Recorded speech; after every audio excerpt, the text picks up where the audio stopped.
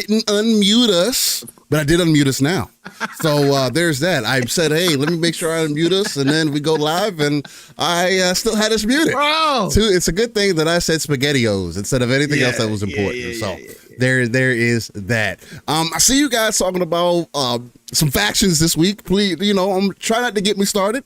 I definitely, there's going to be a lot to get into about that today, because I am extremely disappointed with what's happening with that. That's some of the most disappointing news that I've heard in quite some time, especially from a hobby, a passion, it's something that I care for, and just seeing the lack of vision apparently, and the possibility that you could have overshot so much. You could have just dropped the mode into your second game and just grew from there. Nah. Right? Nah. We'll get it. A lot to get into about that. I definitely think I'm gonna get a little bit of a ranty about that because it definitely has given me further skew on perspective on PlayStation at least. The same thing with Spider-Man. We'll talk about the timing and everything again because that's in conversation about how long games should be and all that good stuff. I'll say this personally: if you think that a 30-hour game is good enough for you, then great, man. If you don't think it's good enough for you, then hey, it's up to you. You have to establish what your dollar is worth to you and establish what in this hobby is worth it to you. Personally, I am glad that I'm waiting. I do not like buying games that are inherently short. To me, it's short. As far as perspective, especially at a platinum level or 100% gameplay level, coming to your second game, I was expecting at least double the content, not just BS side content, but really bringing the city alive. And they may still do that, right? But it doesn't necessarily tell me that you're trying to bring the city more alive. And again, I've also been one of the people here that have played games that people said were short. For example, like Guardians of the Galaxy. And maybe because I do play on the harder difficulty most of the time, like Spider-Man, for an example. I'm going to play that in the hardest difficulty. Spectacular, like I did with the OG one, and then when it came to PC. So maybe that's also going to have a lot of that, because I think people said Guardians was like under 10 hours, and I spent over 40 hours in that game. Yeah. Right. So just as an example, and again, beauty's in the eye of the beholder. You have to do what makes sense for you. But yeah, I mean, it's just Steel's starting to show us. It's been interesting, everybody. Let's go. Let's go. I'm just you can tell we've missed time, Steel. Throwing some stuff out there. You know, we got a lot to get into, brother. Yeah, we got a lot to get into. I love it. I know. I'm just throwing some things out there because they are important. I know. There are important topics, man, and people again are having discussion. And I heard your rant this week. And people are having disingenuous conversations again. You see it with Forza once again with the comparisons. Again, for anybody that thinks that if you don't want to think IGN's biased, that's completely up to you. You don't want to think that anybody likes to incite the console war. I think you're smoking on something. And again, it definitely ate THC, so there's that. You might be smoking a little bit of that cocaine, maybe shooting up some meth or something. If you don't think that they're biased, mainly because again, or if they don't like those clicks, how does a game? They like those clicks. I mean, that is true. You have a job to do. You got to get it done. But at least let's be honest. You could say, yeah, I mean, I got a job to do, man. It is what it is. No, you're defending your point. Oh, no, we got to compare Forza to GT because of this, and other thing. And it's like, guys, there's so many other simulation races that I would rather see the comparison to just to see where they are in space, because these are the things that we've asked from Forza. But we'll talk about that, too. What else happened this week? We had some games that dropped into Game Pass, including Forza. Warhammer Dark Tide came out also to Game Pass, so there's that. We might be jumping into some of that this weekend. Redfall got its update. I'm not jumping back into that game. That game could suck my left testicle. Woo!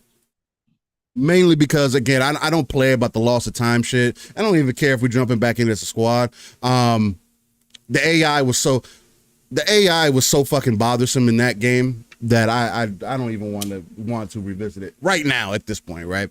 But things could change because it was all right up to the point where we lost. We were having fun. So it was okay. It was okay. Yeah.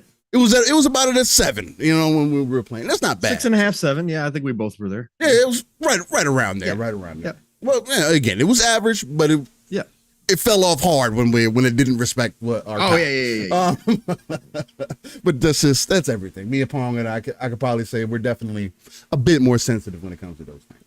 Let's see what else we got here. We got some more numbers. Cyberpunk Phantom Liberty is apparently doing really well. Sold 3 million copies in its first week after launch. So that's really dope to see. Phantom Liberty is hitting people over the head. Wow, Pong. I mean, who would have ever imagined that Cyberpunk was actually a good game? I don't know, bro. Maybe there was some of us out here. Again, everybody's got no excuse. Everybody's got to play when they're ready to play. Everybody's got to, everybody's right to their opinion when it comes to games, especially broken games that come out in a form or fashion. But I think there was some of us out here telling everybody that the core of Cyberpunk was definitely worth it. Was always there. Yeah, the core of Cyberpunk was always there. I understand that Phantom Liberty and the updates that they've made. Yeah. Have definitely changed the game and made it more in line with the vision that they originally had. And I can imagine now jumping into it and really enjoying it. But I've played the game already, and it's unfortunate. Again, this is the thing that I say about all single player games. It's unfortunate the game did get better later, and it did make as drastic of a change. Because that can be a regret for me. Now, do I see it as a regret? Nah. I spent my time with it. If I end up going back, I go back. If not, then it is what it is. There's a shit ton of mods for the game right now. Right now, I want to see if somebody's able to work third person in there. Because if they're able to do that and it doesn't look janky, I'll definitely give it another playthrough. I think that'd be really dope. Yep. So just happy that people are discovering it. So 1000%. Definitely. If you've been sleeping on Cyberpunk up to this point, please go check it out now. I at least personally think, and Pong has again also stated, we feel like it's beyond worth your dollar. And you'll enjoy pretty much every moment of it if you're into those RPGs. That's why when it was on sale for $5, when they were giving away copies of Cyberpunk, I told everybody, even if you're not going to play it now, go grab it, pop it in your library, because at some point when you get to it, it's more than worth the $5. And in fact, they've done so much to the game that yes, now it's worth the full price of admission. 1000%. So now the one thing I will say, because maybe I won't get into that, because I saw how the ending for the new DLC went, and that was kind of like anticlimactic. Like if I wanted to get back into it, it's like I'm happy with the ending that I had, so I don't know if I would want to even experience that because the ending is for the DLC, which takes part supposedly in the middle of the game. But apparently it. Yeah, I've heard. Apparently, it changes the end of the actual game itself. Which is still it is weird. Mass Effect did it back in the day, so I mean, Mass Effect 3 did it. I haven't played it, but yeah, no, neither have I. Right. So I haven't played it, so I don't know what actual changes happen throughout the story that make things so drastically different. And it's probably pretty freaking dope if I had to say it myself. But yeah, it just doesn't. It's like Starfield's New Game Plus. It's not my thing, but again, it's definitely gonna be dope for the new people jumping into it. But nonetheless, I definitely got to intro the show and pass it on to my brother from another. But before I do that, I am the one, the only Steel Rain, Mr. Live, Raw, and Uncut himself. And you're locked in with Live a Split Screen, the home of that RTS view. Real-time strategy for those who don't know. And here on Live a Split Screen, a non-console centric platform, what the RTS view means is we just pull ourselves out of the world, look at the darker crevices of the map, pull those resources together, so that we can build up our foundation to potentially reach those 3 billion gamers that Phil Spencer always talks about. If you're not familiar with Phil Spencer, maybe you're not locked into the gaming space, but there are 3+ billion gamers out there, including mobile. And sorry, guys, if you don't think that mobile gamers are gamers, they are by definition. So it is what it is. We're definitely trying to explain things out here. But let's get to the uncanny gentleman himself, the X-Men that is not Cyclops. I think he went out with Jean Grey last weekend to a wedding. I don't know if he was getting married or that would have been fun. It would have been fun. But anyway, back to it. My brother from another, the gentleman himself, Pong. So, how you feeling, brother, man? Brother, it is good to be back in this chair in front of this PC on a Saturday morning with one of my favorite people, because again, weekends just aren't the same when I miss this show. My day isn't started the same. Started my day off last week. Sure, I got to sleep in a little bit more before I had to get ready and drive for over 3 hours, right? One way. But it's still not the same. So man, it's great to be back here. Great to see the chat already up and live and rocking with us after a week off. Thank you all for being here. First things first, everybody who's here, and everybody who may be listening, it's always good just to hear this stuff and make sure that you keep things in perspective. Please, everybody, send your energy, send your prayers PTK Blam's way. His wife, the wifey, was having issues yesterday. Haven't gotten a full update yet. I know Fuzzy said that he had heard that things were looking a little bit more positive, but they were in the hospital yesterday. He posted it publicly. So please keep PTK and the family, the wife especially, in your thoughts, prayers, energy, whatever you guys do. Please. You know, we've done this multiple times through the years, Steel, where things have been sideways for somebody in this community, somebody who's a good person, and it works. Right. It helps. It definitely does, even if you don't believe in it. So please do that. You know, as of right now, we're still having the shop tonight. But you know, obviously maybe things will change. That's not the priority at all. So if I don't get a chance to see PTK Blam tonight, I just want everybody to send their love his way, and for sure. So but other than that, dope. Steel, what a 2 weeks, man. Unexpectedly, you know, I have not touched Starfield in the past few days, which has been unexpected because I'm definitely still locked and loaded for Starfield. Starfield continues to be my love, you know, and the place I want to spend time in. That universe has not let go of its grip, but I did not expect Forza to come along and make me fall in love with racing all over again. Actually, I did. I didn't either. I did know that I was going to be spending time with Forza, and I even admitted that when Forza dropped, I might sometime for sure jump off of a little bit of Starfield. And yeah, it's sometime. And it's kind of crazy. But you know, and I wasn't even going to buy the early edition, early access. I was going to wait till Game Pass, but then, you know, I started seeing people that were playing it early, you know, some of the community members and stuff that had gotten the game early to review. And I saw some of the stuff dropping, and then I looked at the early access upgrade path in Game Pass, and was like, 20% off, $35. I'm like, they're giving me the VIP, which I always buy the VIP anyways. Of course. Get that DLC, get the car pack, and maps, yeah. I'm like, tracks. I get that anyways. So I'm like, all right, I'll just might as well. So I picked it up and dropped into Forza, man, and I have my critiques. If you guys heard me on PM and the PM with Mav, I do have my small critiques, which there's always going to be. Again, this is a platform. This is a games as a service. It is 2023. This is where we are in the state of gaming. So after 6 years, you know, I kind of expected more than just the framework up. But that's what they did. And, you know, I get it, because this is not the final product. This is not the same game I'm going to be playing for the next 6 years. It is the beginning of Forza Motorsport. So they put their priorities into certain places, and it shines in a lot of aspects. And I mean, I don't know if we're going to do this now, Steel, or we're just going to wait. We could drive into it. Yeah. I just, you know, but let me be clear. Okay.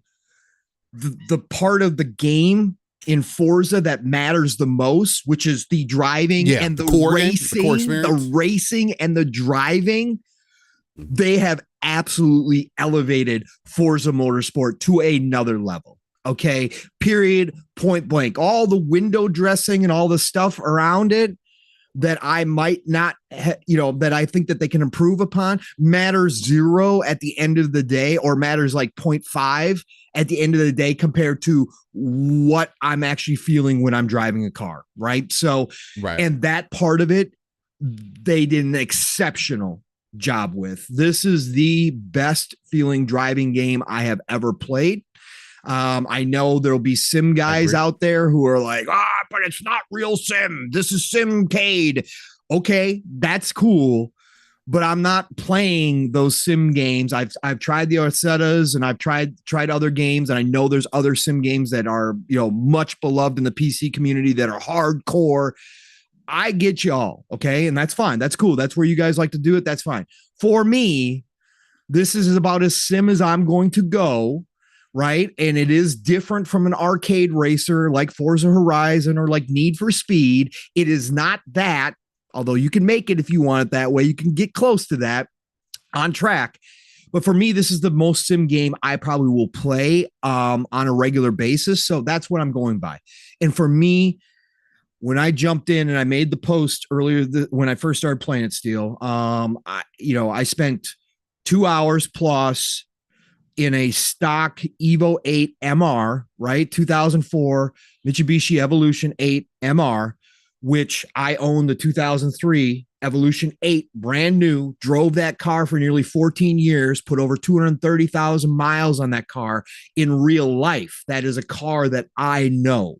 So every time a new Forza comes out, that's the first car I buy, right? That's the first car I buy out the gate and go into free play and I test it out, because that real world experience I have driving that car for 14 years helps me see how and where Turn 10 have done their work with a controller instead of a steering wheel, right? And so I jumped into that Evo 8 MR, which is a little bit spicier than my car. Not a whole lot, but it is a spicier car. Stock, and drove it for 2 hours testing it out.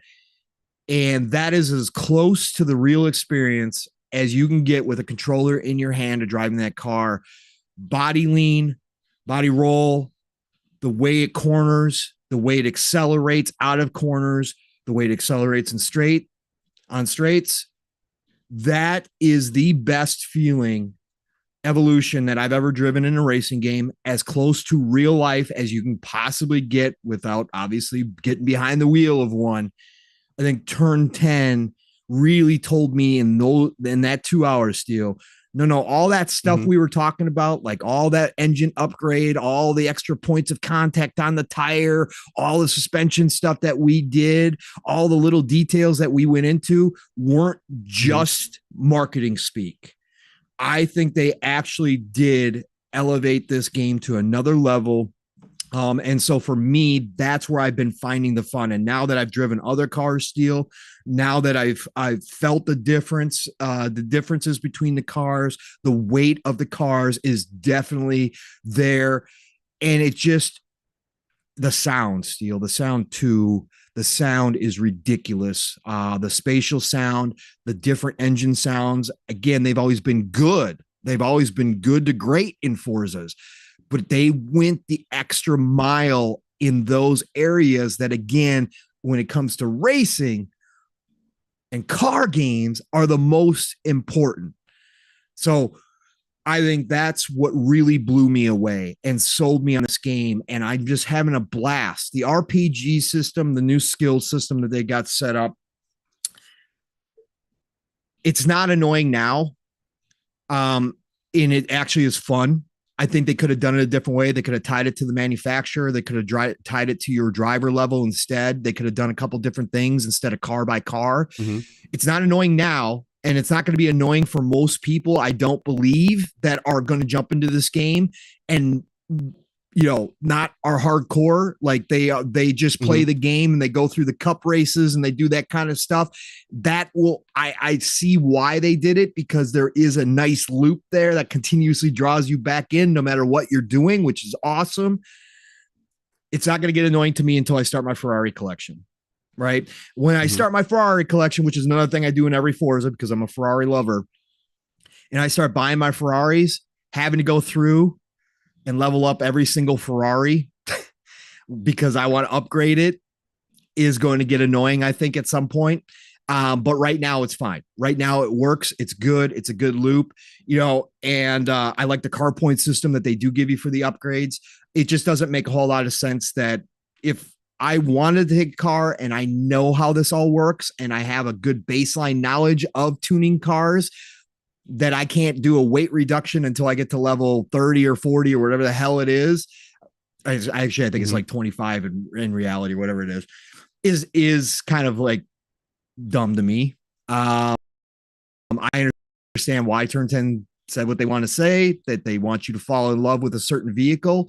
But for the Forza enthusiasts out there, for that core base group of people who know what they're doing, we already love the cars. We already fall in love with the cars. We have our baseline of cars that we go to every Forza. We know those cars. Like, telling me that I'm locked out of doing something to that car to upgrade it kind of sucks. But again, right now it's fine. Right now it works. I just wish they would have tied it to something different than a car by car basis.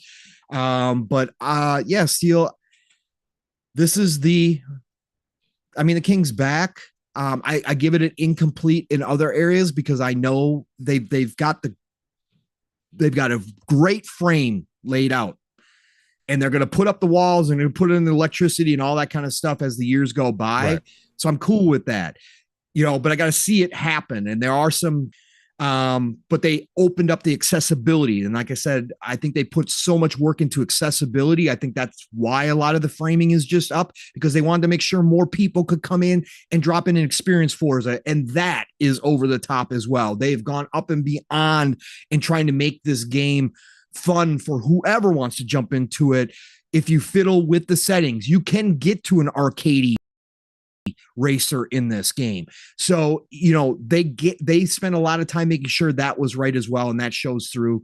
But overall, Forza for me has been an eye-opening experience as far as the driving goes, as far as how the cars feel. I'm loving every moment in it, and the different cars that you race with during the cup. And obviously you get to pick kind of where you want to be, but I know my cars, so I like picking certain cars out. To me, that is fun as hell, and I'm having a great time. And again, I thought I was going to jump in for maybe a couple hours, try it out, and then go back to Starfield. That doesn't happen. I'm stuck in Forza right now, because I'm having such a blast playing it, and I'm having such a great time with the Cup series and all that kind of stuff, and opening things up. So Turn 10 knocked it out of the park, man. They absolutely knocked it apart.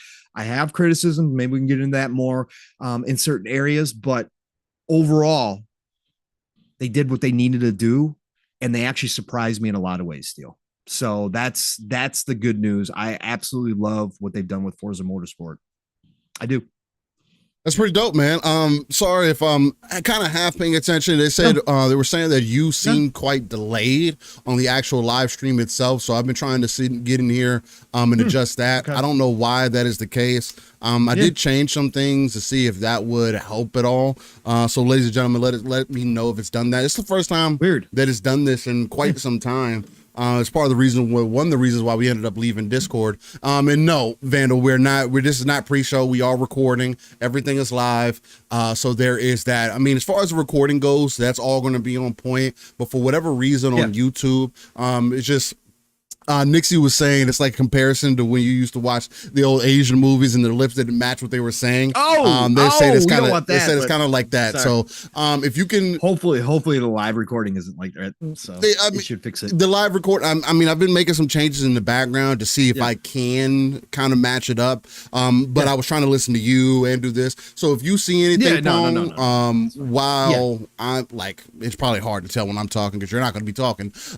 But anybody else, if you see Paul talking, it still sounds off, let me know. And I'll try to see if I can continue to adjust it some. Whether let me know if you feel like it's ahead or if it's behind Pong actually talking. And then I can try to go from there and see what I need to do. So, and Tim the Sorcerer and Nixie, I see everybody asking me. I'm only playing on Series X. Please, that's clarify that. Yeah, I have not played on my. I forget that I got to say this now because a lot of people know that I have a PC. No, I've been playing only on Series X. Will I eventually try it on PC? Of course I will, but there are certain games that I only want to play on the big screen, and since I haven't hooked my PC up to the big screen yet, I'm only playing Series X. And honestly, I've been back. I told you all this was going to happen. I told you all. Like I was never going to be able to, at least as of this point, I will never become full-time PCMR because I enjoy my couch and my big TV way too much in the convenience of the console. And honestly, Starfield is now probably like 70-75% console versus 25-30% PC, even though in that game for sure, you can have a big difference in what you're seeing on screen between the two.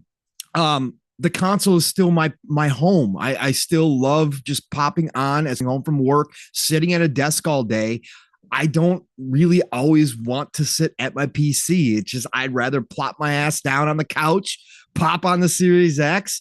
And because I've been a console player my entire life, the differences still to me, while I can sit here and go, yeah, man, like it's incredible to play on PC, I will give that up for my convenience on my couch and my big screen. I will. Like, to me, I don't feel like I don't sit there and go, oh man, I sure wish I was playing on my PC. I don't do that. Like, to me, it doesn't bother me at all. So no, my Forza experience has been all Series X so far. Everything I post on Twitter too, I label whether Xbox share or PC share to make sure that everybody knows what I'm doing. And it's been all Xbox. And honestly, Mav talked about it. And I don't know, Steel, I don't know if you've tried both yet or not, but Mav talked about it. He's tried both now. And he said, sure, you can see differences in the PC version, but it's not good enough to, go, oh, this is completely different experience on PC. To him, it's not. That the Series X is very close. I've seen some other people do comparison screenshots and video,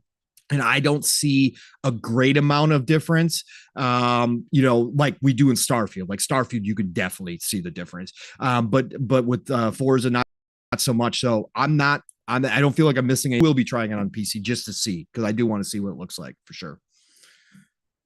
All right, so I might have to get you to stage some of these questions up for me, but we'll see how we go. Because again, this might be another one of those where I kind of get lost in the sauce and kind of go all over the place. But yeah, I mean, Pong, like you, I was expecting to jump into Forza and at least spend some time with it. Yeah. But nowhere close to the amount of time that I've spent with it at this point. Mr. Pro Racer over here. Yeah, I wish. Forza Motorsport 7 was an extreme turnoff to me, to the point to where the last time that I played it, which was about a year ago, I told myself that when I was playing and I was like, maybe Motorsport just isn't for me anymore.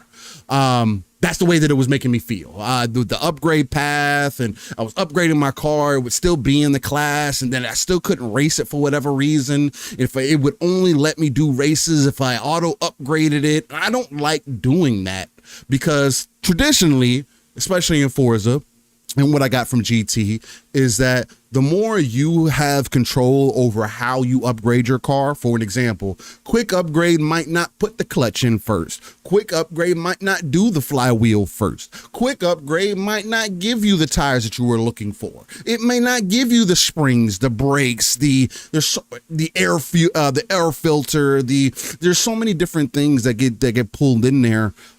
That you, especially going into these races, want to have some form of control on.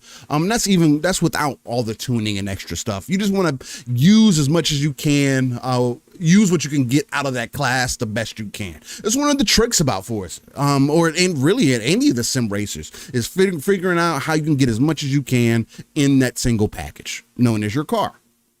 So for this game, from the very beginning, within my first hour, I was extremely impressed.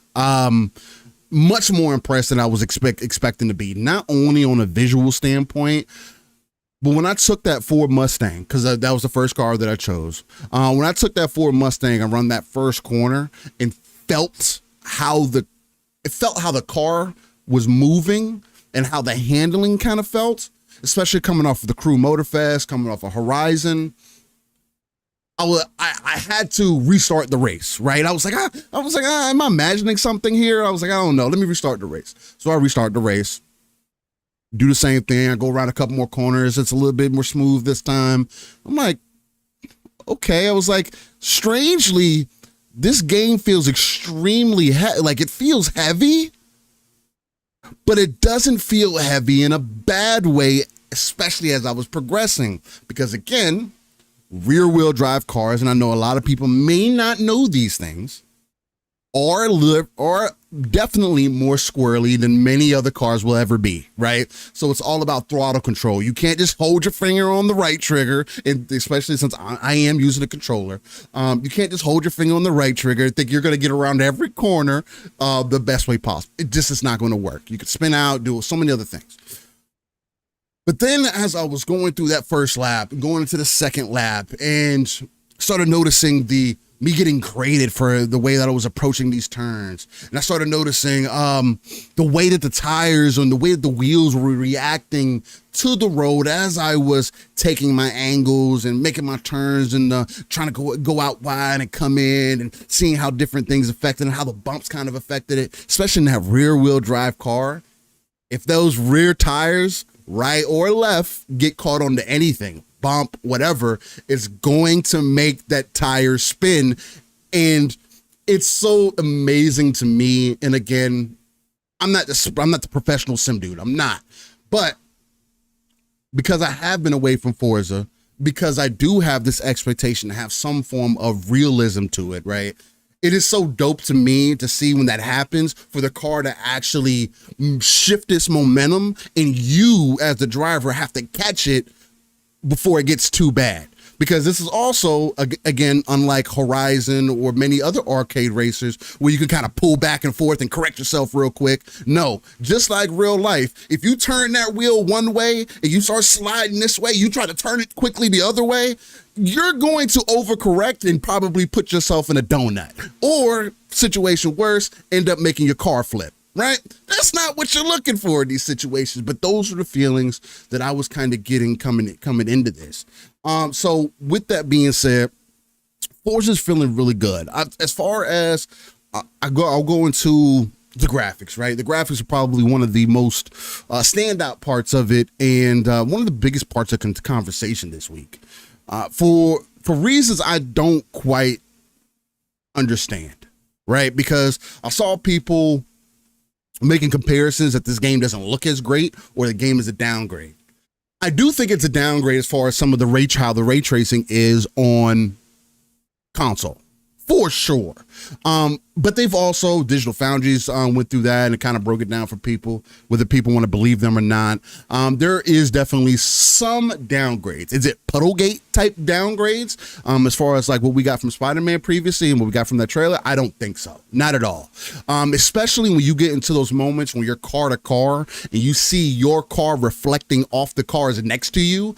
Like not just, oh, there's some yellow thing there or whatever your color your car is. Like you can full on see the image of your vehicle in that car. Now, again, I could be conflating because I did spend about 10 hours on console, and then when it released to probably less than that, maybe like 8 or so, probably even less than that. But then I swapped the console. So I swapped the PC. So I could be conflating some things. So let me know. But from what I can recall, even on console, when you get those reflective moments that really do stand out, they are impactful. Now, do I think it's as impactful as it needs to be? Not per se, but I'm also not looking at that all the time. I'm literally not. The amount of times that I'm looking at the environment, looking at the cars, looking at what's going on in between versus me driving is very seldom, right? Now, when I get those moments in between, like a practice race, or I've started adventuring online, doing some of the online races, which I'll touch on here in a minute, you do have a little bit more time because some of the online races can take, hey, well, this race is going to start in 15 minutes. You get your practice laps in, qualify, boom. Now you got 5 minutes to kind of hang out before the race starts. And in those moments, I have kind of stand back and said, okay, well, how are things looking here? And for me, I'm personally impressed by the game, right? Is this one of those moments to where, oh man, this game is defining what's possible on these consoles? No, it's not. And I can be completely honest with that, but I also don't think that, and I do also believe it's unfortunate because racers should be one of those to stand out, to say, hey, this is everything we could fit into this game, or what's possible on these consoles, and to really be impressive. But how much closer to realism can we get without breaking other elements of the game, right? There's still an art style here. There's still if you want it to be real life, you need to go real life, right? I think Forza Motorsport has got as close as it has without quite touching that uncanny kind of thing that we're kind of seeing from other games, right? Where things are becoming more human-like, and you're like, oh, that kind of does look real. And even Forza Motorsport, much more than Horizon does have its moments where it does look damn near lifelike, right? So for me, if you're someone that isn't impressed by what's presented to you in Forza, I feel you. I can hear that conversation. We could talk about that. Do I agree necessarily? No. Because if you're going to tell me in comparison that this game doesn't look better, if you're going to tell me in comparison that this game looks worse than Gran Turismo, that this game looks worse than Assetto Corsa, that this game looks worse than iRacing, that this game looks worse than whatever other game on the market that you want to put out there, I'm going to tell you that you're disingenuous and you're lying to yourself.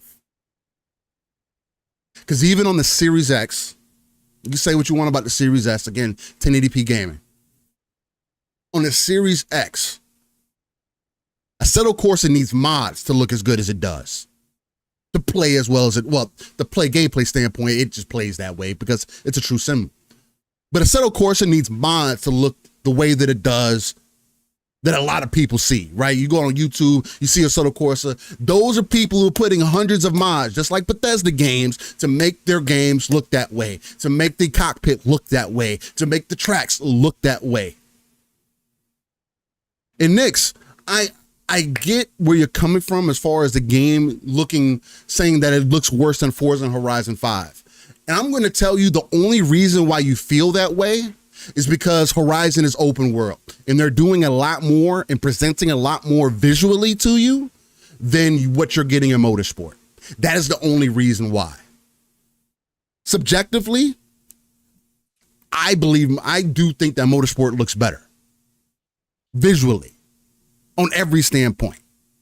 Now, skyboxes again, I disagree, but the skybox is different. That's something specific because the clouds are on popsicle sticks. I thought they would. Yeah, but they're not supposedly. Well, the sky is on popsicle according sticks. to Digital Foundry, though, right? They've introduced a whole new what is it? Oh God, what is the word? Steel voluminous? Yeah, voluminous cloud system this time around. Mm-hmm.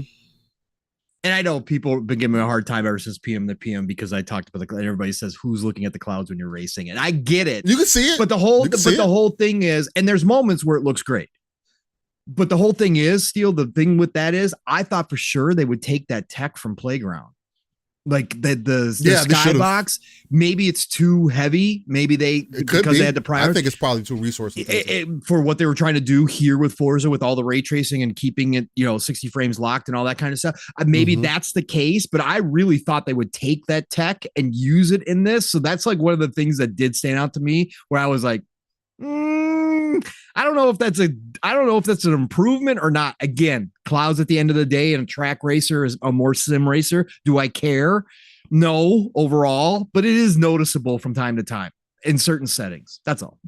Sorry. And I do agree. The sky itself does come across very unbelievable, right? Although it does have its moments where the sky, the light is shining through, sunset, like the points that y'all were talking about, where it comes across like the game's kind of washed out because of how the sun kind of shines on the screen. Even those moments, I think do pretty well. Is kind of what you would get in reality as far as when you have that sun kind of there, how it betrays to you and how it kind of obstructs vision and whatnot. Oh God, why so serious? Is this Boom gameplay clip? Holy shit! Oh God, I hope not. Shout out to Boom, but Steel, yeah. Why? So what am I driving? Was I doing that? I thought I was driving pretty well. And I don't see full driving lines on the screen. And I see Steel being very careful not to touch people because he's got penalty systems on. I'm just, I thought I was being careful. He made a mistake. I don't think it was. I probably made a mistake. I still don't think it's Boom. I mean, again, shout out to Boom, but he admits himself that he's not that dude. So I take pride in my driving. Lord, I thought I was doing well out here. Damn, I got called out. Hey, how about this? Come see me on the track. How about that? 1v1 me, bro. No. Oh, good God. Nixie says visually Forza Horizon 5 looks crispy in every way, open world point of view or narrow point of view. There's everything you see in both games, in my honest opinion. Yeah, no, that's fine. Horizon 5 takes the crown for no one touches playground in this arena. And again, that's fine. The only thing that I could tell you is because on a visual standpoint, they are doing much more than what you're getting in Motorsport. Yeah. So it is going to give you a skewed perspective as far as what you may feel is visually better. So again, I get where you're coming from, Nix. I'm not saying that you're like 100% wrong or anything like that. I don't think that it looks as good as Motorsport in comparison, like direct comparison. But if you're taking scope of the game, the full artistic style, I can hear that. I don't think that that's necessarily a bad angle to take. I think just there's more things to take in consideration. Yeah, and I think, Steele, that a lot of it has to do with the time of day that you're looking at this game. Yes, it does. And I think there are improvements that they can make but let me tell you something. Nighttime racing, sunset, right? Early morning. I think that Forza Motorsport take the skybox out of it. I'm talking about lighting and how the cars look. I think that takes the cake over what Playground did, but like bright day sunlight, that kind of stuff, I can see where somebody would think that, especially car wise and how the models look at that point. I think that it does kind of wash out. I think everybody's been correct about that. I don't think that's an overused critique of this game, because there are moments where the details of the car do lose their luster during high noon times in depending what track you're on and all that kind of stuff. There are moments where I think they can improve upon, but nighttime, for sure, nighttime racing, rain racing in this game. It's freaking, bro, it's beautiful. When you get that nice gray overcast lighting that they use in Forza Motorsport with the rain coming down, if you take an outside, if you go outside the car perspective, those cars look drop dead gorgeous, bro. Like that is special. The track looks great when it's raining out, like all of that kind of stuff. So I think there are moments where I can definitely see Nixie's point where I probably would agree with him. And I don't think that's, again, these are small critiques. It's something that, yes, sure. Yeah. Again, it's still, at the end of the day, it's still Forza. You're comparing Forza to Forza, right? Right. So that I can hear that conversation where people are taking cockpit view, or using replays from GT, for an example, for comparisons to what Forza's doing. And again, in cockpit view, you have a much better conversation argument to have than you do in any other aspect of GT. Just to be completely, and I haven't played GT, but because I play behind the car, I play third person, I cannot stand the way that GT plays. That popsicle flat, the track is moving, not me. Yeah, correct. Yeah, if we're going GT, that doesn't pull me into the experience. Yeah, that's totally different. Yeah, right. This is what I look for because this is how I play the game. I will say, as someone that typically doesn't like playing in cockpit mode, because one, practice things, two, I like to be able to look at my cars, three, I don't know, I've always tended to do a little bit worse in cockpit mode, and again, most of these is because I don't use it enough. In this game, I do find myself doing a lap or two in cockpit mode because of how good it feels. It feels like that there's enough space on the track. It feels like it's visually very informative. I kind of know where I'm at on the track. I can see my angles a bit better in this game for whatever reason. It just to me feels better. Once I get past the traffic, that's when I go to inside view. Right? When in the beginning of the game, when I got a lot of traffic around me, when you're getting through the initial crowds, I go to the outside view because I think it gives me a much better perspective of where especially since I'm trying to avoid penalties in this one, Steele. For sure. I definitely want to see where everybody's at with because that's the one thing you can't replicate unless you have VR of real life is if having that space feeling of where a vehicle's at accurately. Like you can get a general idea in games from if you're paying attention inside the car, but it's still not the same as being real life behind the wheel or in VR. You're looking, you know what I'm saying? It's different. Peripheral view. You don't have that in game. Sorry. No, you're good. You're good. No, it's perfect because you're adding valuable points to it. So yeah, that, I mean, there is that. Where else do I want to go with that? Let's go to online a little bit since I've touched on that, and then I can get back to anything else. The online element, it does feel really good. I think that it's going to pull me in more than any previous online experience has. Again, Horizons Online was complete ass when it first released.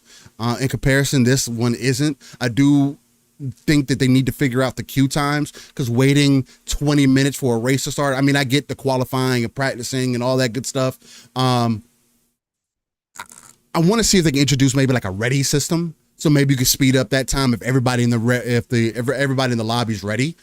But it does. I mean, it's useful time that you could use. So that's a little nitpick. The other thing too is that although you are able to use the same performing cars in the spec races that they have online, you still have the ability to tune those cars. And I don't know how I feel about that, because personally, I'm not a tune. I don't like tuning. I can get into it like I have in the career mode, which is also, I think that's much different from me, because I know how to tune, but I'm not so good at it to the point where it's like, oh, I know each individual element that I need to touch. I know basics, right? I know very loose concepts, right? Oh, if I bring my camber out a little bit more, it might give me a little bit turn in response. Oh, if I change the spring setup, if I lower the front a little bit, it might give me a little bit more cornering angle, raise the back up, or bring the back down a little bit. It'll give me a little bit more of that planted nature on for those rear wheel drive cars. So I keep the power to the ground. So little things like that, maybe messing with the gearing so I can get certain gears to maybe be taller than others. For an example, let's say you're in second gear, you see that you're hitting that red line too early. You know, I can extend that out, make it a bit longer, just to make what I'm trying to get out of the car valuable. But I don't enjoy tuning. I'm the guy, I want to race, right? I also don't have all the magnificent time in the world, so that's part of the reason why I do play with brake line on, unless I end up playing the game so much to the point where I won't need it anymore, because it is a timing thing. I want to be able to get on, still have a good time, and play the way that I like to play. I do play simulation everything. I am playing difficulty 6. I started off that way, and I've been having a really good time with it. But back to the online,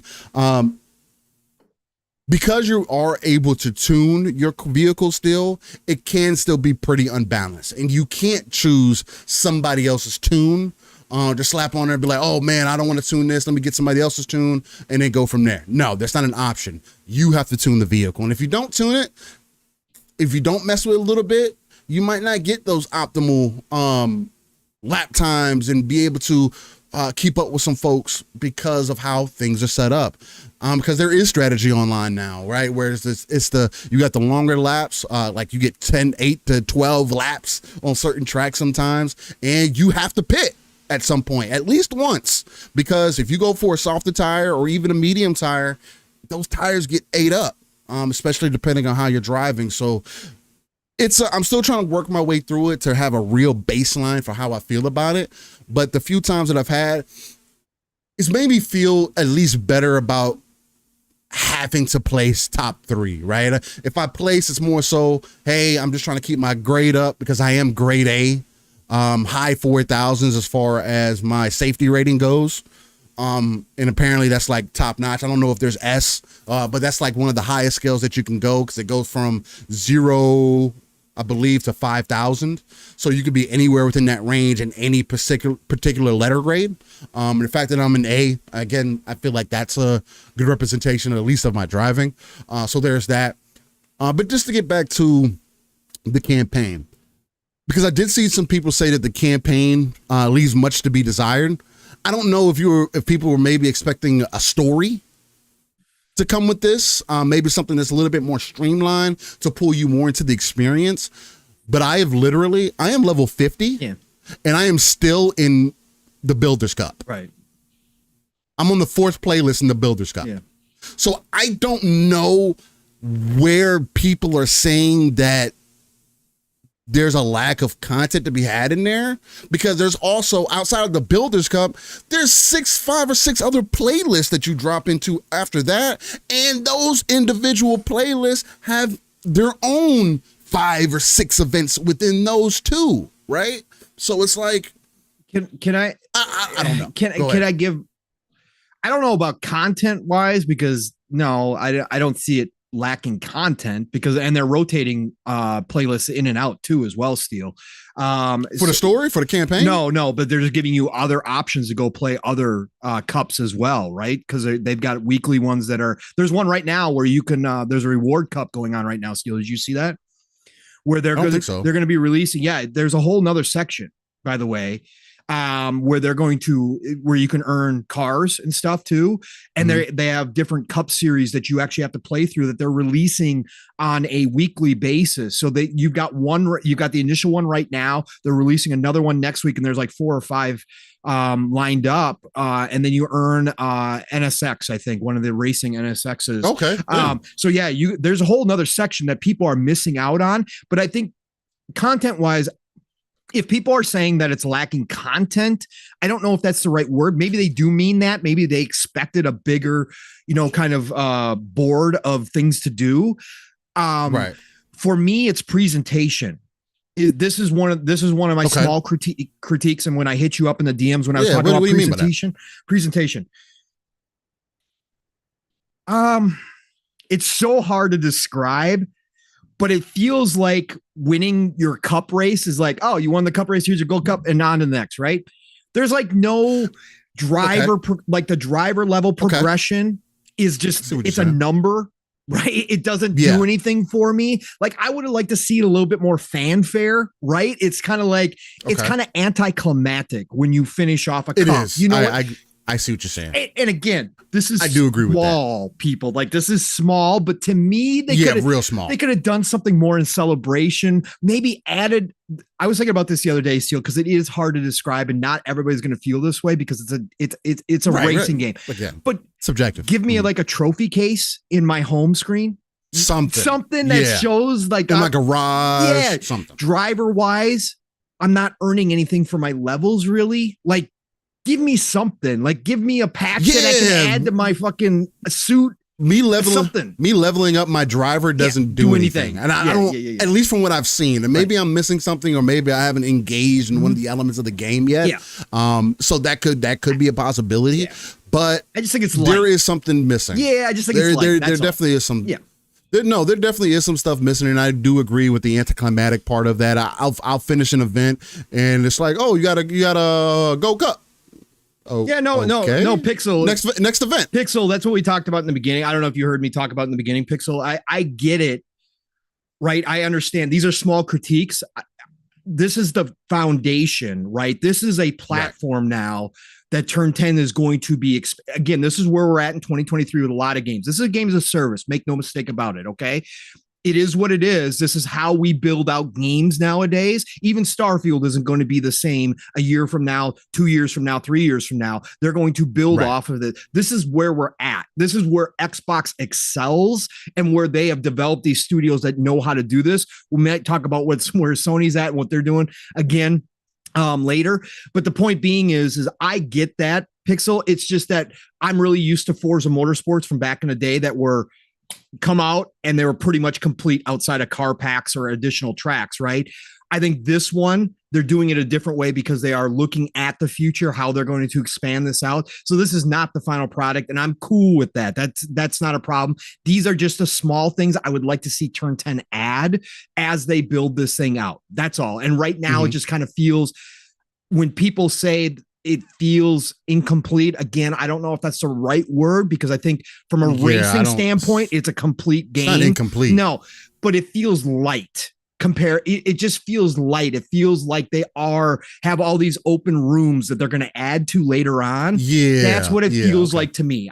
It's like I said, it's hard to describe. It's just one of those feelings that I got when I first popped into the game. When I finished my first cup, I was like, oh my God, did I get the gold cup? Did I get first?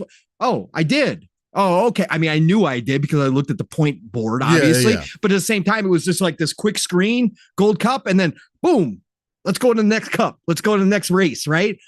There was no fanfare. There was just like, oh, okay. Yeah, it didn't hype you up or anything.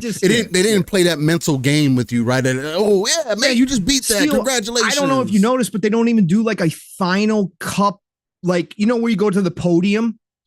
Right? Mm-hmm. They show your avatar at the podium for the final score. Yeah, they don't do that. Like that's what I was expecting. There's no extra screen like, hey, you're the overall cup winner, show your car, right. Kind of thing like they do in Horizon and that kind of stuff. Like, no, there's none of that. It was just, here's your podium for that last race. Oh, you got the gold cup. Bam. Next. I was like, next race. Yeah. And like next series. Little details, just little things they can add to the flavor. That's all. No, it definitely does feel that way. There are those small things that, again, you can definitely nitpick and say, man, there's some of these elements that aren't necessarily there. Let's get into the car progression system or the car RPG aspect that some people say that they don't like, or people think that it's stupid. So I'm of a couple minds right now. Right now, I don't dislike it. Right now, it's not a problem because. Again, in career, you go to you get an event. They give you 3 well, not 3. The first one does. You go to an event. You have a list of cars to pick through that you already have in your garage, or you buy a new one, right? Or you buy whatever car that you want to use for that race, right? So it makes it very individualized. It definitely makes it more personable as far as the car that you're choosing to drive. Because at the end of the day, it's going to be a commitment, right? You have to level this car up. The main thing that I like about it is that I do think that they hit what they were looking for as far as giving you the feel of ownership. I 1000% feel that, right? There's no better feeling than getting that car stock, maybe adding a air filter, whatever, replacing that.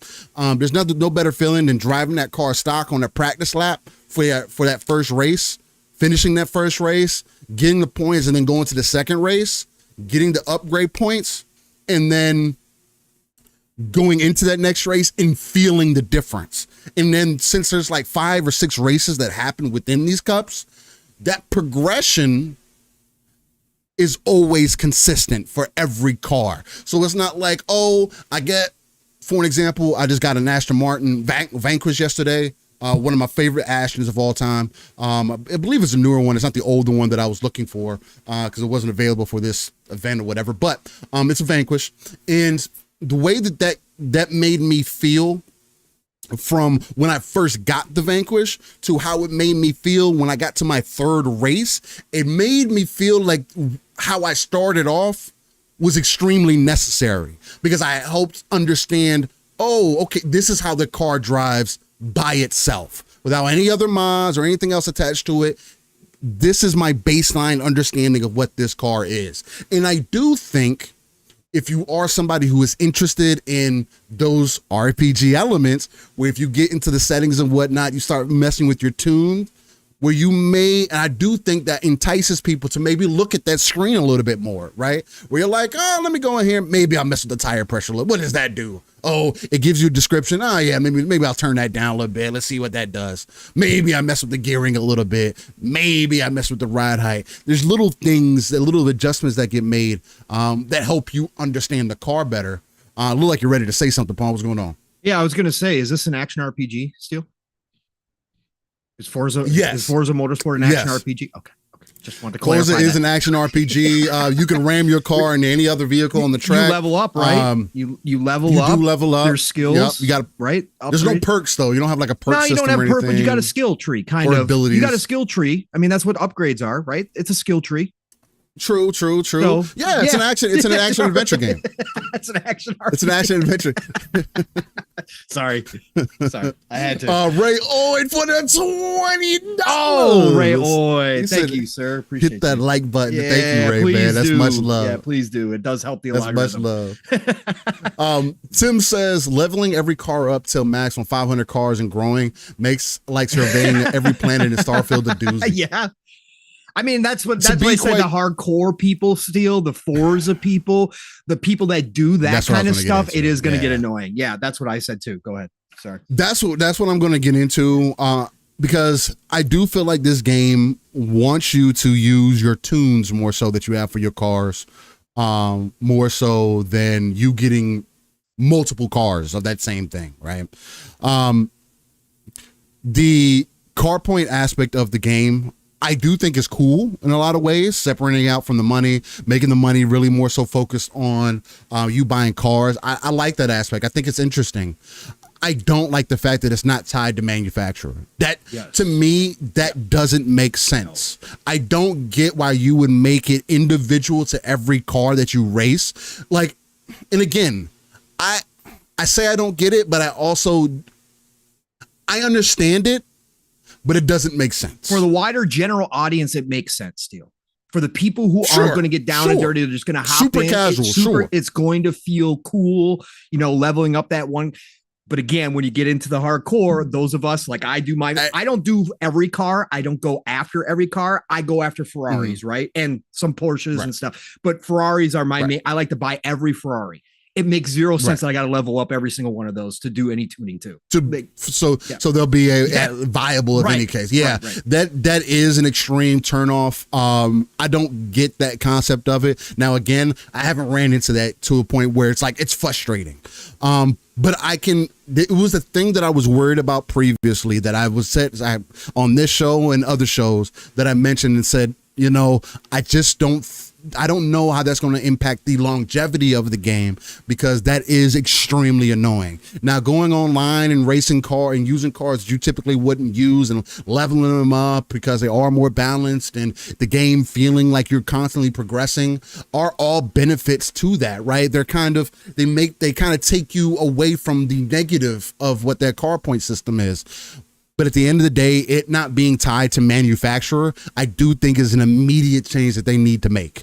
There's again, Pong's example, if you drive a Ferrari Enzo or a Ferrari F40, there's no reason why I now got to level up a Ferrari Italia, and I got to level up a Ferrari 458, and I got to level up this Ferrari and that Ferrari. I don't want to do all that. I leveled up my Ferrari already.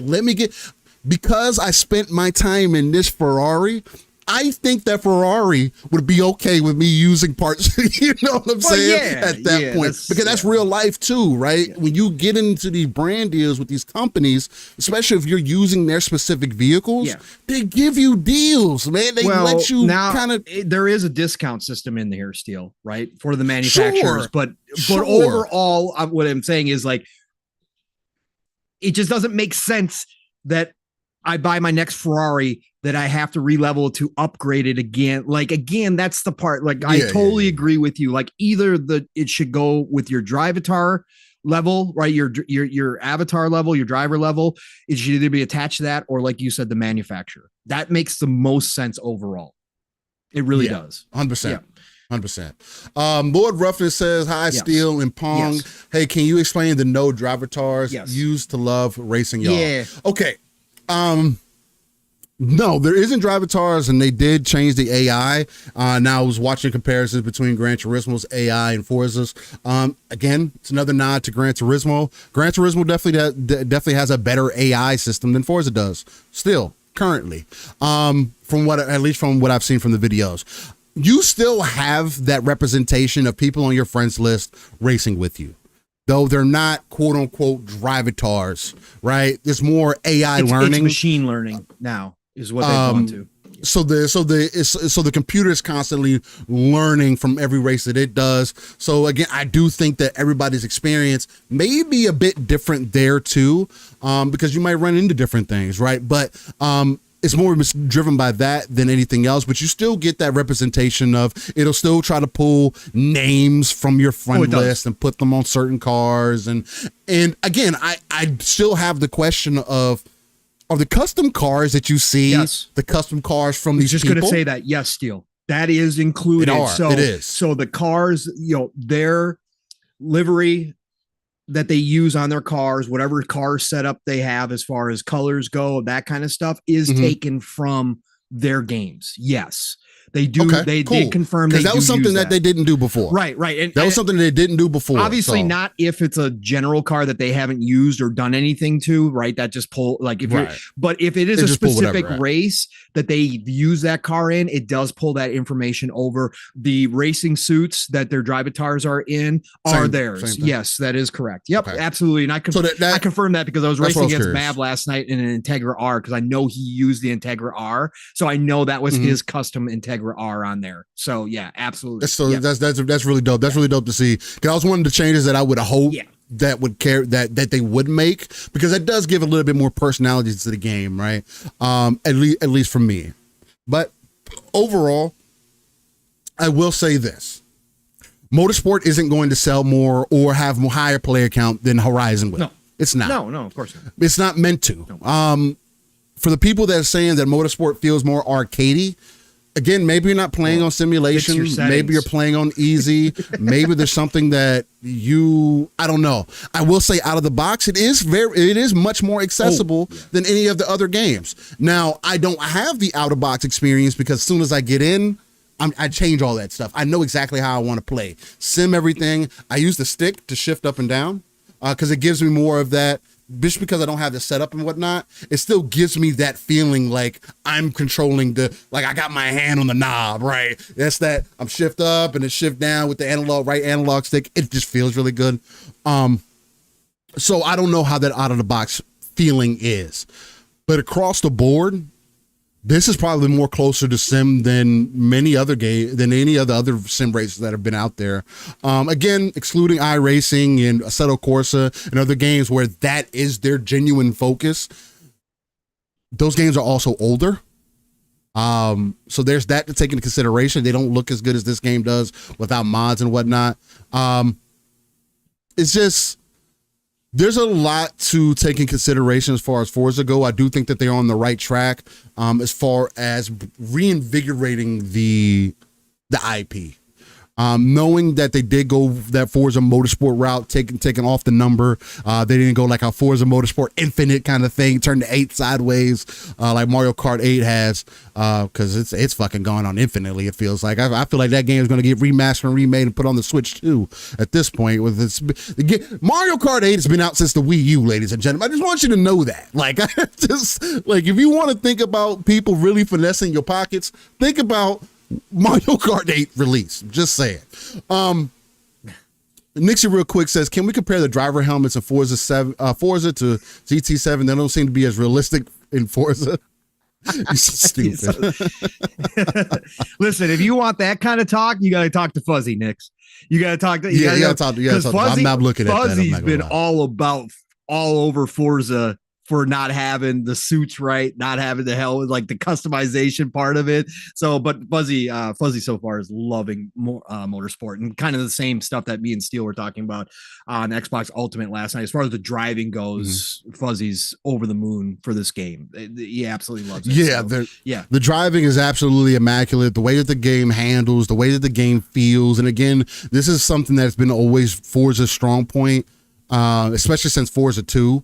At bare minimum, where they really have taken over how it's supposed to feel as you're taking a car around the track, or just how cars are supposed to feel overall. And Steele, I posted something. But this game's another level. Yeah, I posted something in our DMs too.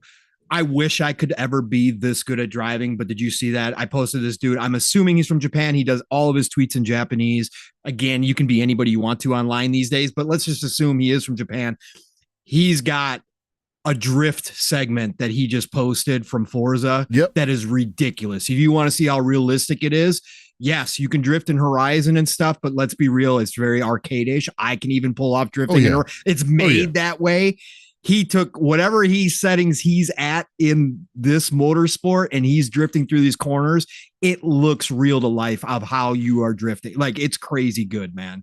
Like, that's how. Well, the game does give you drift tires setups, yes, right? Yes. They give you drift tires. They give you ways to really get set up to play that way. So and Forza has always done that, which is why it was weird to me that people were like, "Oh, it's not going to have drifting day one. It's not going to have." These are things like, I get the day and age, and we expect for these things to kind of traditionally be modes in here. I get that from that perspective, but I also, as an OG to Forza, these were things that we were doing before they became official modes. Like, there was some tracks, like especially Maple Valley, the long sweeping fucking loop that you go on coming straight off of the start line, that first large curve that you go around. That was a curve that we used to practice all day. Drifting, we would just get into a private lobby and we would do tandems. We would do that was a way to get people used to, hey, work on extending your drifts, learn how to drift. Like, it's still possible for you to do all those things and it feel good. So I think what's going to end up happening, because what that did was create a base of very passionate drifters, right? That's where you got, because I believe it was Motorsport 4 or 5, where they did the intro, where Turn 10 went to actual gamers and asked them to make a intro or to make a trailer for them. And that was the trailer where the dude drifted in between two cars that were parked parallel to each other. That little space. Really? Bro. I don't remember that. Yes. I don't remember that. This is how they pitched the game. They showed off all the drifting and everything in there. And I don't even think that game had a official drifting mode, but that's how they displayed the game and whatnot. And that was really cool at the time. But nonetheless, yeah, the game feels really good overall. I wasn't expecting for me to get as sucked into it as I have been. Again, especially coming off of Forza Motorsport 6 and 7, I was really down on. I was like, maybe I'm more so Horizon now. But this, I had to put down Horizon because there's a lot of things about Horizon that doesn't appeal to me, at least. I like the openness of it and everything. But outside of, once I beat that game, I don't necessarily have a reason to want to go back or a feeling to want to go back. Whereas Motorsport, it is much more enticing to me currently. So we'll see how things go. Lord Roughness says, what's your score, Steel Rain? Right now, I definitely probably would give it right about an 8.5. I think an 8.5 would be fair, just because there are some of the visual glitches still. As far as like shadows dancing and whatnot in some areas, or them just being, the shadows being jaggy. Yeah, I didn't. Which is something else that's really weird. Yeah, I've had some glitches on Series X too. Yeah, I've had some. I didn't talk about this deal, but I've had some glitches on Series X graphically too. There's some stuff that got to work out. They got to patch it, man. I posted a video in the DMs. I didn't post it online because I don't want everybody running with it. It's not worth it because these things do happen. But I had a very actual, you guys know me. I don't notice bugs. I don't notice stuff like this all the time. But this was like heavy shadows that were following my car off to the side of the track, flashing the entire time while I was racing. It was extremely distracting. Let's put it that way. I had stuff like that. And I've turned off the ray tracing. I went back to the straight performance mode, which I know is blasphemous because everybody is showing off how great the ray tracing looks. But honestly, it looks good that way too. I've had better, to me, the uptick I can see an uptick in the resolution when I take off ray tracing.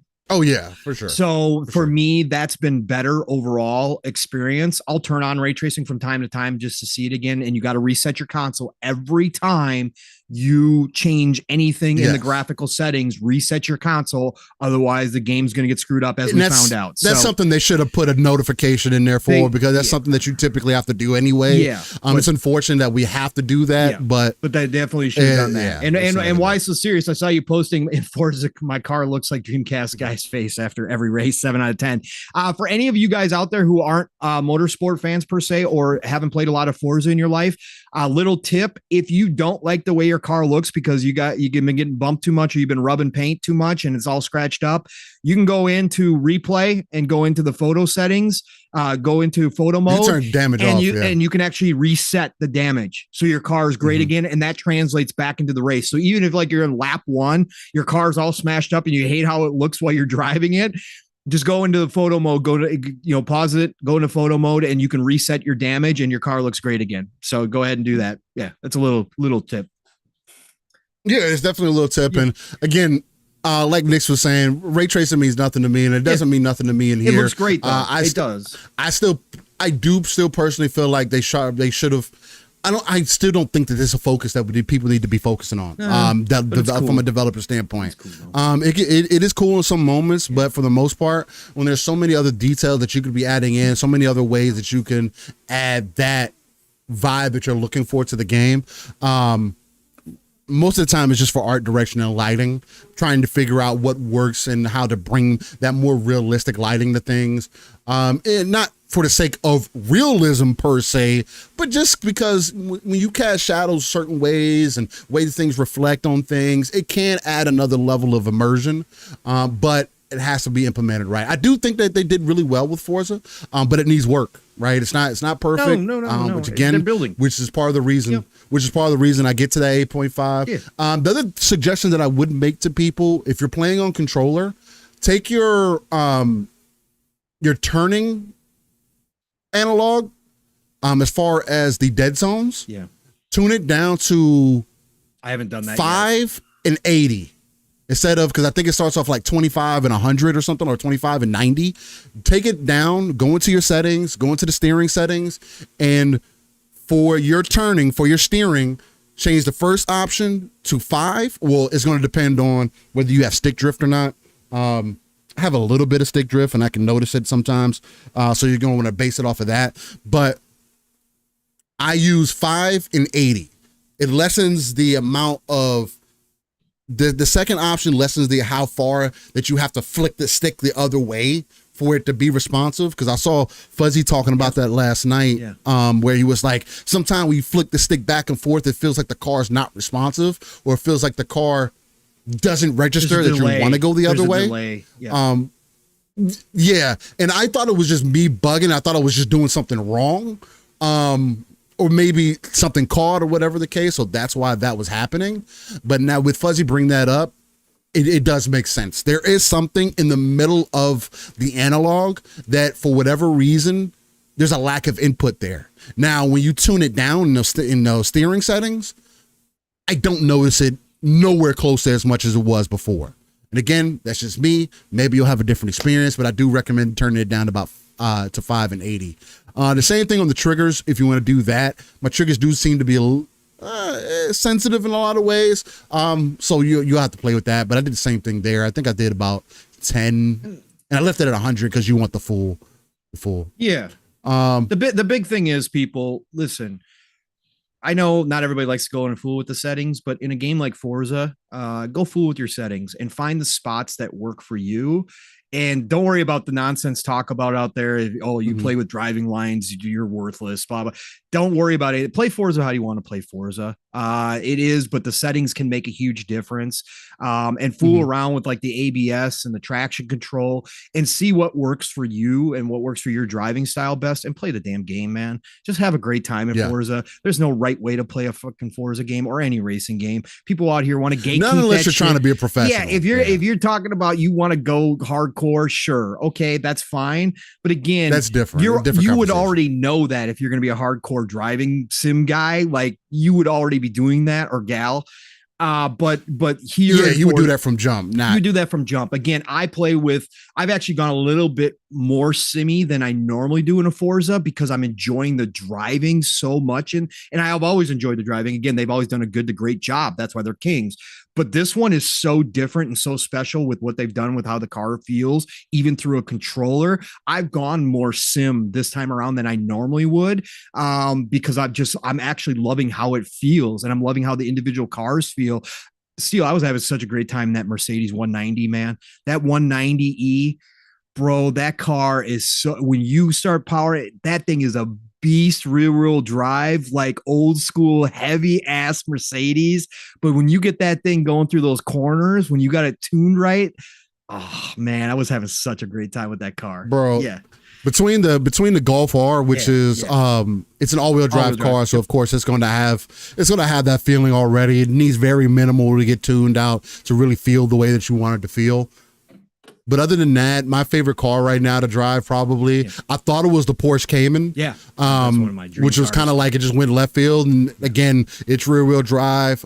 When I started honing it in, bro, I was like, this car feels so fucking good to drive. But when I got that Vanquish though, I was like, this Aston Martin feels pretty fucking good. I ain't gonna, and that, again, that's the unique part of it too, is them also getting back to, and they've always been pretty good about this, but every car just feeling individual. The other thing too that kind of turned me off of Horizon is that it got to a point where all cars needed to be all-wheel drive for it to be viable, right? First thing everybody did, differential, all-wheel drive. Bro, that's not real. That's like you can't do that to every car, right? One. But two, it takes out an element of that love for that car, because those cars don't drive like that. They don't feel that way, and they do start feeling very samey. Where in here, especially since you got to level the car up and everything, again, it gives you that aspect. A Corvette, that Mustang, you sit there at that fucking starting line and hold that right trigger if you want to. You're gonna be burning tires all the way up the third gear trying to catch traction, or go through those turns just holding the right trigger if you want to. You're gonna be slipping and gliding in places that you don't want to be slipping and gliding into. So it just feels really good. It's fun, man. It is a ton of fun. Oh god. That I think the most enticing thing to me, and then we'll move on to get into our upcoming games and then go from the show from there. I think the most enticing thing to me about Forza Motorsport that I think that they did really well with is that, like y'all talked about a little bit last night on Xbox Ultimate, is that carrot on the stick approach. Yeah. I don't know who designed the system to want you to consistently improve, but that's what I get caught up in more so than anything else, right? Yeah. Where I go through a turn and they grade me on that section. And it's like, I got a 6.5. And the second time you go through it and you got a 9.5. It triggers something automatically. You're like, I got a 9 point. Let me see if I can keep getting that 9.5. And then if you get a 7 that next time, you're like, damn, I knew I went a little off. You're constantly critiquing yourself and constructively trying to adjust your driving style to like unavoidably get better at the game. Yeah. Right? Yeah. Incoherent, like not incoherent. That's not the word that I'm looking for. No. But it's like you're not necessarily going out of the way to get better at the game, but the game does really well of just helping you progress and making you feel like, hey, you are improving. Hey, if you maybe don't come in so hot. And it doesn't tell you these things. No. It's just a time thing. It's just hey, here's your grade for this section. Hey, this is, look at your tires are warming up. Hey, look at these little things here. Those lap times and getting those faster lap times. How much faster can I be on the lap times? Or when you go through the section and it's timing you at the bottom, and it's literally it's comparing you to what you did previously through that corner. It's very enticing. It makes you want to do better every turn, every corner, every time that you get around people. You don't want to be overly aggressive, especially on sim, because it fucking damages your car. But outside of that, it adds a whole nother level to the experience, which is why I think calling it a car PG is fair, because that is the way that it feels. Yeah, I mean, in real life, if you kind of think about it, building a car is very RPG-like. Right? You drive it, maybe you work a little bit. All of life is an RPG, bro. All of real life is that RPG. Is true. So that is very true. I think they did a great job with that system too. Still, again, I always felt very that way anyways, as a guy who's a driving enthusiast who loves cars and stuff. I always felt that way, but I think that the system that they've introduced with that grading system is very well done. I said it last night. I do wish the AI would take into account when you're in traffic, because your grades can dip if you've got a slower car in front of you that you're going to pass and you reduce your speeds because you're behind them and you don't want to hit them, it'll mark you down for that because you're not taking that corner or that straightaway as fast as you could be. But outside of that, it does give that nice loop feedback. And another great point, Steele, for people who are new to this or who don't necessarily get into these games that much, use those practice rounds. Those practice rounds, I know some people have been complaining, I can't skip the practice round. Yes, you can skip the practice round. You have to start it and you have to go into you have to pause it, go into the menu, and you can skip the practice. But use that practice. That practice actually will help you in that first initial race because you already know some of the corners and use exactly. That for sure, that's the 100%. point. Yep. That's what people do in real life. It just doesn't. Plus, you don't just go into the race. And again, that too. And I saw that going already. You know that the leveling system is bad when you're starting to see videos of people saying, "Hey, just go to the longest track, put everything on assisted, turn on your telemetry, and let the car drive itself. In 2 hours, it'll be all the way leveled up." Yep. You know the system is bad when people are saying that. That's not good. No. That's not what I think that their vision was for the game. No. And so something has to change with that. Yeah. Again, the easiest thing is making it more manufacturer based, I think. Yeah. So exactly. It would make it much more. I would literally not give a damn about the car point system if they made it more manufacturer. Why not your driver level, Steel? That means you put that means you put in all level the work, 20, right? That means your driver level is overall what you've done in the game. Why not tie it to that? Because that means you're experienced at doing these things within the game itself. Why not tie it to that? That's a good point. Yeah. That's a good point.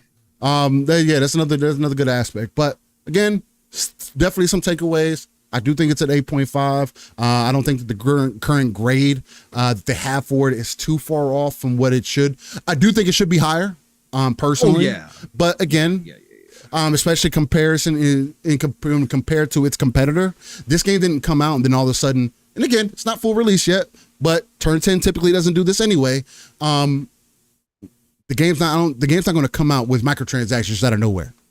This game's not going to come out and have all these other elements to the game that weren't there in preview. So that's something to take into consideration. But I don't really care. Metacritic is just used as a general average. It's something to take into consideration, not something for you to live by. But it is unfortunate that it is rated lower. When I do think the game is definitely better. Again, this more BS.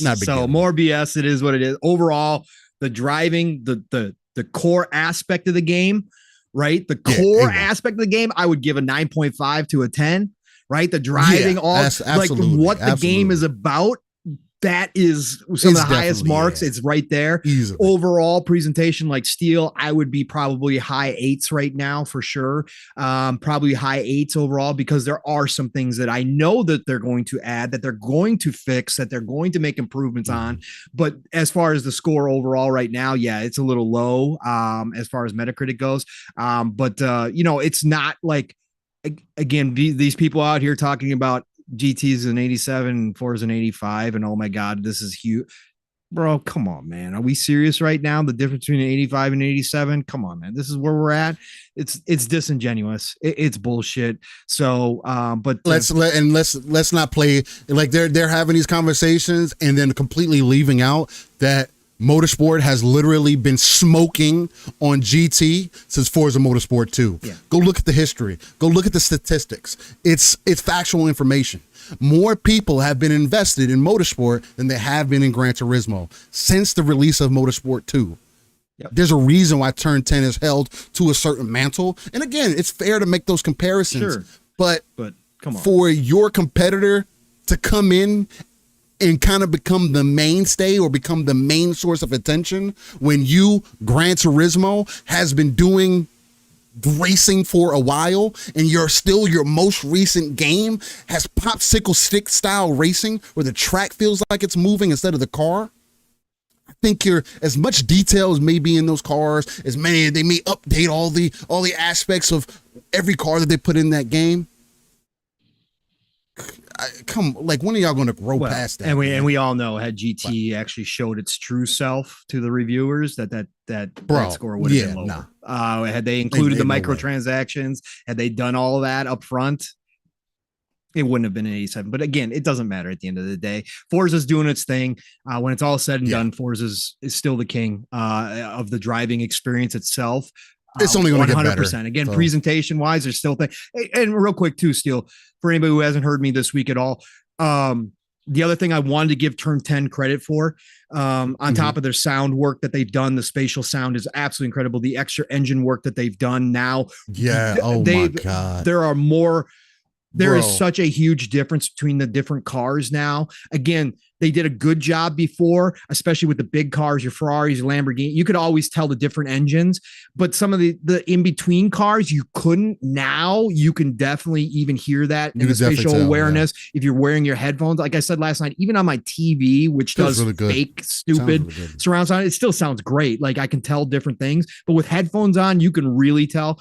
So sound was one of them, but the other one, the one critique I've had of Turn 10 and Forza for a long time, basically forever, is their replays. Their replays have never been up to par with Gran Turismo. Gran Turismo, as Fuzzy said last night, Polyphony definitely watched a ton of TV racing and basically just duplicated all the camera angles, the lighting, all the effects from an actual real race and just threw it into Gran Turismo, which is something that Forza and Turn 10 never seemed to do. This one here, Motorsport, it's not up to GT level yet, but my God, did they take a step up? They took a big step up. Some of the hill replays, Steel, and some of the corner replays. Really good. Bro, phenomenal. I've been watching more of my replays now than I ever have in all the other Forzas because of how good the camera work is. I've been watching my replays for longer. I've always gone back to certain sections and watched what I've done or what the AI was doing to try to learn a little bit. But this time I find myself just watching the whole damn race because the camera angles are that much better this time around that I'm enjoying it. I'm like, oh my God, this is great. Because that's what I used to do in GT all the time when I played GT back in the day was watch the replays because it was like watching racing on TV. It gives you a whole different perspective. It really does. And you're in the race too. So it makes it has a whole nother level. So kudos to Turn 10 there. I wanted to throw that in there because they did do some work, which is something that I've definitely been focused on with them. So I love to see that. So that was another step up. Yeah, I got looks like there's there's nighttime gameplay playing right now in the background. And the transitions. The way that the stars are in the sky. The transitions. Yeah, the transitions real time. Yo, that's one thing we didn't for your first lap into the last lap. Yes, and how it grows dark. It's beautiful. It's beautiful. And even Storm Steel. I did a race. My God. This is the little stuff that you don't think about when you're talking about the big overall picture. But I was doing this race where the practice round had started misting. So it was a real light rain. It was kind of hazy, foggy, real light rain, right? I did the practice round, did my 3 laps, right? Started the race. It still was kind of misting and hazy. By lap 2, bro, it started raining.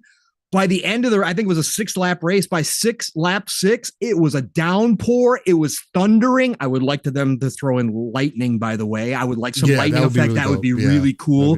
But it started thundering and it was pouring rain. The transition was natural, though. It felt like all of a sudden I was like, whoa, it's coming down like cats and dogs right now. Like it was just a nice gradual transition because they had talked about that in before they launched the game. And it's not even officially launched yet, but you know what I'm saying? Right. Prior to that, they had done some dev diaries and stuff and talked about the weather and lighting transition. And that aspect is phenomenal when it's happening real time. It really is. I really enjoyed that. It was cool. Absolutely. Overall, Forza Motorsport, I personally feel like hit all the notes that it needed to hit. This game is a fantastic base for it to be where it's at right now. I can't wait to see where this game is as it progresses, moves forward. Again, the online racing part of it, I think that's the part that's definitely going to have me maybe getting a little bit more into the tuning side of things because it kind of forces you into that. Again, it's a love-hate thing for that because I don't like tuning my cars. I'm the driver dude. I just want to get in, have a good tune, and get in there and drive and work on me just being the best driver that I can be with the car that I have. But again, I do have my little things. That's why I always try to play about it with Fuzzy. But I mean, I would like to have somebody that is like a tuner for me specifically in my driving style, because I do have a driving style. I like for the back end to slip out a little bit, help me through the turn. I like, for my some of my gears to be a little longer than others to get higher up in those RPMs, so I can have more of that power in that high range to help me on some of the straights. And there are little things that I like that I personally would want for my own driving style, because that has a lot to go with it too. That you don't typically get when you just get a tune from somebody or anything like that. But yeah, there's little things. But yeah, feeling really good about that. Yeah, man, I think I'll end it there. There has been some other things that I've been jumping into outside of Forza. I jumped back into Warzone. Was feeling pretty good. Playing ranked and going solo dolo, playing with randos and some spare time. You good? I saw people kind of commenting on the crazy characters that they're bringing in, because right now they got Spawn in there and people are like, oh, why did Call of Duty's being unserious and this. I think Call of Duty's fine for where it's at. Again, you got to level up. You got to attract the attention of the newer generation and newer people. And Call of Duty hasn't been milsim or anywhere close to that. At least since COD 4, and even that wasn't anywhere close to what you would expect out of a milsim. It is what it is. It's Call of Duty has become a arcade shooter more so. Them having the characters in there, I don't think takes away from them at all. I think it makes it interesting in some ways. Again, I mean, it is what it is. Also jumped into My Hero Academia. They had a game come out called My Hero Rumble. That game is pretty cool. Again, I thought the visual style on that, or the graphics, would be a little bit better than what they are. But again, the art style does help carry that a bit. It's a battle royale, 24 people, I believe. It's either 24 or 30 people. I believe it's 24, including your own team. And yeah, it's just battle royale style, 3-on-3s, or you could do 1v1s. Of course, 1v1s times 1v times 24, so they take that into consideration. But it's a fun cool game for those who are into My Hero Academia, looking for something that's more of a brawler, have some abilities that you can use and things of that nature. So that's been really cool. And Lies of P. I've been continuing my time in Lies of P. It's continued to be a really good game for me. It does have that difficulty still to it. I do think it's still on the echelon of the harder Souls games to play. I was watching some gameplay of Lords of the Fallen. I think that game is going to be on the easier side of things. I think a lot more people are going to be able to get into Lords of the Fallen. I saw some things that are kind of some turnoffs too, but we'll see. I am interested in that one too. It just looks like it moves fast, it plays fast. That one definitely does look more akin to Bloodborne per se, maybe. Lords of the Fallen, from just as far as speed goes and things that at least from what I've seen gameplay wise. But I don't know. I guess we'll find out. I think that's in early access too, unless people have got codes early. That's probably what it ended up being. But overall, at least from what I got, because of the dodge mechanic, they definitely made sure that there's iframes there. But also, I think there's also a parry system in Lords of the Fallen. That's also pretty, not long forgiving, but I think it does seem to be pretty forgiving too. So, it seems like to be a pretty cool game. But yeah, that's been kind of my week pong. Outside of Starfield and Forza, I know that's pretty much been your week, Pong. Yeah. So I want to go ahead and where you want to go from here, man? Well, again, unbelievable in classic living split screen fashion. We just had an hour and a half intro because we talk about the games we're playing, and obviously we talked about Forza. That's what I'm saying. And Forza is, again, we've taken a lot of influence from Jez and Rand over at Xbox. They start their show casually and they just kind of roll with it and kind of go. That's how Steele and I do it here. So if you're new here, this is kind of normal for us, depending on what games we've played and how long we're going to talk about them. Forza, obviously being a new game, lots of first impressions. Steele has put a lot of time into it. I think I'm at 7-8 hours now, something like that. I don't know for sure. I haven't checked my stats, but yeah, Steele's put in a lot of time this week on it. So we had a lot of first impressions about Forza Motorsport, and we'll continue to talk about this game because I don't think this game is getting deleted. from my hard drive steal. I really don't. Yeah. I think this is going to be a game I continue to go back to, even if I get back on my Starfield, playthrough, which is now 250 hours plus. I haven't touched the main storyline yet at all. Haven't touched any faction stuff except a couple. Enjoy it, man, bro. I'm enjoying every. Again, it's my favorite game of all time now. It really is. So even if I hop back into that, Forza is still going to be there. We're going to talk about it maybe a little bit too. I did re-download Call of Duty still. Okay. I did purchase the latest season because I wanted that Black Cell skin. Okay. I told you they got me with Modern Warfare 3, a game I was not interested in at all. They've got me, bro. They've got me, bro. I'm back. I'm thinking about pre-ordering it. I really didn't. I don't know if I don't know about pre-order. I know, bro. I know. I've been watching the gameplay. I've been watching all this week because Call of Duty's been going off. So I did re-download Call of Duty, played a couple matches real quick because I wanted to check out the new Black Cell skin. I wanted that Android chick that they've got now with her see-through robotic body and stuff. Bro, it looks so damn cool. Like it.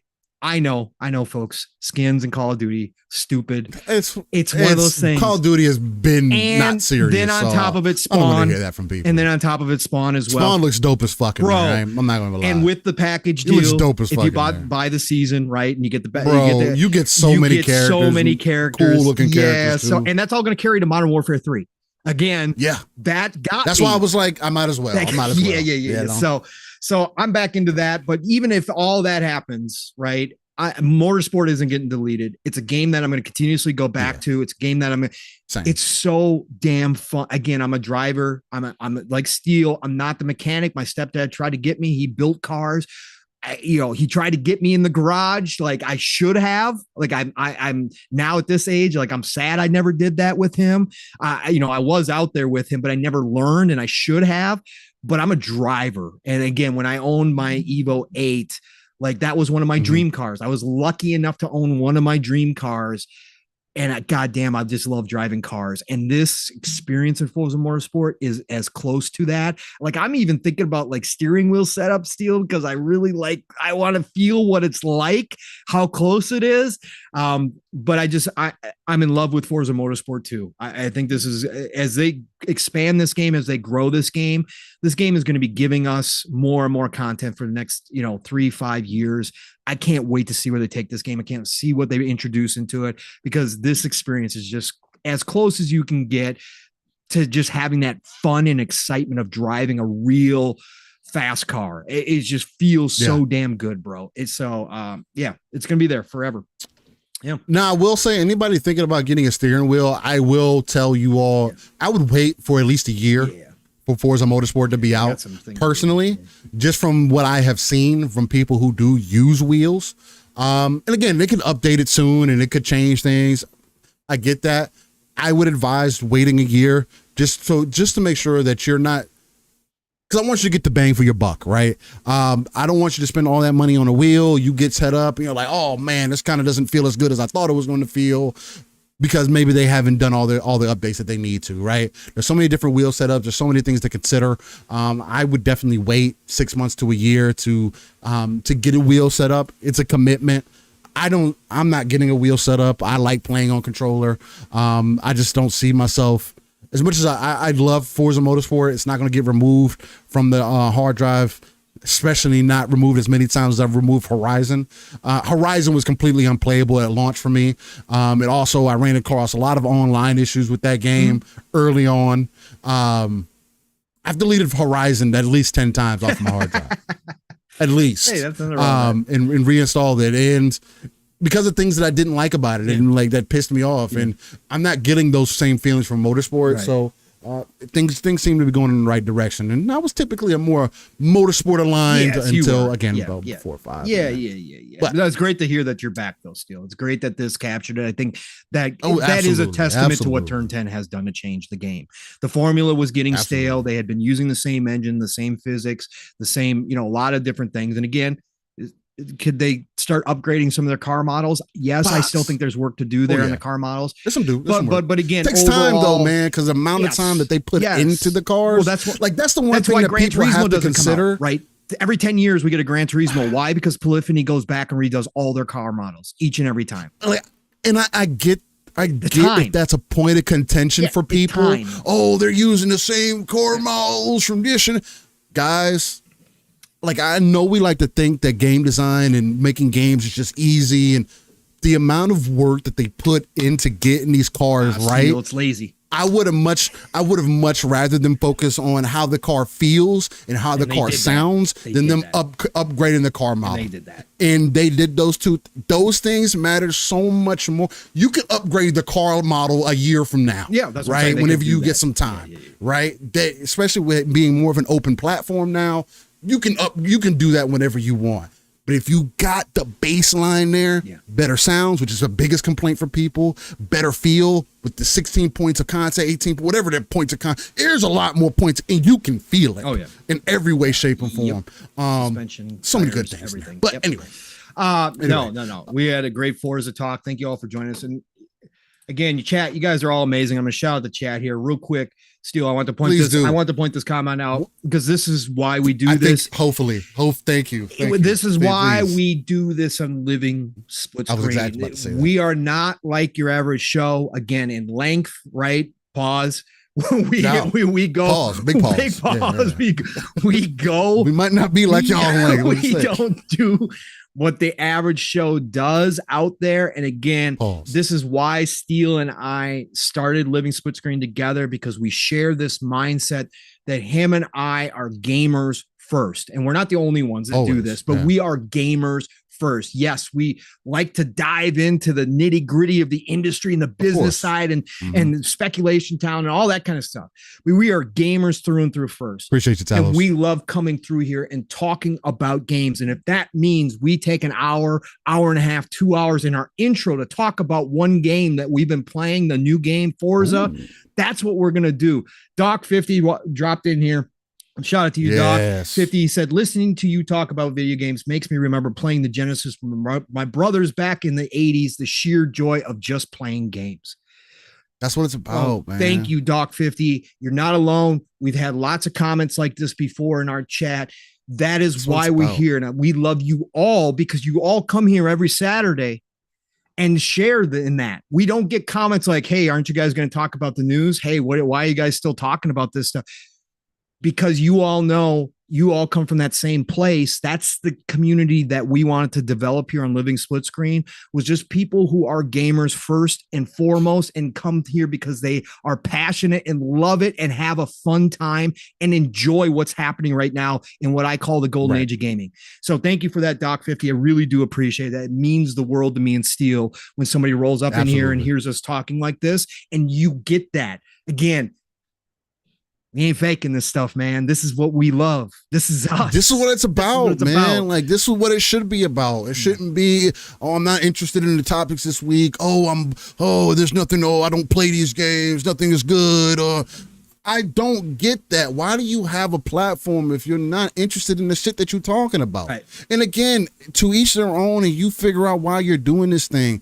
But bro, I love being able to come here, chop it up with the chat, even if we don't all agree. You know what I mean? So, and FarQ, Pong's audio being out of sync, we talked about that earlier. Yeah. FarQ, if you're paying attention, because some people fell off because I did feel like I got it addressed a little bit. Yeah. But FarQ, let me know how is Pong's audio ahead or is it behind? And I could try to see if I can make it another adjustment. And again, anybody else in chat, if you're watching Pong talk at any point, he's about to go into it now. So it's going to give me some time to adjust some things behind the scenes. Let me know if it's ahead or if it's behind, and I'll see if I can make that adjustment. I don't know why it's doing that this week. It's the first time that of course, we take a weekend off and then the weekend we come back. There has to be some weird tech issue that we've never had a problem with before. So nonetheless, but yeah, just let me know and I could try to make those changes behind the scenes. Exactly. Sorry if it's affecting anybody, but let me know. I do apologize too. I can turn off my camera. I could just go audio only. No, I don't. No, because your video is fine from me through OBS. Yeah. It's not behind. It's on point. It's exactly where it needs to be. But as far as like when you're watching it live, for whatever reason, the audio is out of sync. It's a head. Okay, it's a head. Oh, that's funny. That's funny. Okay, so I'll try to adjust it. He said the camera has about a 1 second delay. Okay, I'm gonna try to adjust it as Pawn gets into it. Go ahead, shout out the chat. Bro. Absolutely. Let's get into the chat. 2 hours into the show nearly. Let's do this. Chat, you guys are all crazy good. So let's go. Let's do this. Dr. Funkenstein, what's going on? Y'all and Mav are my favorite streamers. I can't stand all the negative crap on other channels. Appreciate that, man. Again, the positivity, that's what we try to do. Nam Omar. No, I'm not AI yet, Nam. Not yet, brother.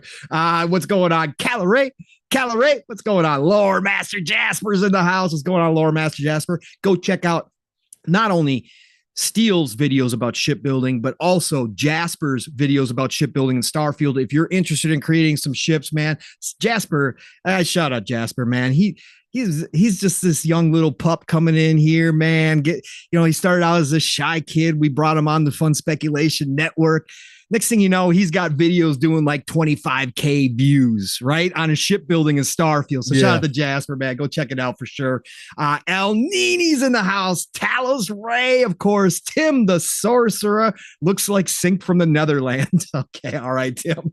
Nixie, of course. One of the OGs in the house. What's going on, Nixie? FarQ is in here. Rescue Squad. Culp, great to see you. Why So Serious is here. What's going on? Why So Serious?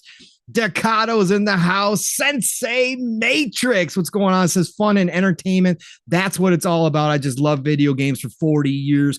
You and me, brother, over 40 years played. That's what it's all about. Thank you, sir, for being here. Fun Speculation, aka Mav, the brother from another you might see. Mav and I and whoever else wants to jump in playing some Redfall, playing some Darktide this weekend. We might get the crew back together and do some old school streaming on some of these games that we've been missing out on, and check those out. As well. Eastside Vandals and how's what's going on, brother? The great Boxenberger all the way from Germany joining us this morning. Probably doing some cooking, some cleaning, whatever he's got going on today. Thanks, Boxy. Miss talking to you, brother, by the way. I know you've invited me a couple times on your show, and I just can't make it because work, man. So, but I miss talking to you, brother. Doom Reapers in the house. It says, Pong, I've asked the question before, but why do gamers need to be awarded for every action in a game when they playing a stop being the reward? LOL. Doom, I don't understand your full comment there, but the basis of it, it's that dopamine hit, man.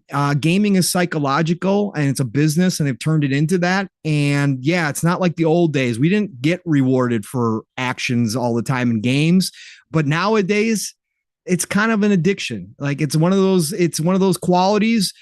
And that's what we call the loop, right? That loop is that reward for what you're doing all the time. And I got to say, I enjoy it. I'm not going to lie. Do I need it in every game? No, I don't need it in every game, but come on. That's why looter shooters are a thing. That's why games like action RPGs like Diablo have taken off. We play the same thing over and over again for that little bit better reward, right? That's all we do. So, it's just a part of it, man. It's just part of it. I don't know why, but we are definitely there. That's why social media is a thing and why Twitter is such a big deal, because it is that dopamine hit. You get that instant reaction or response or news right away. We're being trained, right? We're being trained just like animals. That's what we are. Let's see who else we got in here. We got Blue Moon FC. What's going on, Blue Moon FC? Who else we got in here? We got... Oh, here we go. M. Gene is in the house. What's going on, M. Gene? I saw you talking earlier, sir, that you are enjoying the hell out of Liza P as well. So that's cool to see. Not a game for me, but Steele's playing it and just talked about it and he's liking it. Ray Oid is in the house. What's going on, Ray Oid? Who else we got in here? We got the Lord Roughness is in the house. What's going on, Lord Roughness? Just say banger. No, I'm not going to say banger, Lord Roughness. I refuse. I try not to. I've caught myself doing it, but I don't like to use it. Real quick, ladies and gentlemen, I did make an adjustment and I saw it and I started watching live.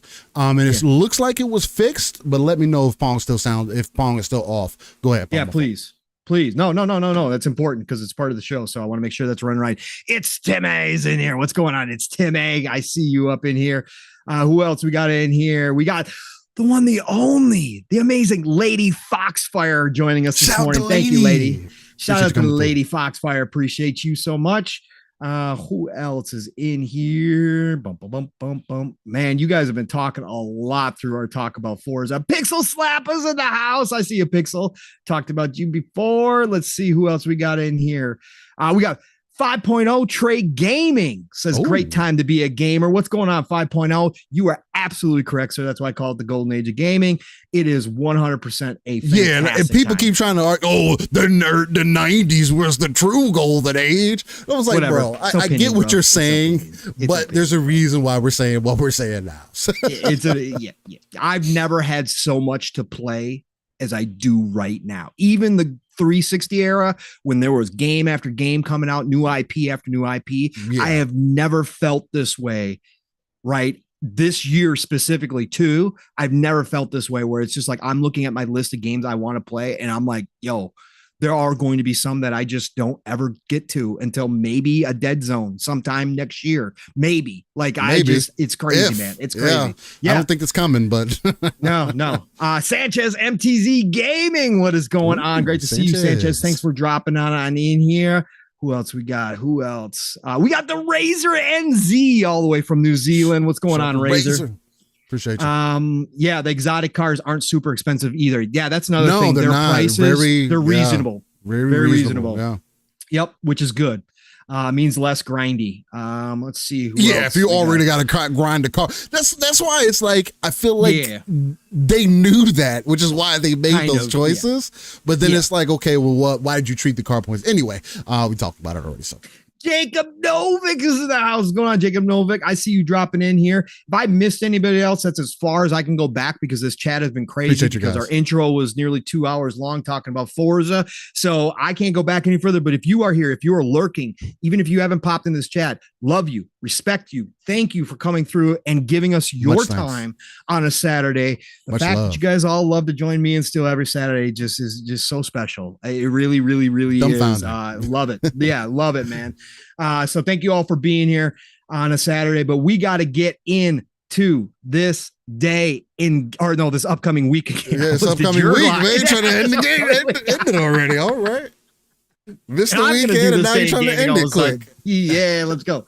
No, we got to do the upcoming week of games to get into. So this is going to be the week of October the 9th. The 9th. October the 9th already. Let's do this. And of course, we're going to start off with the game that we just talked about for an hour and a half. Forza Motorsport officially launches into Game Pass and official release on October the 10th. If you guys did not already know that, I know some of you in the chat, I saw Blue Moon FC, Lady Foxfire, both saying that they can't wait to jump into this game next week. So you guys waited it out. You didn't buy the early access. Congratulations. Held back that FOMO, which we talk about, right? Congratulations on that. But yeah, October 10th is when everybody gets to start playing Forza. I can't wait to see everybody's reactions. Those people that have not jumped into it yet. It's going to be fun, man. It's going to be fun. And then we got Lil Gator game. This is a Steel Rain, Florida game here. Lil Gator game. Oh, this must Is this your first game, Steel? Did you make this? Yeah, I've been making this in the background. Paul has been teasing me about the gators in my backyard for a while. So I decided to give him a story. Lil Gator game coming to PlayStation 5, Xbox Series consoles, PlayStation 4, Xbox One, Switch, and PC. Single player game from Mega Wobble.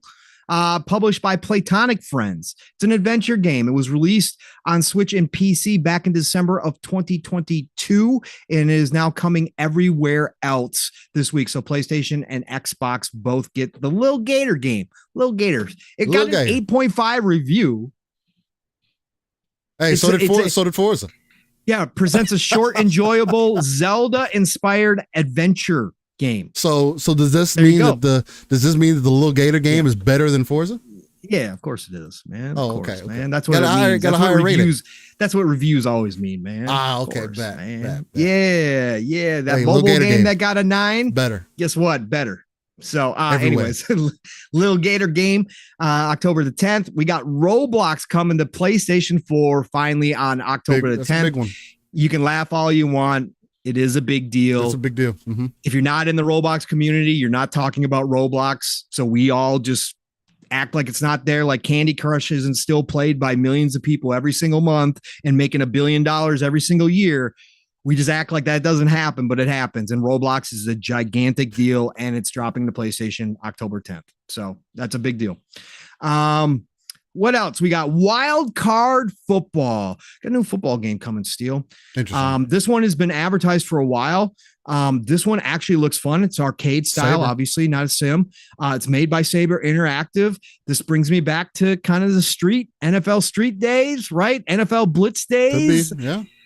Could be kind of cool. They've got real players in it. PlayStation 5, Xbox Series, PlayStation 4, Xbox One, Switch, and PC, October the 10th. I'll be looking into this one. Not that I'm going to buy it right now, but I'll just be looking into it as something I might pick up down the road just to check out and play, because I miss the arcade style football games, obviously. Yeah, if it's like NFL Street at all, it might be something definitely consider for sure. Fun. Yeah, for sure. New Total War coming out too, Steel. Again, not everybody talks about it, but millions of people still play Total War. Big, gigantic strategy RTS series, obviously. And they're coming out with their Pharaoh on PC on October 11th. Looks damn cool. Obviously, Pharaoh. It's going to be Egypt. It's going to be that part of the history. It looks phenomenal. At some point, I am going to go PCMR and dive deep into Total War, because that is something I have sprinkled in here and there since I got my PC. But I've really wanted to go hardcore into Total War. At some point I will do that. Obviously just way too much right now. Total War Pharaoh though this week. And then the game that Steel was talking about, it is getting some very high praise from early previews. For sure. I saw some of it this week. Lords of the Fallen. The reboot, if you want to call it that, is October the 13th, PlayStation 5, Xbox Series, and PC. Played the original Lords of the Fallen. Actually, as much as a not Souls guy I am, I always try them just to see. Actually went back to it probably 6 months ago just to dabble in it, just to see if it, my feelings had changed about it after Elden Ring and stuff. Not really. Great game though, but this one, the graphically, it looks cool as hell. I can't wait. I like the art style. Yeah, I can't wait to see people playing this. I won't be obviously jumping into it. If it ever shows up on Game Pass at some point, or if it ever drops in somewhere else, super cheap, maybe eventually I might try it just to try it. But Lords of the Fallen is going to be a cool game for a lot of Souls fans out there. SpongeBob SquarePants, The Cosmic Shake, Steel, PlayStation 5, Xbox Series, current gen only SpongeBob. Bro, how good does life get? Golden Age doesn't even begin to describe it when we got a new SpongeBob game dropping in on October the 16th on current gen only. Purple Lamp, THQ Nordic. You know why I want to know what's current gen only, Steel? Because it already dropped in on PlayStation 4, Xbox One, Switch, and PC. Goddamn right. so the upgrade. current gen versions are dropping this week. Let's see what else we got here. We got Cyber Knights Flashpoint coming to PC, Mac, Linux, iOS, and Android. It might be a little far, but we're going to show it. Trees Brothers is who published it and developed it. It's a strategy game. You got my attention. October the 17th. Okay. All right. I think that's it for that week for Pong. Outside am I of going Star further? Trek. Yeah, I'm going further. Yeah, outside of Star Trek that Jasper was mentioning, he said 4 games this week. Star Trek Infinite on the 12th is also releasing. It's not on the most lists. Okay, cool. Star Trek, you got to make sure that's no.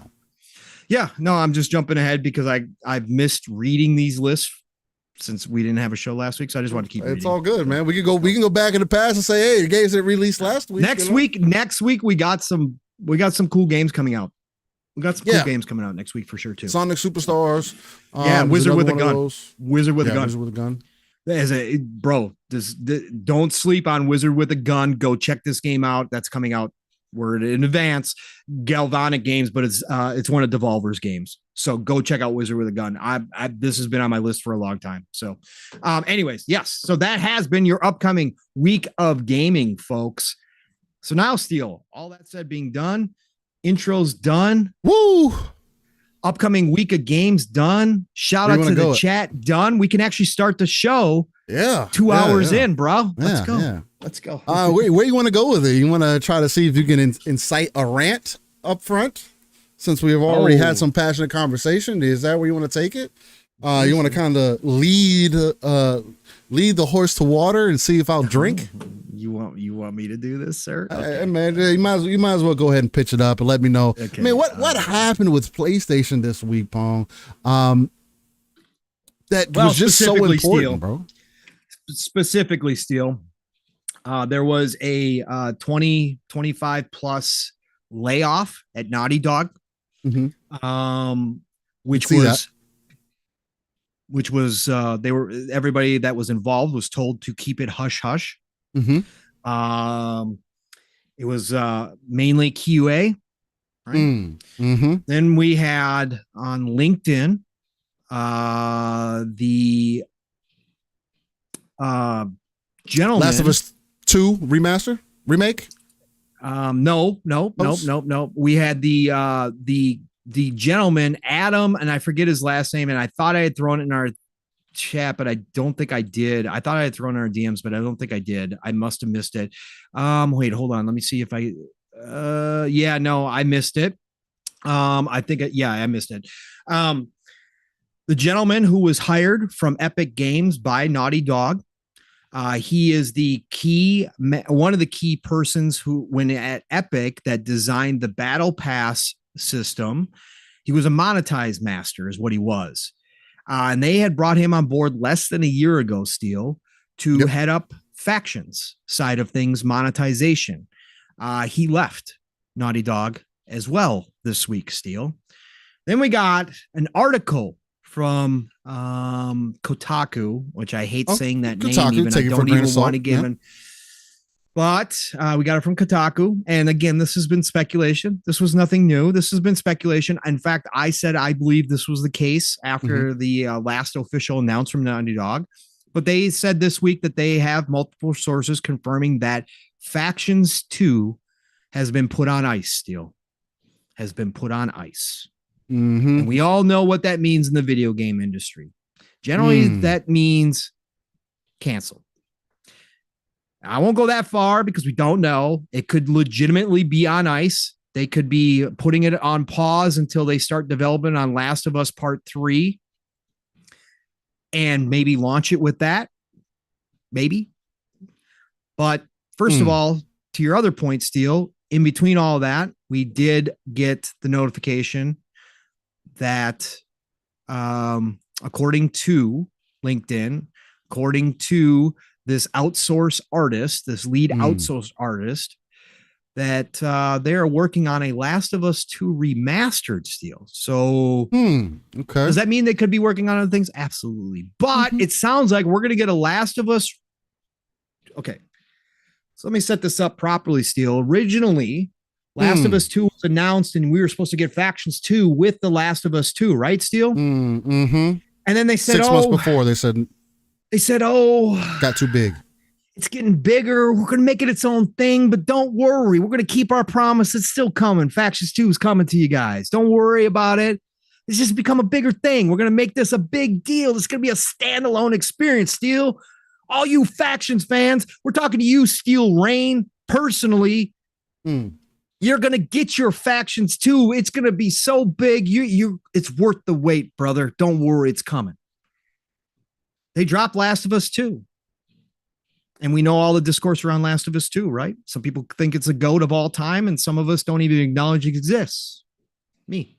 I'll try it when it comes to PC. So I won't. I'm not touching that piece of shit. Anyways, it doesn't exist.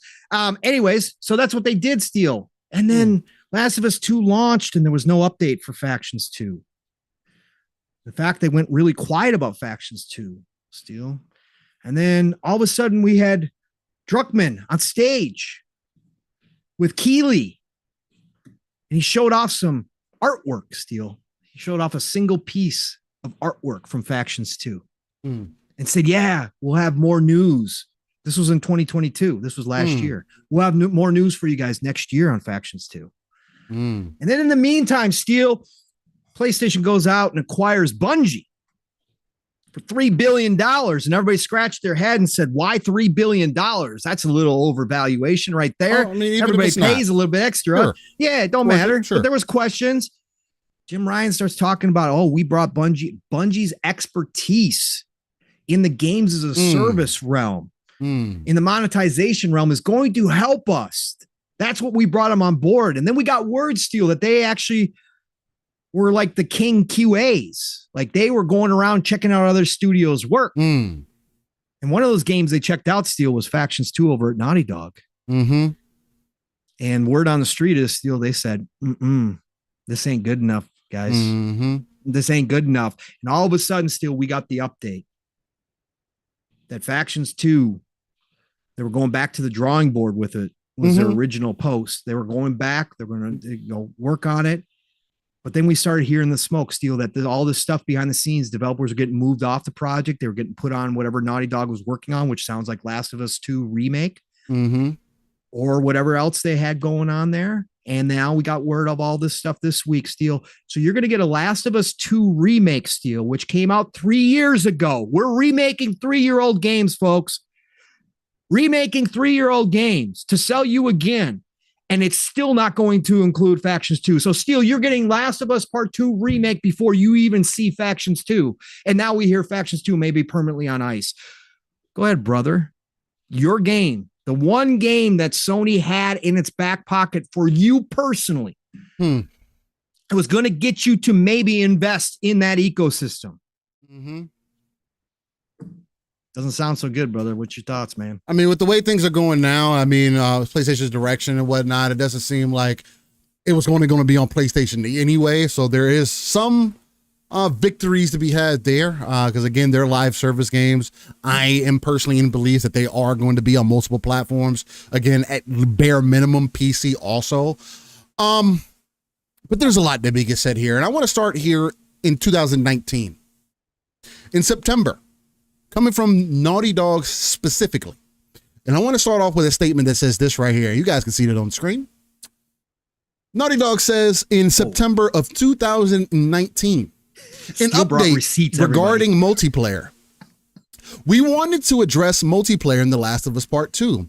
As we've stated, the single-player campaign is far and away the most ambitious project Naughty Dog has ever undertaken. I feel like the game was pretty smooth from what I've seen from a gameplay element and looked like it was pretty put together pretty well. Has some cinematics, has a lot of cinematic style to it, fits right in line with what Sony does. But this is the grandest thing that you've ever undertaken, huh? Story? I thought you said that about the multiplayer. Okay. Likewise, as the development began on the evolution of our factions mode from The Last of Us Part 1, the vision of the team grew beyond an additional mode that could be included with our normal single-player campaign. Okay. Wanting to support both, we made the difficult choice that The Last of Us Part 2 would not include an online mode. However, you will eventually experience the fruits of our team's online ambition, but not as part of The Last of Us Part 2. When and where will be realized is still to be determined. But rest assured, we are as big of a fan of factions as the rest of our community and excited to share more when it's ready. You know what they showed us in 2022? They said they were going to show us something that next year in 2020, huh? Oh, we're gonna give you some updates. We're gonna show you some things. You know what they showed us in 2022? 4 years later? Concept art. Yep. Concept art that didn't even look like it was in game. It was beautiful though, Stu. Sure. Pretty. Sure. If somebody drew it up. Yeah, absolutely. But for something that you said you had a base for, matter of fact, we even had leaks during the time of Last of Us 2 of some alpha footage of factions during that time. And the only thing that you could show us is concept art. See, concept art, I thought, and you guys can kind of correct me if I'm wrong in this. Concept art, I thought, was something that you maybe put out there to the people when you're just starting, maybe within your first couple of years. Hey, this is kind of what we're going for, kind of thing, right? We want to give you a feel of what we're going for. it's not something that I would expect to see 4, 5, 6 years later down the road, for a game mode that you stated got too big. Now, again, I'm not in game design. I'm not in game development, but I'm also not stupid. I have researched enough about the industry to understand how some of these things go. And what has been blatantly made obvious to me, especially with the way that Bungie, and again, I've went on rants about Bungie too, and I'll have a little small thing to say here, but you bring in Bungie, and again, shout out to Bungie and all the great things that they've done. But they also have a history of being extremely inconsistent. They have 2 games. Again, yes, players come back and there's nothing, and the gameplay is great and people, I've put my time into it. So I get it. Obviously, they have something there to get people to spend time within their game, right? Or within their universe. I do think a lot of that is the sachet that they carried over from Halo. But again, overall, I do think that they've made a good IP as far as Destiny goes. I don't support a game developer taking away content that you've paid for and releasing on a yearly basis.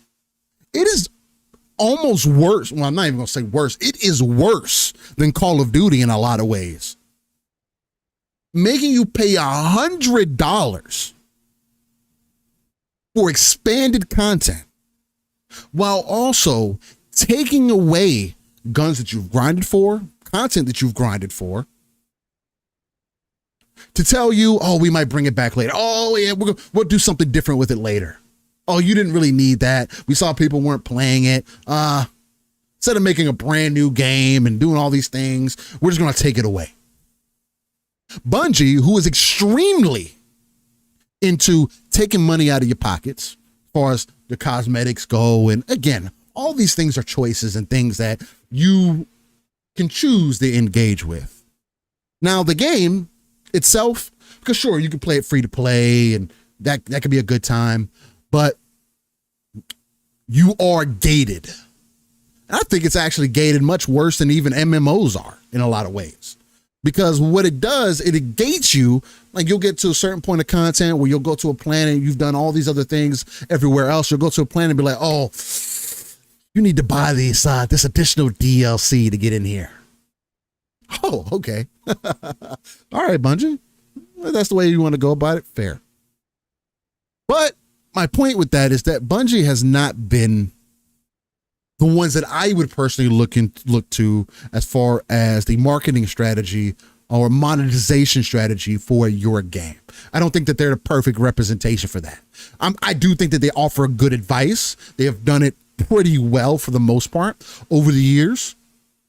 But again, to me, they've been extremely inconsistent. And I say this as somebody who has spent time within their ecosystem. Factions. To get back to this, the biggest problem that I have with Sony and PlayStation allowing Bungie to come in and say, hey, maybe this doesn't work. Maybe you need to retool some things. Hey, maybe you need to slow down on what you got going here. Is you already have the community, and they try to make their community seem bigger than what it is. You already have a community that is a lot louder than the community that actually cares about the multiplayer, who has said that, oh, you know what? That's fine, Naughty Dog. Go ahead and just drop it off. We only care about single player anyway. Just put out Last of Us 3. You already got the storyline for that. Just worry about that. Don't even worry about the multiplayer anymore. Oh, who was looking for that? Nobody wanted to play that anyway. And this is the problem that I have with these people in the Sony ecosystem who are more single player centric, or anybody that's single player centric, especially being somebody who is a multiplayer, most of the time first gamer, right? I've expanded my palette quite a bit. And I've always played some form of single player games, but I've always made my points here known of why I feel the way that I do about single player games. One, PlayStation has never given me motivation or reasoning outside of the first Last of Us multiplayer to believe that they even have some form of baseline for online gaming, period. The feelings that I got from playing that Last of Us multiplayer during the PlayStation 3 days towards the end of that generation, because I didn't get it for PlayStation 4, unfortunately, because again, there wasn't enough of a reason for me to carry forward. And I got my PlayStation 4 for other reasons much later, and I've talked about that here. But you had something that was definitely a good baseline. It had a lot of potential, kind of along the lines of maybe it didn't hit as hard as Gears did. So I'm not going to use that as a comparison. But maybe along the lines of like how we used to feel about Ghost Recon back in the day, right? It just offered something that was much different than anything else that was available, especially during the GRAW days, right? Ghost Recon Advanced Warfighter. It just wasn't like that. Not only the story, but also the multiplayer just felt good to play. It was unique. No other games were really like that at the time. It just gave you something that really felt good. That's at least how I felt about the first iteration of Factions.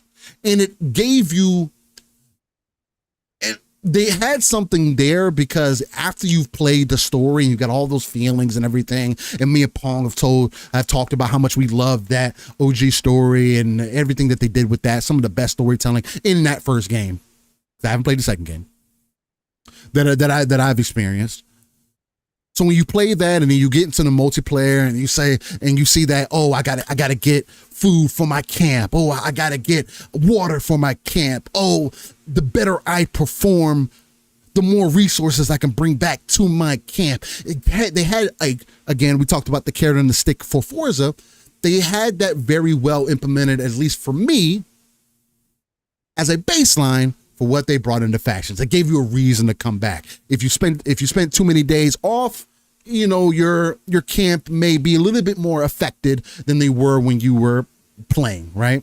On a game-to-game basis. And I thought that system was really cool. I was like, man, this really gives me a reason to really jump back in here and play and progress and really do as best as I can. So the hope for Last of Us 2, and it was the biggest reason why I held off on even playing the first game. Because it's like, again, this is a me thing. I was like, I played that first game, played it on PS3, it was great. Oh, they redid it for PlayStation 4. That's cool and all.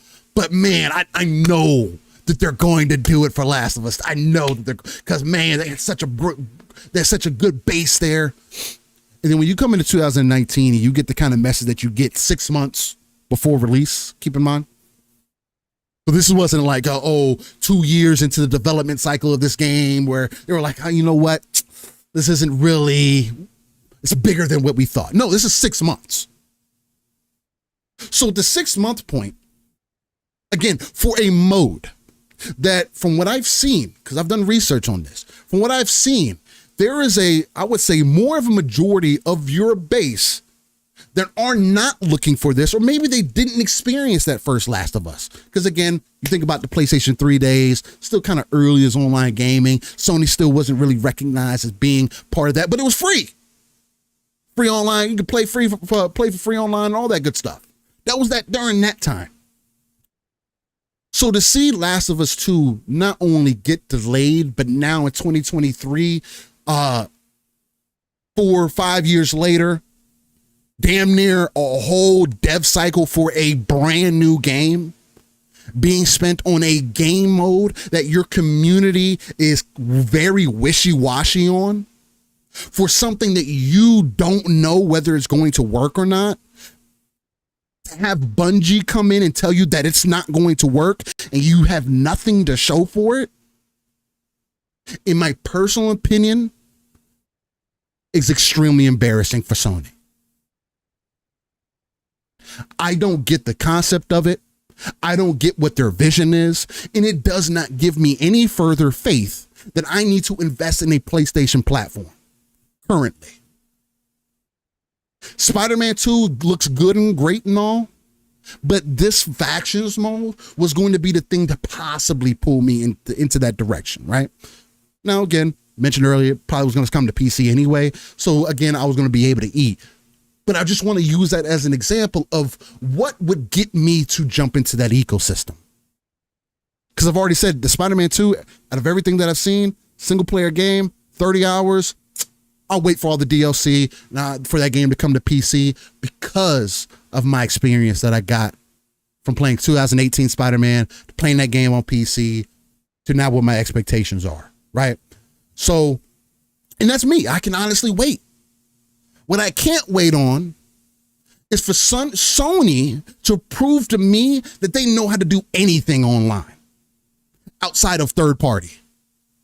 Because right now, what they have shown me, and again, their base has spoke up enough. Their base has blatantly said that they don't give a fuck about that. They don't care about the multiplayer component. You guys Sony shouldn't be focusing on that. They should focus on what they're good at. Single player games, these over the top experiences, making us feel like we're getting something, these cinematic games. And that is extremely upsetting to somebody like myself who was a fan and saw so much potential in it's not even its own IP, in a mode that you could have at this point, with you saying all this work that needs to go into this mode, you could have put that in your second game, said, hey, this is the updated version of factions. We want to gauge the engagement, see how people are really feeling about what we've updated. We'll consistently update it. And if it gets too big, we will pull it out and make it its own thing alongside Last of Us 3. Because that was already in the cards. This isn't brand new. We saw this once Last of Us 1 was released, and we saw all the team talk about their vision for the game, the future, and all those great things. They've already hinted that this was going to go this direction, that they were going to go for at least a trilogy. So to me, now with this new news about the game being put on ice, I don't think Naughty Dog's as good as y'all make them to be. I don't. It takes you 6 to 10 years, and the only team that I really give that kind of leeway to, outside of like a Halo that does multitudes of things and has to do everything right. The only other thing that I could kind of give that same level of, I forgot what I've completely went left. Just I'm frustrated about the whole factions thing. I really am. No, this is all fake, Steel. This is fake outrage, bro. It doesn't make sense to why nobody's literally speaking up about this, but more so like, oh man, yeah, it is what it is, man. They had to get in there and they had to figure it out. Bungie said it wasn't good to go, so yeah, man. That's why they got him in there, man. It'll come. Hey, if it comes out in 2028, hey man, it's all good. I just want it to be good. What the entire fuck are you talking about?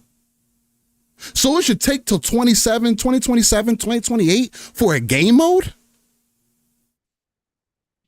that your base has already said that they don't know if they want to support or not? So you're going to spend all this money. Tell me how it logically makes sense to spend all this money creating this vast game mode that people might not support. I thought isn't that the opposite of what getting into live service is? Isn't the purpose of live service to give your consumer a product and then kind of grow it from there? Have we never seen any other online game? Gears 5. Oh, it's a good example.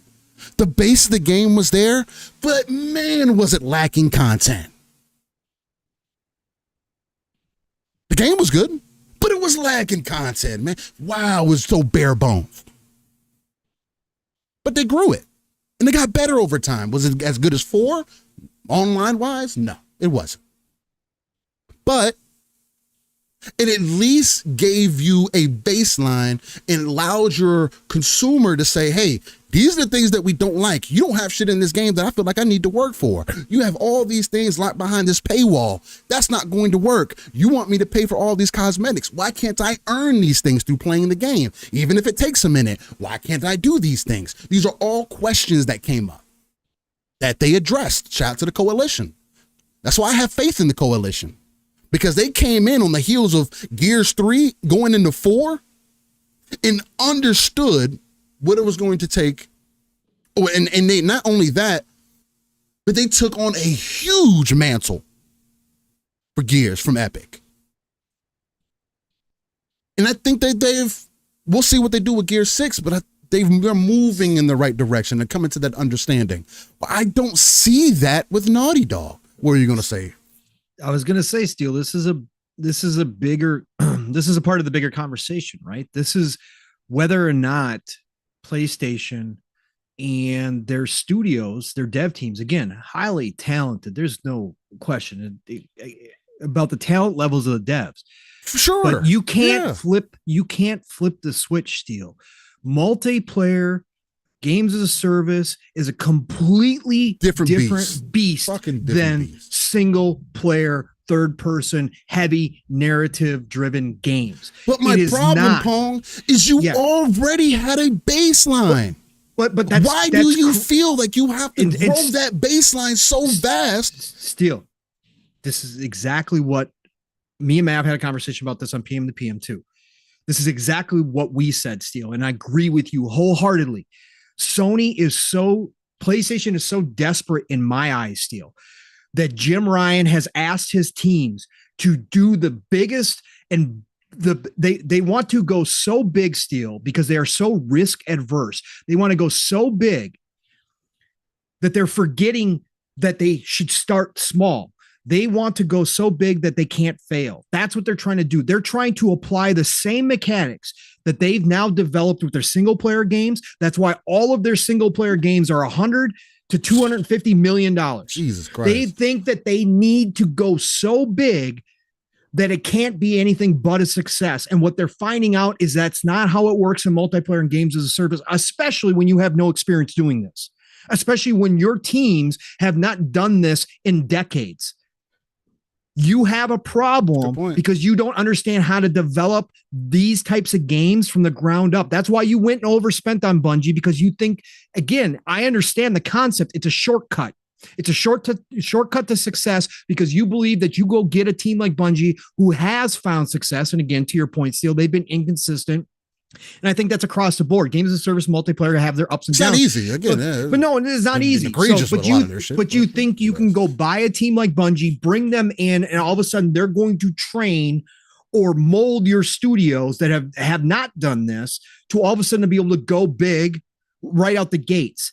That's not how it works. Can it happen? Sure, you can catch magic in a bottle. Sure, there's still potential there that you could find a winning formula, but chances are you're not. Chances are this is what you're going to wind up with, a situation where a team that's not experienced in doing this tries to build something out. You have an experienced team walk in and go, yeah, that ain't going to work. And all of a sudden you nix everything. They should have taken, to your point, Steele, and why I jumped in here is to your point. I 1000% agree with you. They should have taken that base game. They should have done it well. They should have gotten Factions 2 out, if not with the launch of Last of Us 2. They should have gotten it out within that next 12 months as a smaller experience, and then built around it as we've seen so many other teams do. Again, this is the difference between PlayStation and Xbox.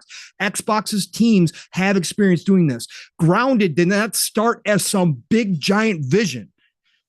Grounded started as a passion project, a small little team working together that said, we love what we got going here. We're going to make this little experience. The next thing they knew, Steele, they had people clamoring for more. Yeah. They had people giving them ideas. They internally said, oh, we can grow this vision out. Oh, we've got great ideas too. Let's continue to build upon this. The next thing you know, you have a 25+ million played game on your hands. That's how you should do it in these types of scenarios. And to your other point, Steele, they have an established IP. They had a core base already of players who loved Factions 1, including yourself. It might not have been the biggest base of all time, but over at PlayStation, it was a base. And for PlayStation, multiplayer being so lacking over there, that is already a win. Play off of that, build off of that, give that core base what they loved about Factions 1, improve it, get it out there, and then grow it, and then have that word of mouth spread. Oh, Factions 2 is really, this is, they've actually got something here. They got something going here. That's how you start to build out these things with an established IP. Right now, you have killed any momentum that you had. You have 100% killed it completely off. People, like you said, Steele, nobody cares. Nobody's talking about it. Nobody gives a shit about it anymore. They'd rather you not even include it anymore. Correct. That's the problem. Sorry, I had to jump in there, though, because you were speaking facts there, and it's a bigger problem that Sony has right now, and we are seeing it. They have already nixed 3 to 4 of their games as a service that they had going on in both first party and third party. They have nixed 3 to 4 games. It ain't easy, folks. This is not, hey, we just got all this talent here. We already know what we're doing on single player. We're just going to go make a successful multiplayer game or games as a service. No, you're not. No. This takes work. This takes effort. You don't make these things overnight. And Sony PlayStation is trying to take a shortcut with Bungie, and it's not so far bared any fruits outside of them canceling projects. And you're also going into somebody whose first game in Destiny, after coming off the success of Halo, dropped a game that was fucking bare bones in comparison to what they tried to sell the people. And they had to make Destiny 2 to make up for the shit that they didn't have in the first Destiny. Yep. That's the only reason 2 exists. Right. They had to, because the first Destiny was also supposed to be what Destiny 2 was what ended up becoming. And again, no slight to Bungie. I know game development is hard. I get it. But I don't get the concept of you don't have any first party multiplayer games to show for yourself. Period. Gran Turismo, really? That's the one that you want to throw in that bucket? Sure. I'll give you Forza Motorsport. I can compare. I get it. Multiplayer for multiplayer. Cool. Outside of that, what else? Third party? Right. First party. When's the last time? 2013 when you updated it for PlayStation 4? And then the last update that you dropped for that game was in 2016? The last update for your multiplayer for Last of Us was in 2016. Because you said that you were going to make the changeover. It did not need to be as complicated as you made it. Mistake number one, Steele, they stopped caring about what they already had. That's always a problem with a lot of publishers. Again, this isn't just PlayStation slander. This has got to do with the facts about the business and about the development community and about what happens with games and how game development goes. And again, I know nothing except for the outside, but I've seen this ebb and flow for long enough now that I can confidently talk about it. And now we see the articles being written about with sources on the inside of PlayStation. Now that Jim's retiring, all of a sudden we can write articles about problems at PlayStation. It's weird how that works. Anyways, the point being is the mistake was, Steele, is that they allowed Factions 1 to die off instead of continuing to support the base that they had. I'm not saying you have to throw everything at it, but continue to foster that while you're working towards number 2. Continue to foster that love of what you have there until you get to number 2 and then start growing out number 2. That's how you should do it. You know what really grinds my gears and pisses me off? You will remaster and remake everything else, but you won't do that.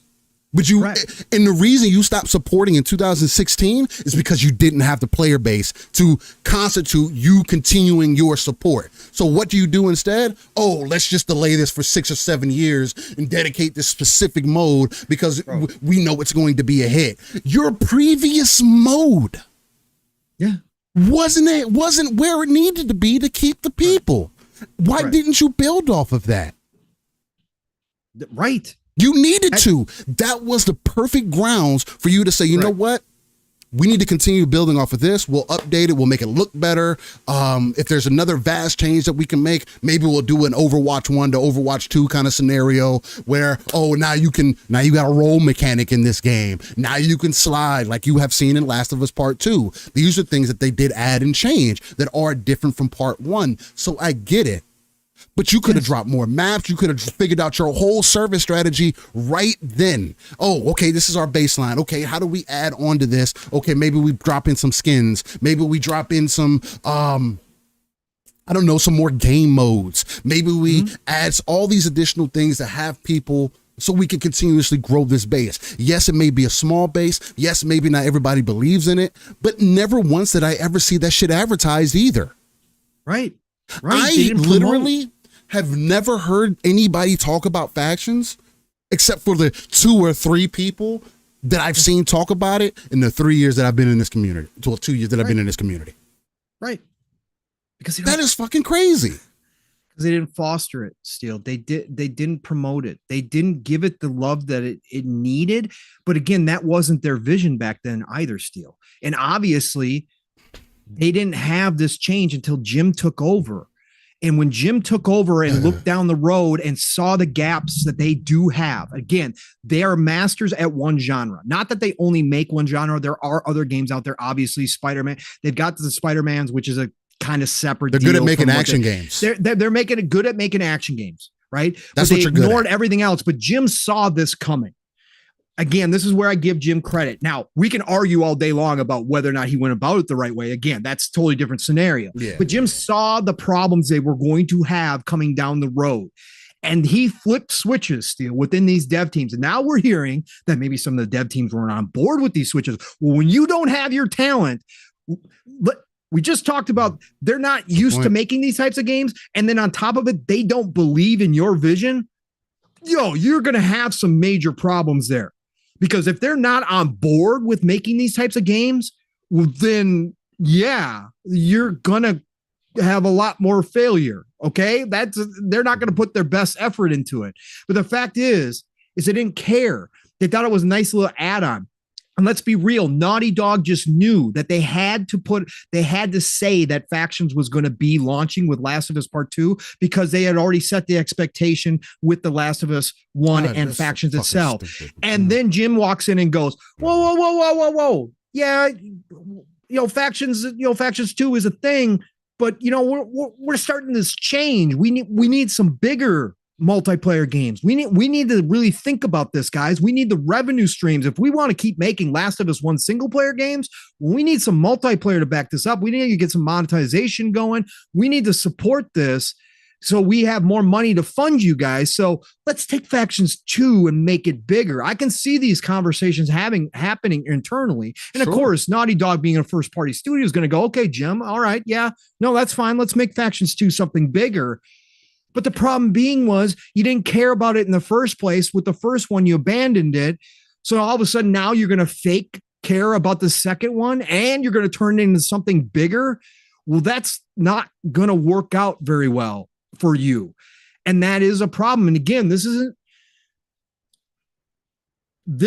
the reality of where PlayStation's at right now. This is what their attitude, their ego, their overconfidence, their arrogance, whatever you want to call it, that they developed it once again. And again, it's not the first time, and it's not the first time for Xbox did it too.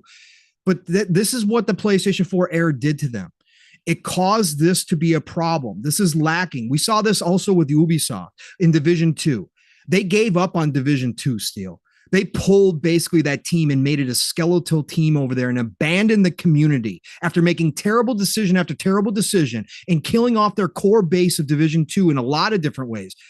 They abandoned Division 2 when that was the exact formula and exact game. Now they're making 3 games that are like it. Right. That Ubisoft was looking for the entire freaking time because they didn't have the foresight. No vision. Correct, Steel. Correct. They didn't have the vision. Sony didn't have the vision for multiplayer and games as a service. They're trying to find it and they're trying to shortcut their way to it, but it doesn't work that way. They don't have teams built for that.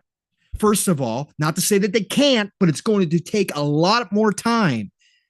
And that's where they're sitting at with these problems. In Factions 2, because it's attached to The Last of Us, one of their biggest, if not their biggest, first-party IP outside of Spider-Man, of course, but that's a licensed IP. I'm talking about original IP. And again, the thing about Spider-Man, just real quick, Paul, the thing about Spider-Man 2, again, I appreciate Insomniac, and I love what they're doing with Insomniac, with Spider-Man, and I'm super excited with what they're doing within Spider-Man 2. Yes. The leaks that I've seen and stuff about the story, I love the direction that they're taking. These are the things that I was hoping for from Insomniac, but let's not fucking pretend like Spider-Man didn't exist or they didn't have a baseline to work off of. Yes. Like Batman Arkham Knight, Arkham Asylum, and Arkham City to make the game that they made. This isn't some, we went deep into a cellar and really ran our heads together and really came up with something brand new and unique. No, you didn't. I'm not dismissing your effort and the passion and I'm not doing that. No. But it's different when you're creating new IP. Yep. It is different when you have in brand new IP that could be somewhat successful, especially for your multiplayer mode. That you could support, grow, and really make into something unique, no matter how small that base was previously. Bro. You had examples around you, and this is the problem that I have with Diablo, especially with their most recent dev update. And these are the things that I mentioned when Diablo released, even after the time that we spent into it. And again, I don't regret it. I loved every second we put in Diablo. Think about going back to season 2. Was that first season kind of, in comparison to... Was season 0 better than season 1? Yeah. Yeah, in every way, shape, and form. When the game first coming out, comparison to season 1, that game was so much better. Season 2 could bring it back.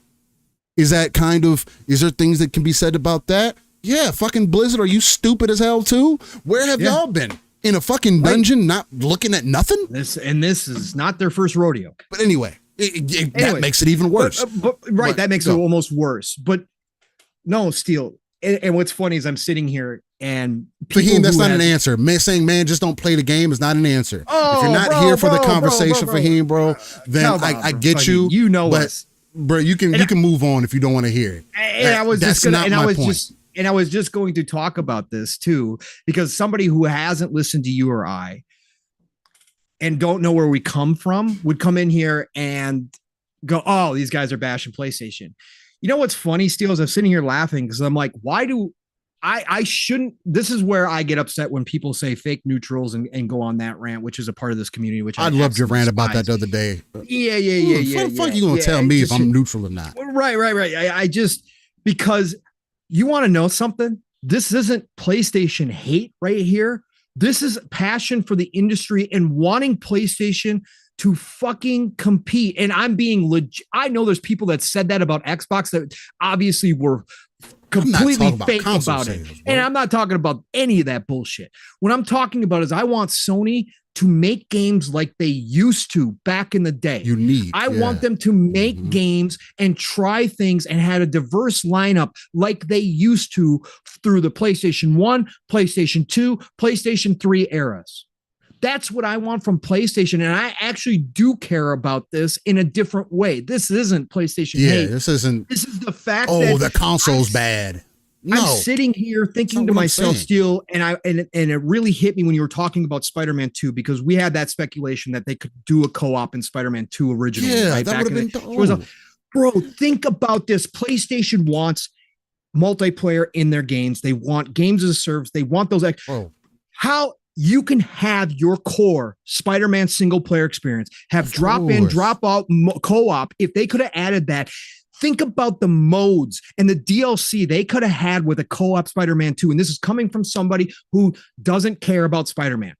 I'm sitting here thinking about ideas still. If I was sitting there as Insomniac, as a first party studio, and I'm sitting around that table with Jim and Herman Holst and all these guys who are sitting here having meetings after meetings about, well, we need to think about different ways we can monetize these games. We need to get the money pumped up because we want to continue to make these single player experiences. But in order to do so, it's not sustainable unless we have these different lines of income coming in, these residual incomes coming in on a regular basis. We need to step up our game there because we put off doing that for a long time. And now it's catching up to us, this generation, and looking ahead. We need to do that. I'm sitting there as Insomniac. I'm sitting there as those guys going, we're all on board, Jim.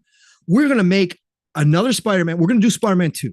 We're going to make this kick-ass single-player experience again for all of our Spider-Man lovers. But we're also going to have this drop-in, drop-out co-op mode. And then, Jim, we got plans. We're going to have DLC with co-op specific experiences that they get to go take on different missions and different bosses as a co-op duo. And we're going to have this great system in place.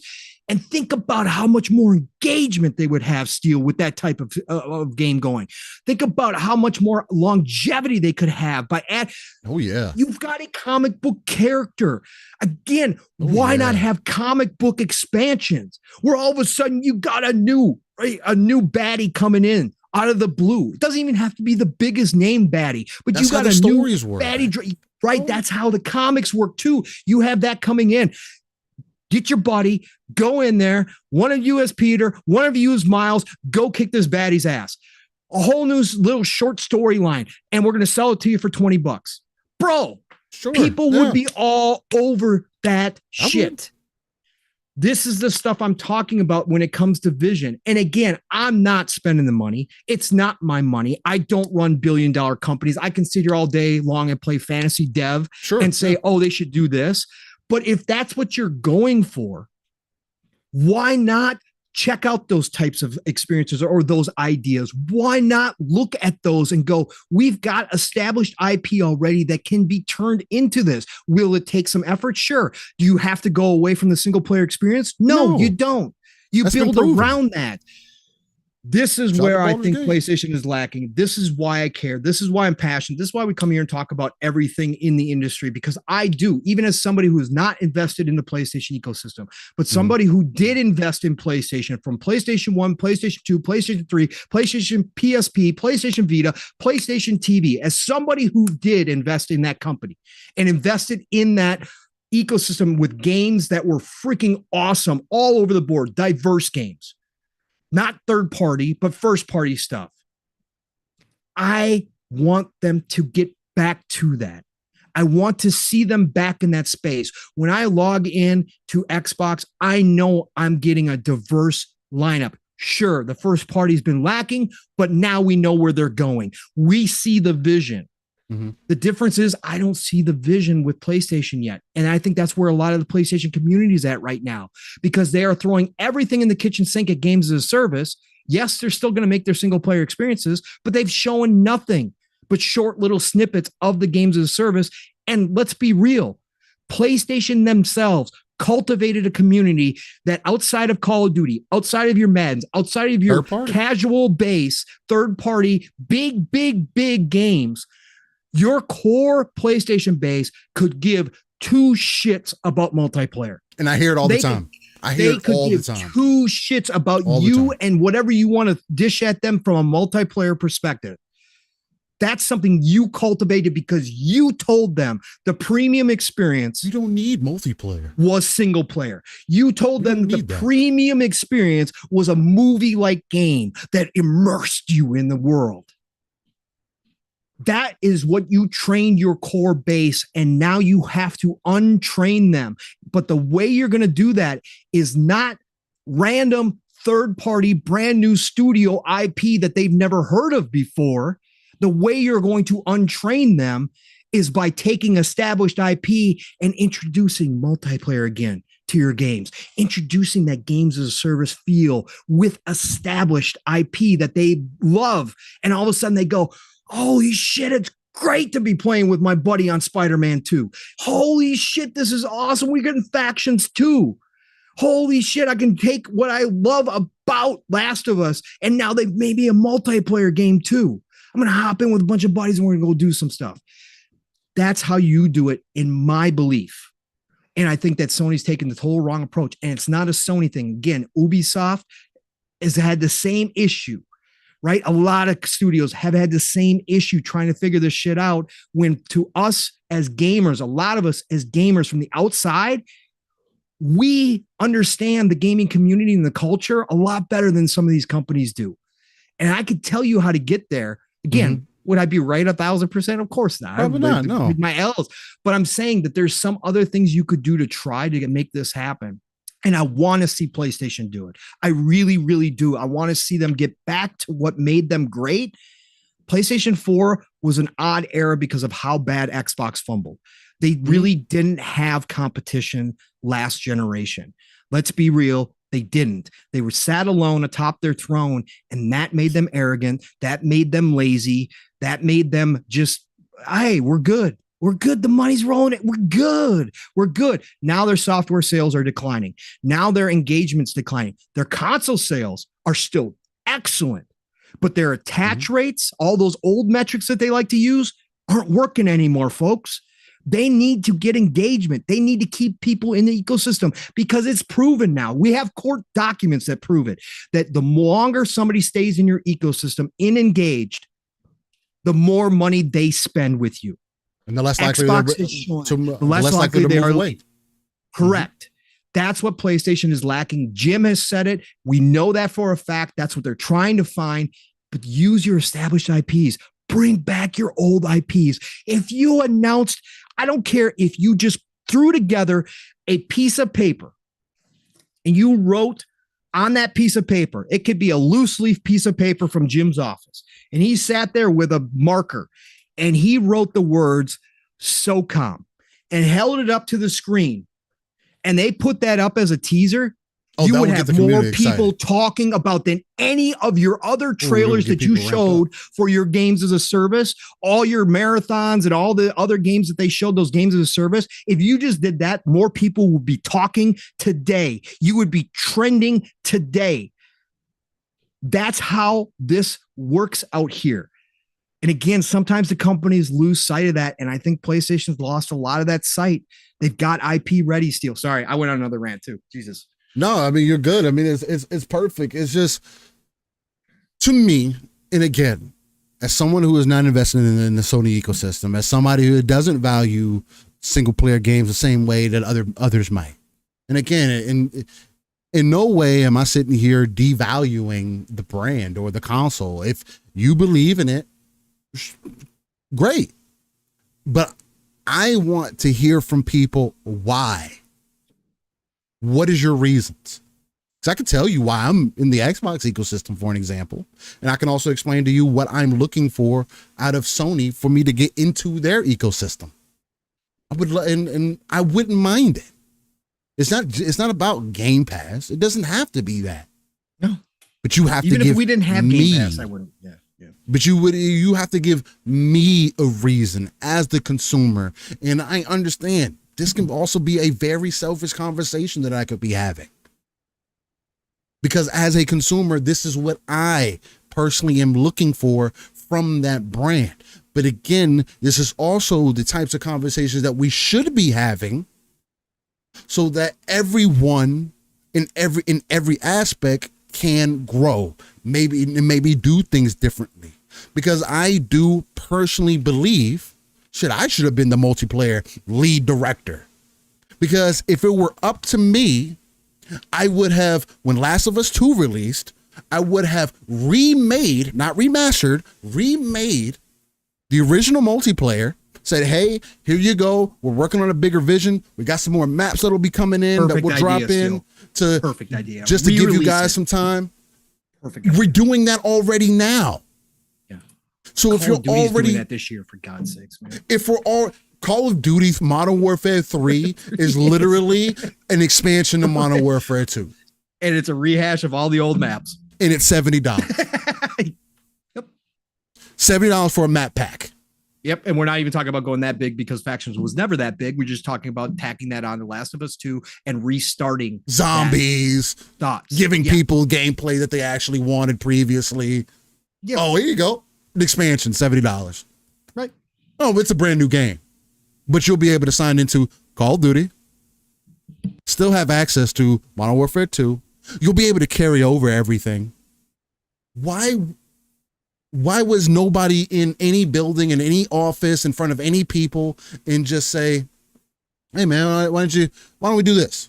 We're already going kind of this way anyway. Let's just make sure that the engagement is still there. Because as we're sinking more money into the development of something that a lot of our base says they don't really care for, let's make sure that we're moving in the right direction. Why does Baldur's Gate 3 have to be the first company to show people that when you're making a game that you're dependent on your consumer for, that you release it, your consumer gives you their opinions, show you, kind of say, hey, this is where I kind of think that you could fix some things, maybe grow here, maybe adjust some things here. I mean, of course, you need to do it through the complete game, not just 1, 2, and then 3 is kind of meh, and then 4 is kind of meh. You know what I mean? Of course, you want to do it through the entire game, but why is that just a brand new concept to people? I thought Sony led innovation. That's one of their taglines.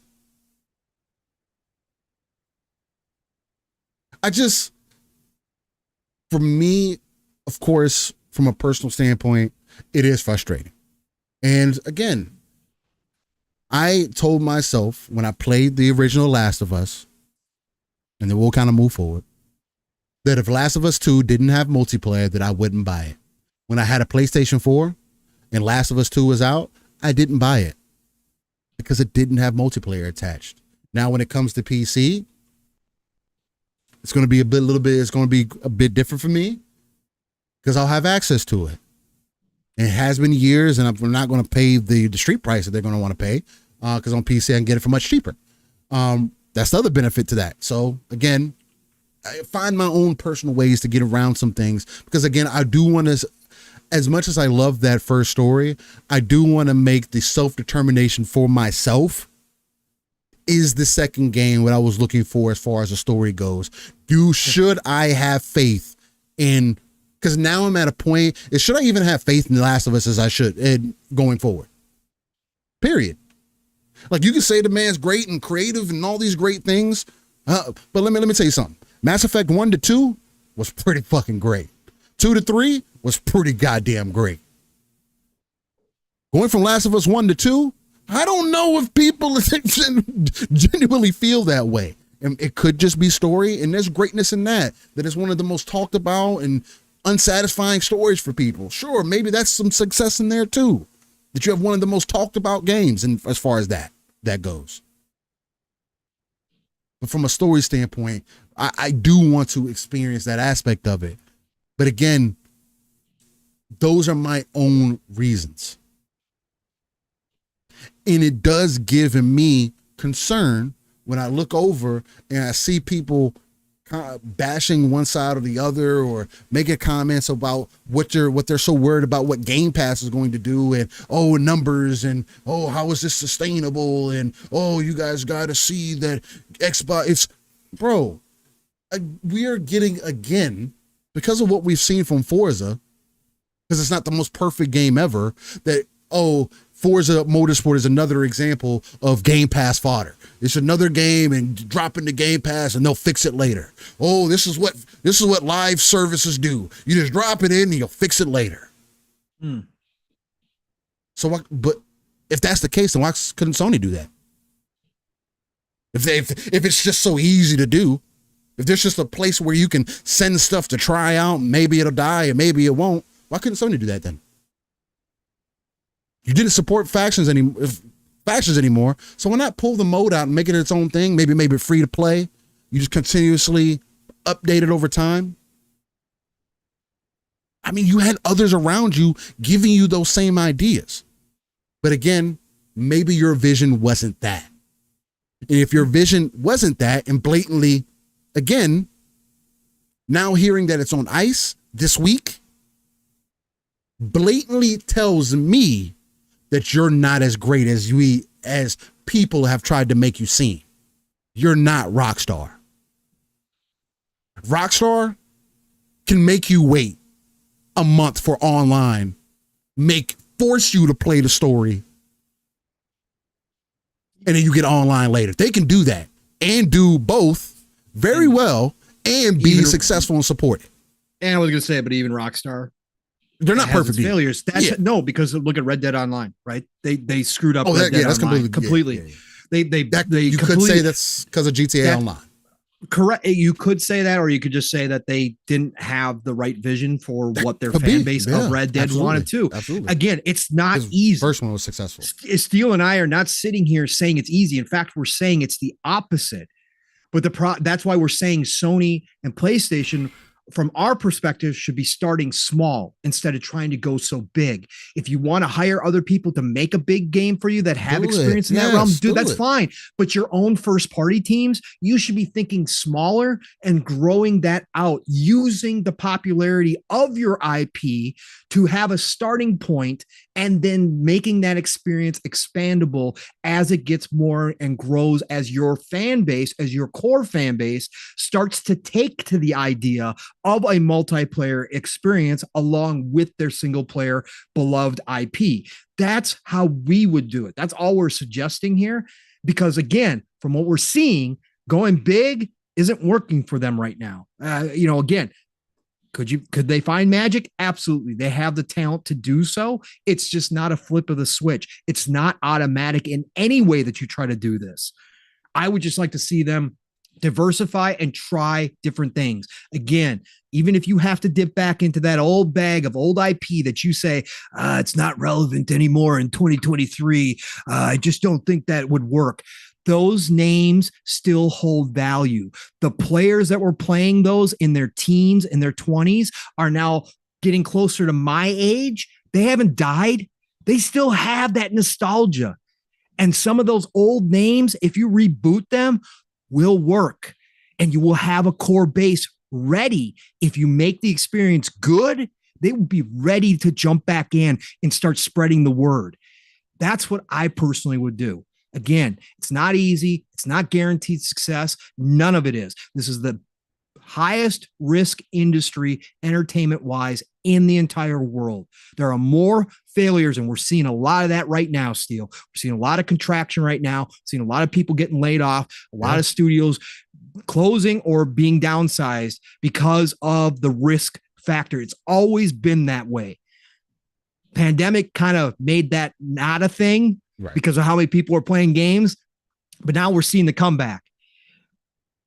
But the fact is that Sony, PlayStation, the power of that name alone, the power of those IPs that they've mothballed, still do have relevancy in 2023, whether the big shots want to believe it or not.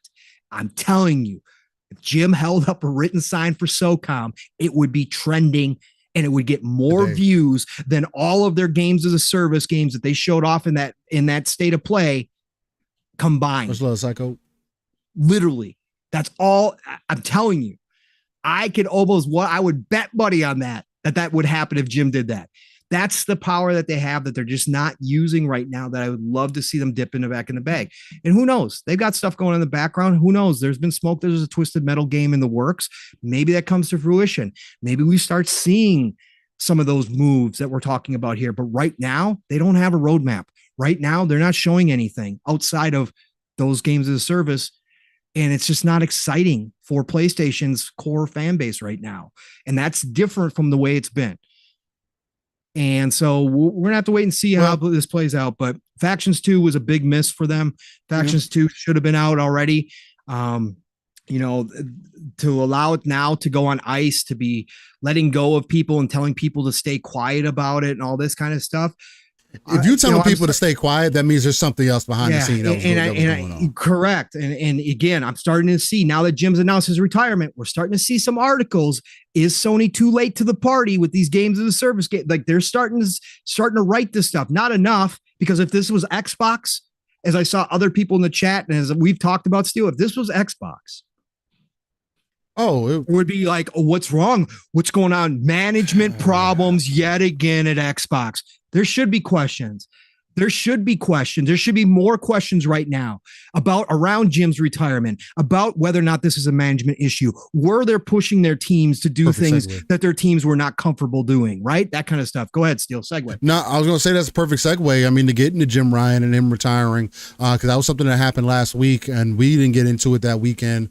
I heard you guys talk about it on PM to PM and on Xbox Ultimate. And I heard some other shows talk about it too. And of course, a lot of those places, I mean, they came from multiple angles. A lot of the things that was kind of surprising for me. It did seem as though overall people were happy about his exit, right? Overall, like, and no matter where you were tuning in, it did seem like, but it also seemed like people kind of understood his purpose as far as being the money man too. But go ahead. No, let me grab this out of the chat real quick because MGene just said something.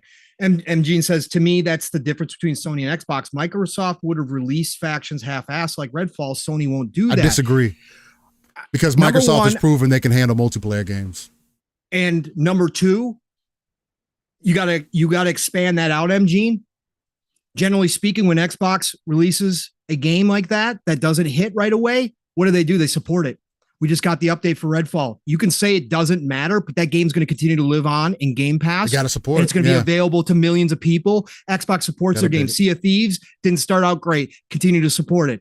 Grounded, again, supported a game that turned into something bigger. They support their games, whereas Sony, being so risk adverse, Halo, same thing. Halo is now a different space. But yeah. Is it too little, too late? We'll see. Doesn't matter. They're supporting it.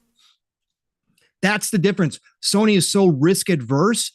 Do they have the stomach to go through it? And right now, with the cancellations we're seeing, no, they don't have the stomach for it. And again, you can say, well, that's why their games are known as only high quality games. Listen, they've had some misses. They haven't been hitting all those quality marks all the time recently. They're doing great games, good games, but they haven't hit all their marks. So the question is it better to get something out there and then build off of it, because that's kind of what's expected in 2023? Or do you continue to cancel? Yeah, or do you continue to cancel games that don't live up to the 90 plus Metacritic, like Days Gone? Do you cancel that and say, no, you're not going to make a second game? That was a brand new IP, Steele. A core fan base love Days Gone. There's a core fan base out that loves it. It sold 6 million plus copies. You're telling me that doesn't deserve a sequel? You know what is going to get a sequel, though, Pong? What? Returnal 2. Yeah. You know how many copies Returnal 2 sold? How many? Over 500K. Right. So a game that sold almost 3 million versus a game that sold 500K. I mean, it probably sold more since it's come to PC. Yep. And again, I of course, Returnal maybe costs less money to make.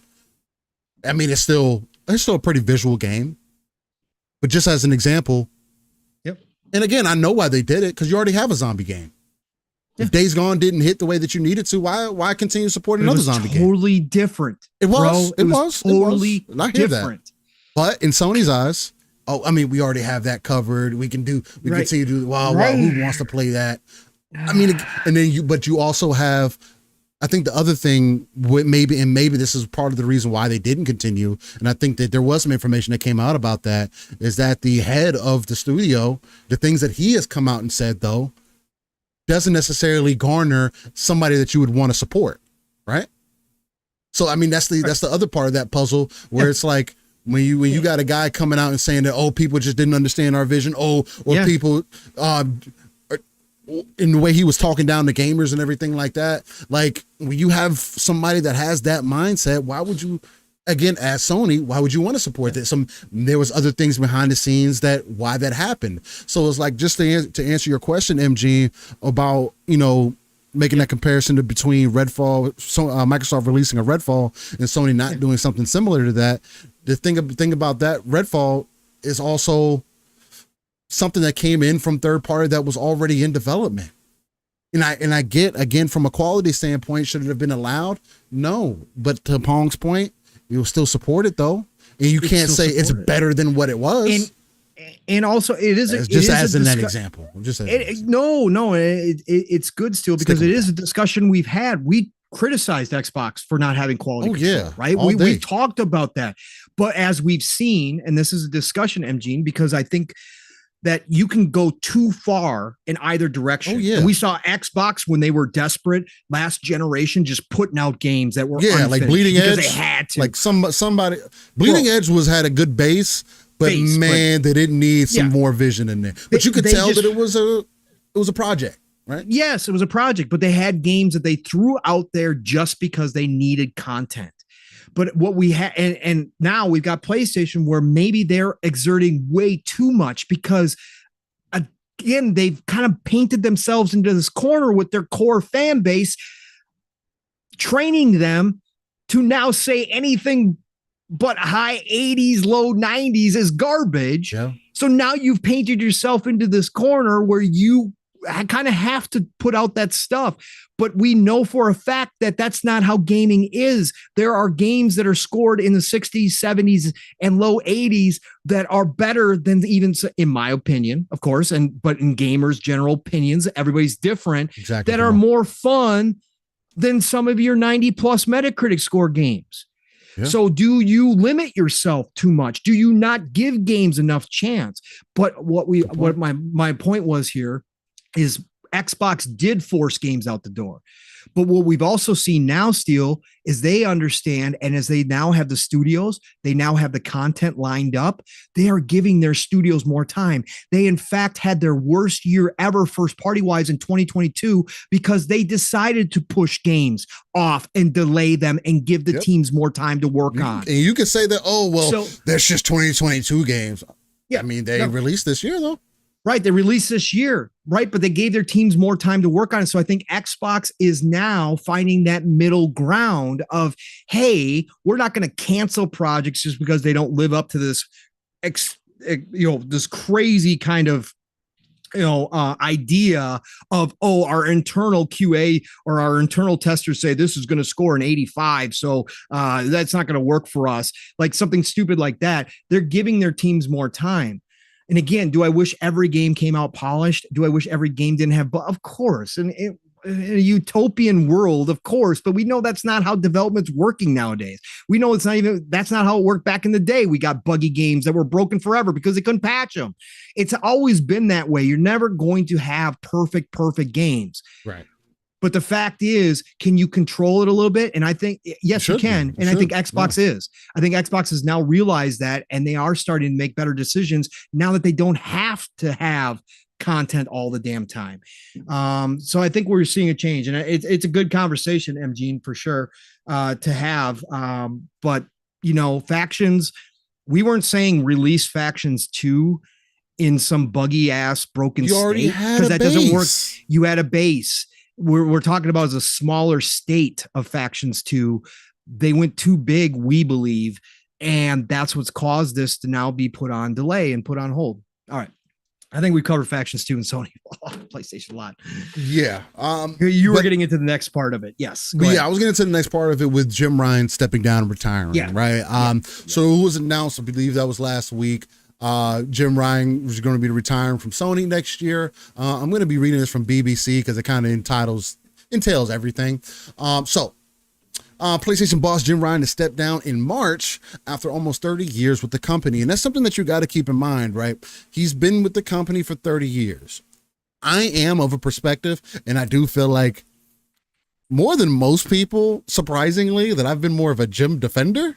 At least that's the way that it comes across. I mean, that's not my point that I'm making. And Eastside Vandal, come on, man. BBC, we're talking about the British. We're talking about the British stuff, man. The British news, man. We're not talking about that, man. God, Vandal, you such a perverted mind. Hey, audio listeners, Eastside Vandal has some personal freakiness you got to work through, man. But anyway, much love to you, Vandal. All right, he took over as CEO of Sony Interactive Entertainment in February of 2019, having joined Sony a few months before the launch of PlayStation in 1994. So, if there's one thing that I will say about Jim Ryan is you can't say that he didn't understand the brand, right? He literally came up with the PlayStation, aware of it, knew what it was, saw the details behind it, and he wasn't at some low-level position. He's been at a pretty high level since he has been in Sony. So for me, at least, I don't think that his retirement, and we'll get more into some of the things that they say in this article, is more so a worrying play or him being forced out. I do personally think that it is an age thing for him, that it is a family thing for him, that it is maybe this is just where he's at this point in life type of thing.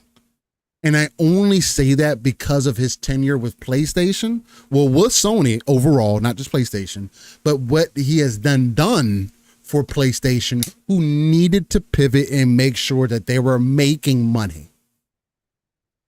Because it could be said, and it has been proven, again, you had Sean Layden, you had other people come out from PlayStation and say that the strategy that they were currently using was not going to be successful for their future. There's a reason that Jim Ryan was put in this position in the first place, seeing what he had done in the European market and how successful that he was. And he has continued to be since he's took that position. You cannot say that he has not been successful. Can we question his vision? Sure. But there has to be some credit to his vision also, because this is the most successful console generation that PlayStation has had thus far. Again, there's a lot of things that work into that conversation, consumerism and how people buy and technology and so many things that play into it. So I'm not going to put it all on him, but I do think that he has done some great things for PlayStation overall. His departure comes as a shock after the recent success of the PlayStation 5, which has overseen since it launched in 2020. Mr. Ryan said he took the decision to leave over issues he had living in Europe while living in North America. Now, as a family man, as somebody if I was in that industry for 30 years, hearing the things that we have heard about the gaming industry specifically, I can only imagine how it is as a tech company, especially in the hardware industry more so, that Sony is a part of. How difficult those conversations might have been at some points, how stressful those moments could have been. And as a family man, I could see how crazy it can be constantly flying back and forth. You don't get to see your family that often. It costs a lot of money. You dig into your pockets all the time. Like, again, looking at it at a very surface level, I can see why it could be funny and, oh, he got pushed out. He's not doing all these things. But again, RTS view, I can't help myself as a family man. I can see how being mobile like that has maybe not worn on him the best. And you can, bro, look at Jim. I don't know if he's 50 or 70. Oh, he's 53. He's 5 years older than me. Bro, the man looks like he's in his mid 60s, early 70s. Dudes, man, he's always kind of. It's not good though, man. Like he doesn't look the healthiest, right? Yeah. And typically, if you're living good, you'd imagine he'd maybe look and feel a little bit better, have a little bit of better energy there. But again, that's just my perspective. Jim Ryan did come out and say, "I've relished the opportunity to have a job I love in a very special company, working with great people and incredible partners." He said in a statement, "I will be leaving, having been privileged to work on products that have touched millions of lives across the world. PlayStation will always be part of my life, and I feel more optimistic than ever about the future." Sony's Chief Operating Officer, COO, Hiroki Totoki, will be taking over as interim CEO following Mr. Ryan's departure. Now, again, that is something that is very telling to me, that there wasn't a Herman Hulst that kind of took over that position instead, who was more gamer focused, that maybe did have a vision, or maybe the higher ups don't believe in Herman Hulst the way that they believed in Jim Ryan. That could be very well possible. And that there literally is nobody else who can step to that mantle or take over the position or have the know-how. It is also possible that Herman Hulst said he doesn't want that drama. Maybe he doesn't want to step into that role. Not everybody wants to be in that position. That is a reality of it. Some are forced into there. You know, not everybody can be a Phil Spencer taking a sinking ship and saying, "Oh, I'm gonna make something out of it because I just believe in it." Not everybody's that way. If Jim Ryan was in that similar situation, I think we would have got a lot worse. You know what I mean? I don't think it would exist the way that we know it today. They do comment and say that Jim Ryan, inspirational leader. The PS5 originally had some supply issues when it launched, which led to scalpers buying up consoles and selling them at double the price. But those problems have since been resolved, and Sony has gone on to sell 40 million of the consoles worldwide. Jim Ryan has been an inspirational leader throughout the entire period with us, but never more so than in overseeing the launch of PlayStation 5 in the midst of the global COVID pandemic, said Sony CEO Kenichiro Yoshida. That extraordinary achievement made by the entire SIE team has been steadily built on, and PlayStation 5 is on track to become SIE's most successful console yet. And again, that's something else that you can't leave out of the conversation. A successful console generation in that time of COVID. And yeah, you could say, well, people were more inside than ever before, but he led that strategy. When they couldn't get hardware out there, they got 40 million consoles out there.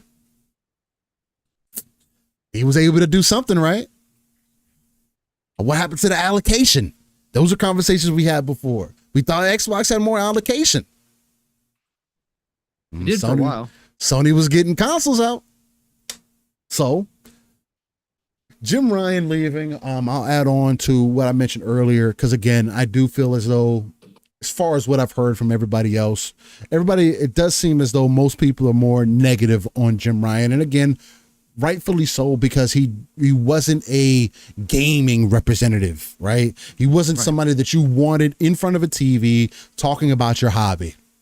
If he was up there, you knew that things weren't going to go right. Again, he held the controller upside down, backwards. He looked weird doing it. Anytime that he spoke about these things, you could just tell that it was very businesslike. He didn't need to be over the top. It's just, he was straight to the point. And from that standpoint, he wasn't what PlayStation may have wanted, but I do think it is what PlayStation needed to get them to whatever choice that they're about to make now. Because what I said originally, and I see more people making this statement now, is that it's hard for me to say yay or nay and be very critical and crucial about his exit. Mm-hmm. No, we can talk about it, right? Yeah. And we can say, yeah, these are things that he's done since he's been there. These are kind of things, what my expectation is, my vision. This is what I see kind of playing armchair CEO. But I can't say that, oh, well, Jim Ryan was complete garbage. He was ass. He did all these other things, because the data says otherwise. What's going to be more so telling to me, and I said this from the very beginning when I first saw this go out there, is who replaces him. Yep. Because just because a COO steps in, and yeah, people have been running with that, oh man, look who had to come down and take on more jobs and take on more roles. Man, doesn't that tell you that they're in dire straits? Sony's not new to this. And they are also very traditional.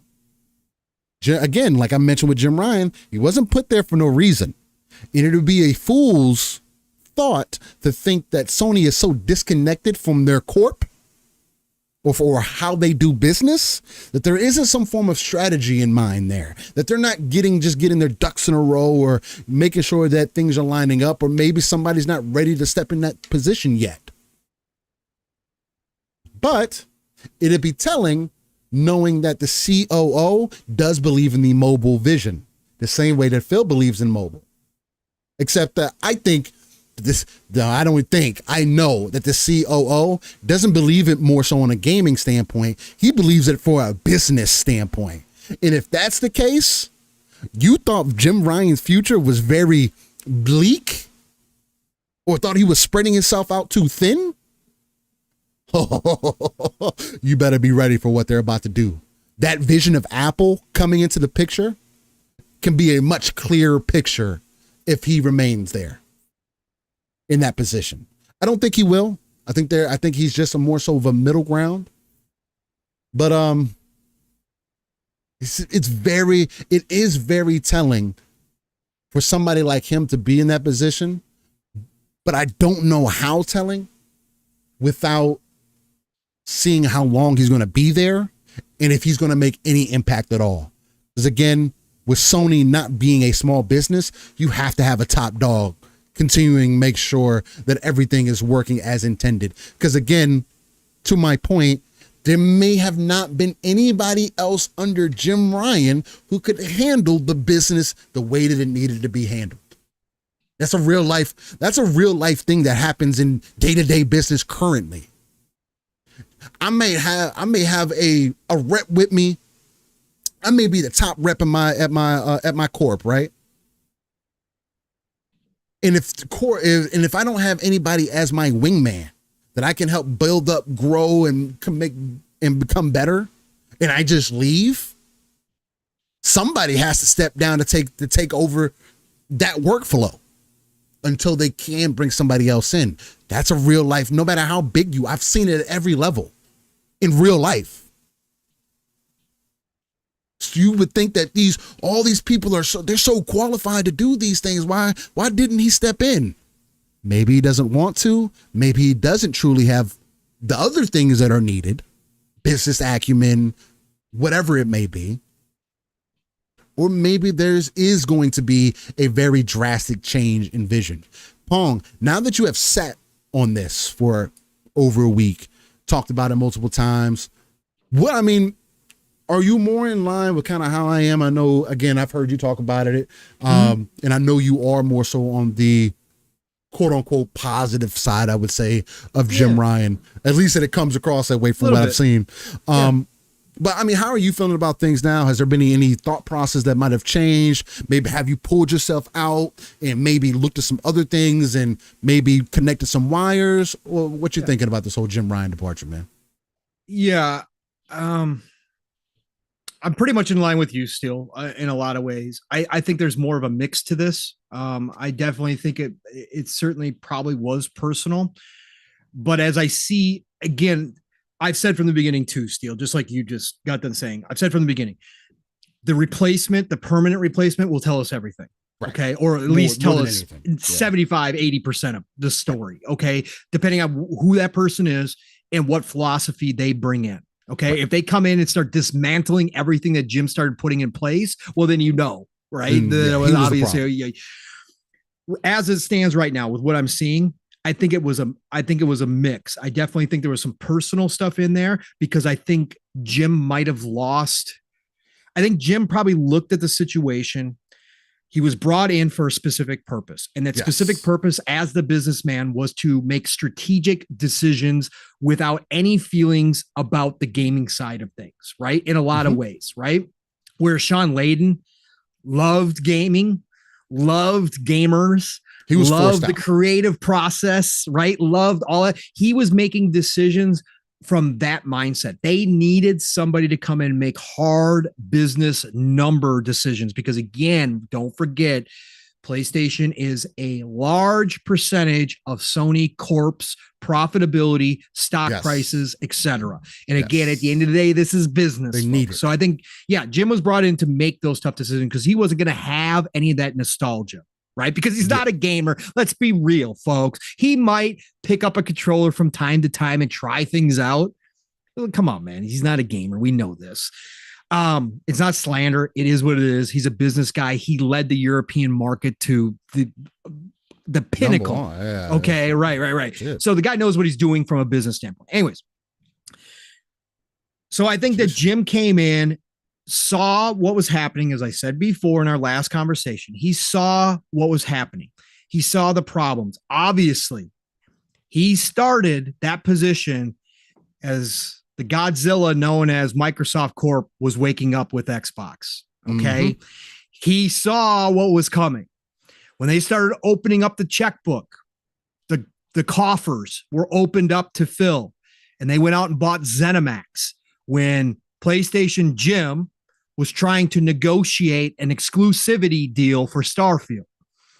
And Phil walked in the back door as Jim was leaving, dropped off the bags of cash at Todd's desk and said, "Let's go. You're coming with us because we ain't doing this. Jim started to see the writing on the wall, and he started to see that they were going to have limitations in what they could do because they can't match acquisitions 1-for-1 with Microsoft as the bankroll for Xbox. It's not going to happen. So he started making the tough decisions, and he started making the cuts. He closed a beloved studio in Japan Studio. Now everybody can sit out there and say, well, what did Japan Studio do recently? They were already turned into a support studio. You're absolutely correct, but that's not the point. The point being is it's the history behind that studio. It's what it meant to the East. Jim shifted their focus from the East to the West even more so. He made decisions like changing the buttons on the PlayStation. Now I will say that the input on the PlayStation controller, that is a bad move because you alienate your core base in the East, which is your home country. Whether you move your headquarters to the United States or not, your home country is Japan, and you alienate that fan base. But these are decisions he thought were necessary to move the brand. And you could say, well, that's small. Yeah, but it's a bunch of small things leading up to one big thing. And that's what he was looking at. So he started making all these decisions because that's what he was brought in to do. And I think from that standpoint, he was trying to, and I've said this for the past 2 years, he was brought in to make PlayStation lean and mean because they knew that they weren't sustainable with their first party titles already. Jim saw the budgets. Jim saw the numbers. Jim saw the sales numbers. Jim knew that if they didn't grow their base from the console, that even a Last of Us 2 selling 20 million copies wasn't going to cut it anymore, right? That's why he started the transition to, okay, we're going to start introducing our games to PC. Mm-hmm. We're also going to open up a mobile division and start thinking about mobile. That was all him. So from that standpoint, I think he did what was necessary. Was he good overall for the brand? Outside of the numbers? No. And that's where I think again, I look at Jim, and you talked about it, Steele, and I've talked about this now. Jim always had an uphill battle because of his personality, because he was not a gamer, because he's not natural on camera. He's not personable.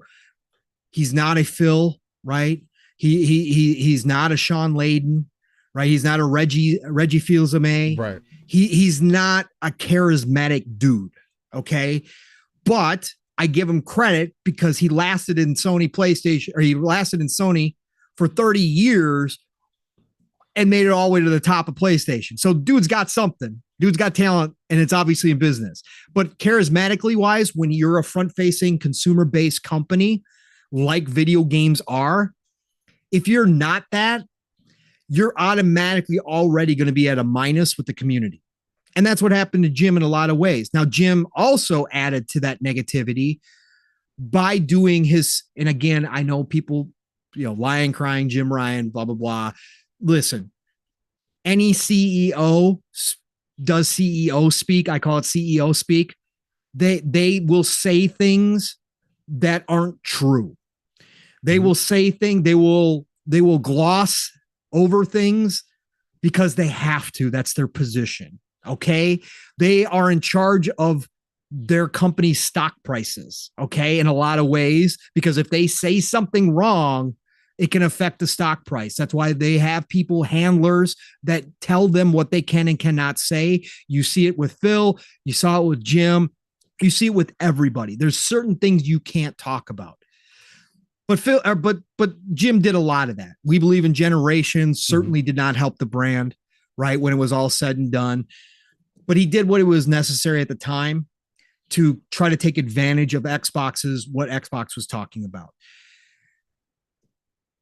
So overall, Jim's tenure at Sony from those two standpoints are pretty solidified, from his personality and from his business acumen.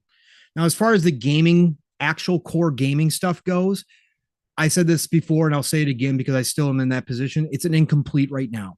We have to wait to see what becomes of Jim's philosophy when some of these games as a service do come out. When some of these acquisitions start playing out more. I will say his strategic acquisitions that he did, and they were strategic because they don't have the open bankroll, I think overall were a positive for PlayStation. He made moves that he had to make with what he was given. And I think a lot of those like Nixus and stuff will pay off long term. Some of the other newer studios that they bought into, like Jade Raymond's studio, Haven, those types of acquisitions, we're going to have to wait because we won't know until her and her team's game drops and that kind of stuff. So I think it's incomplete from that standpoint, from the gaming standpoint. So ultimately what I think happened here, Steele, and this is where I kind of lined up to, is that Jim looked at the situation.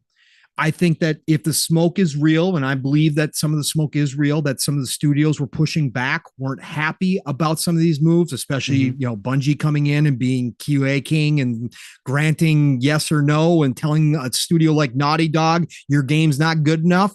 That's going to rub egos. And let's be real. These devs are ego driven too. Yes. This is that caused some friction internally. So Jim's starting to feel the friction.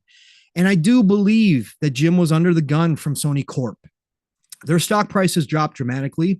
Not all of it is due to PlayStation, but a lot of it is due to PlayStation. Jim was feeling that heat from Sony Corp, and maybe he was getting some pushback for some of his decisions.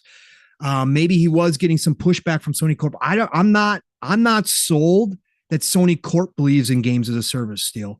I'm not sold that they don't look at their first party single player bangers selling 10, 15, 20 million. I said bangers for everybody in the chat there. 10, 15, 20 million copies.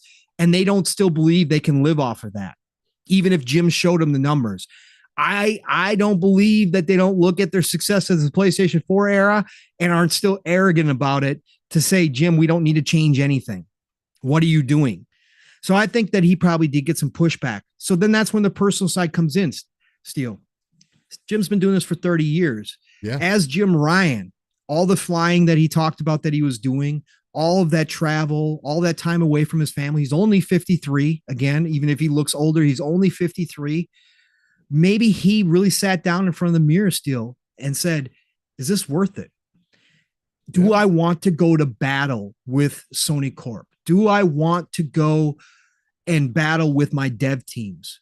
Do I want to continue to push my philosophy when a lot of people aren't believing in my philosophy? They aren't seeing what I'm seeing coming down the road. Do I really want to go to battle every day? Sure. I got a nice big fat paycheck, right? I get to fly first class everywhere, but is that worth it to me at this point in my career? And I think maybe Jim said no. And Jim said, okay, I set you guys up. What you guys do from here on out, take the ball and run. Go ahead. I'm out. Go make your decisions. Find somebody else. I'm going to retire. I'm in a good spot. I can look back at the numbers like you pointed out, Steele. I did what I needed console sales wise. I did what I needed to do. I made you guys lean and mean. I made you some key acquisitions to keep you guys going into the future, but go ahead, take over. I'm out. I think that definitely could have happened. Because again, at what point is it worth it to you? At what point is it really after that long at one company? It's not an old man's game. When do I say, hey, I've made enough. I've been here long enough. I can go take some, cushy, consulting jobs with companies who are going to pay me a lot of money for my business acumen to come in and look at the books and maybe give some feedback about different places where they can get lean and mean. Do I need to go through all of this? Nah, I don't need to go through all this. So I think it was a little bit of both, Steele. I think if everybody had been on board, if everything that he was putting into place, people were like, yeah, gung ho, and like, yeah, this is going good. Maybe he would have stuck around for a longer period. Maybe he would have stuck around through the end of the generation and saw the launch of the next generation. Maybe he would have done that. But I think ultimately he just decided it wasn't worth it. So overall, Jim isn't incomplete. Jim was brought on to do something, and I think he did that. Now we can argue and talk about and have discussions about whether or not we believe his philosophy was the right thing. Steele and I just had a conversation about that earlier, whether or not that's the right moves. It could have been all on him. Those are up for discussion, but I think he did do what he was hired to do at the time. Whether or not everybody got on board, whether or not people started second guessing him internally, that's another question. Who cares? But Jim did what he was supposed to do at the end of the day. And again, I don't like Jim. I'm not a Jim defender per se. That's why it's surprising. Yeah, I'm just saying big view, satellite view, kind of RTS view that Steele talks about. Looking down on it, I can understand some of the moves and I can understand the business side of it, why he was put there. The rest we left up to history. We'll see. Again, the next person in charge full time. Yeah. It is Hiroki Totoki. If they keep him on past interim, y'all are on for a ride. You are in for a ride, bro. Because this dude, listen, he's CFO. He's another business numbers guy, but he likes mobile. Man. He likes mobile. But what that will also tell me, Steele, is that Sony Corp was questioning Jim, because that will mean that Sony Corp, the board, will have more influence. They're going to have more influence short term right now with Hiroki in charge. But that means that Sony Corp and that Eastern mentality of business, they believe they knew better than what Jim was doing. And they're going to take that back again. And they're going to take charge of PlayStation again. If they don't bring in somebody from the outside, if they don't bring in a Western type of person to lead that team, then you definitely know that Sony Corp was saying, nah, we could do this better. We don't need these guys. Right. And try to take back some of that influence over PlayStation and where they're going. That's going to be the key, is who takes over ultimately, just like Steele said.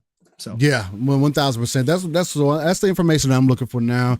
I'm not going to wish any ill will on Jim. I'm not going to be like overly negative about him or anything like that. No, I want to see somebody more gamer like in there for sure. I would love to see another Sean Layden to go. There's a reason why Layden was moved out. Yes. And he was correct. That person that people want, right? He was that. He was the Phil comparison, right? But he was moved out for a reason. Do you think Jim Ryan was moved out for the same reason? Or do you think that, to me, it just makes more sense the other way? But again, I think it's an interesting conversation one way or another. I've heard a lot of different opinions about Jim, and everybody's, essentially putting the blame on him for how everything has gone up to this point. And the way he's the quarterback. He's the quarterback. Same way we did it when we criticized Xbox. I said multiple times through the past 3 years since I jumped in. Phil's the face of it, man. That Phil is the face, and ultimately the Halo Infinite stuff, the 343 stuff, ultimately lays at Phil's feet, and that's why I said Phil's. He's got a great trait in his loyalty, but that loyalty can come back to bite you too. And I think that is a positive and a negative for Phil. So yeah, I will criticize the head, because ultimately it is their overall decisions that influence the philosophy of each of these companies and where they're going into the future. And so, yeah, a lot of it does fall at Jim's feet for how he's moved them.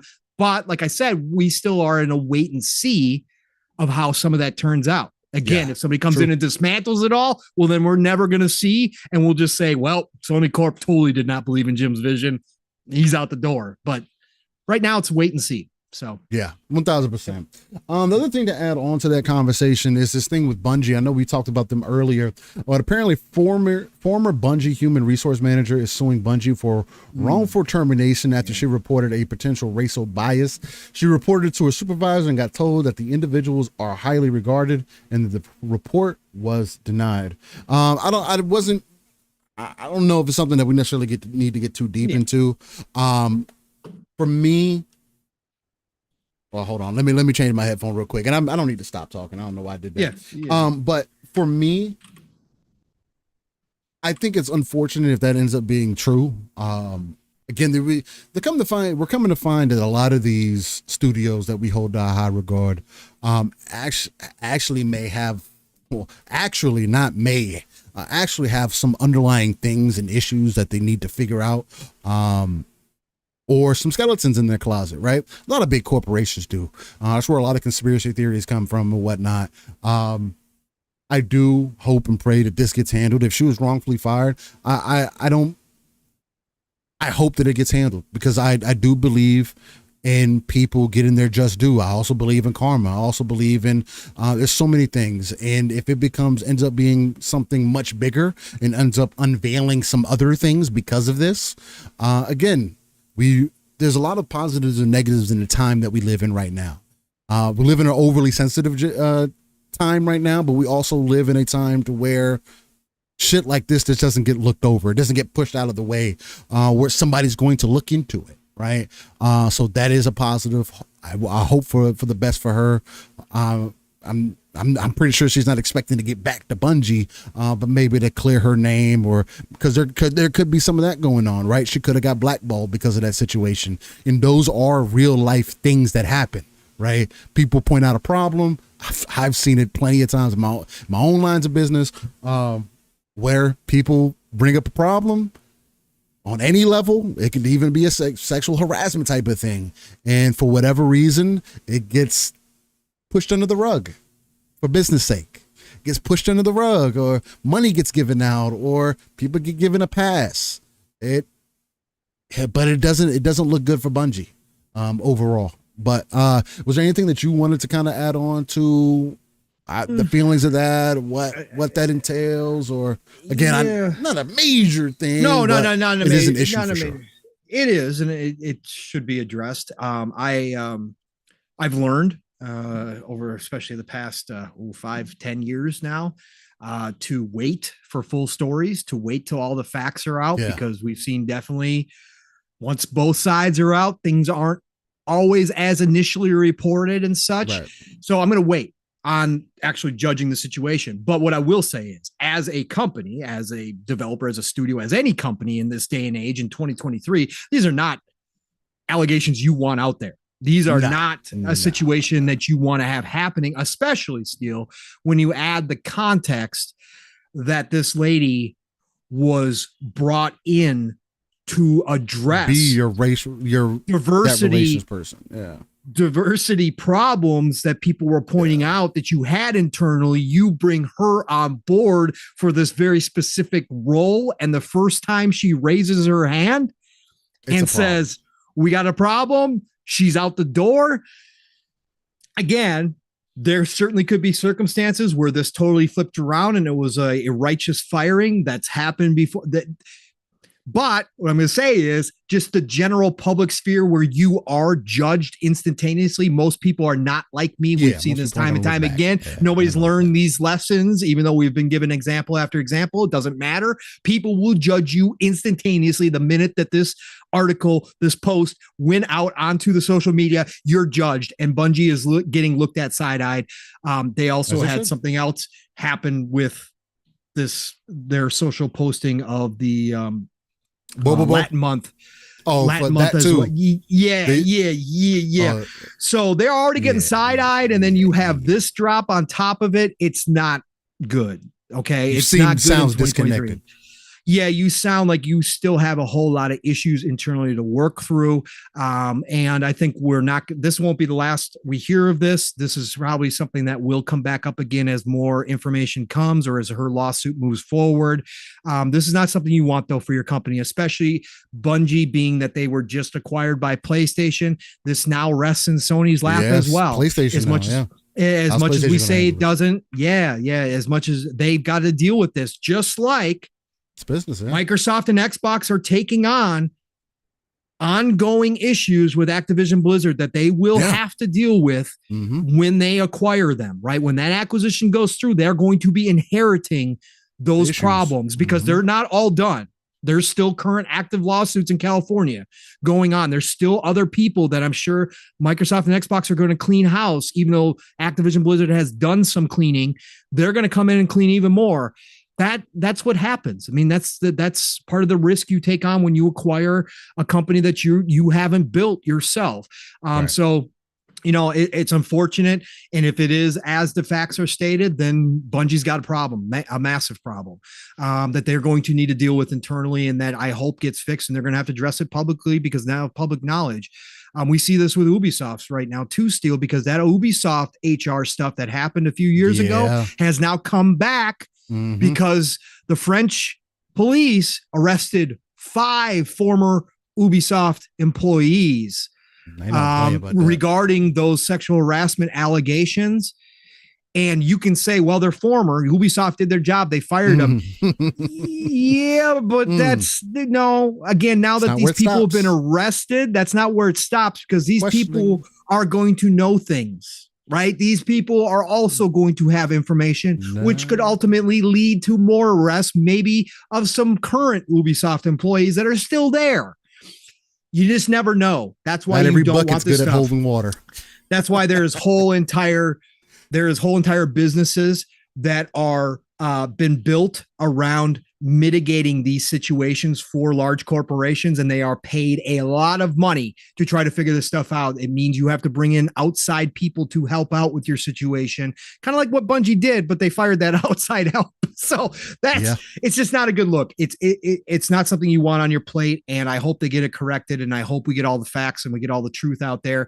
Maybe we'll never know all of it, but really, it's just not something that's a good look for Bungie, on top of the other things they've also had going on lately with their games and with other stuff. So just not a good look, man. Not a good look at all. No. So we'll see what else comes out from then. I am interested to hear more, just so we can bring some more facts to the table and we kind of move forward from there. So shout out to Splendiferous for the $2. Do I have to put on my cog voice for this one? Are you implying that snitching for the good of biz, or hiding for the good of business? I don't know. For the good of biz. Are you implying that's good for the biz? Yeah. Keeping people quiet, or hiding stuff. Yeah, of course it is. Yeah. You don't get that negative stuff out there. If he's a good employee, I know he might have touched you that way, but he works hard, man. I can't really let him go. We can't let that slide, man. So we'll see. Along the same veins, Steel, while we're here too, we might as well just touch on this real quick. It doesn't have to be a giant topic because we don't have full details yet. We will, but Tim the Sorcerer brought it up too. Sony's hack, which happened while we were away, and has gotten more information because Sony is doing their own internal investigation again. As a publicly traded company, Sony Corp will have to report the full details of their findings and who it affected. And this week, still, we got the update that Sony has notified their employees, 6,000 to 7,000 of them, that their information was hacked, right? So we know for sure that employees' information, now we haven't gotten any word 100% on whether customers are impacted again. But this is also a situation you don't want. No. Small. No, and if the hackers were real and they were not lying about what they got, then they got information about every sector of Sony. They got information from every part of the corporation. So you would imagine that eventually we're going to find out that customer information was once again potentially compromised, which that leads us back to their hack back in what year was it? 2000 and what was it? 9? Yeah. When was that? When was that massive PlayStation hack? 3? Somebody in the chat, if you guys remember when that big Sony hack happened, when they changed all of their policies, and it was massive. It was a massive hack. I can't remember what year. I know. I just know that I usually when I talk about it, I go to the PlayStation 3 era and say that it happened during that time. Yeah. Yeah, it was crazy, but this is another thing. 2011, Jacob said. 2011. Thank you, Jacob. Thank you. This is another situation that you don't want because this erodes confidence. We saw that it did originally. It's still brought up to this day how many people were affected by that original Sony hack, and it eroded confidence to the point where they changed their policy so that if you dispute a game charge or try to refund a game charge, they lock you out of your freaking PlayStation account. That's how drastic they went, which is completely so stupid. Non-customer service. That is not. I understand that you got to protect yourself, but why are we back here again, Sony? What are you doing internally that these hackers, again, this happens. Hackers are going to hack. They're around. They're going to find their way in. Microsoft's been hacked. But how do you allow another if this all comes out to be true and they got files from every part of Sony? How is that still possible? Like, what are we doing here? It's not a good look. It's not a good look. And if it comes out that this was another hack that exposed consumers' information yet again, I think it's bad enough. It affected fucking 7,000 employees confirmed. Right. I mean, of course, that's back in June that they're confirming this, but at the end of the day, that's bad enough. I would never want to be working for a company. I mean, again, I would hope you would compensate and whatever. But again, like, I am working for a company and my information got out. So now some random person has all my information. How am I supposed to instill confidence in this company that I'm working for now?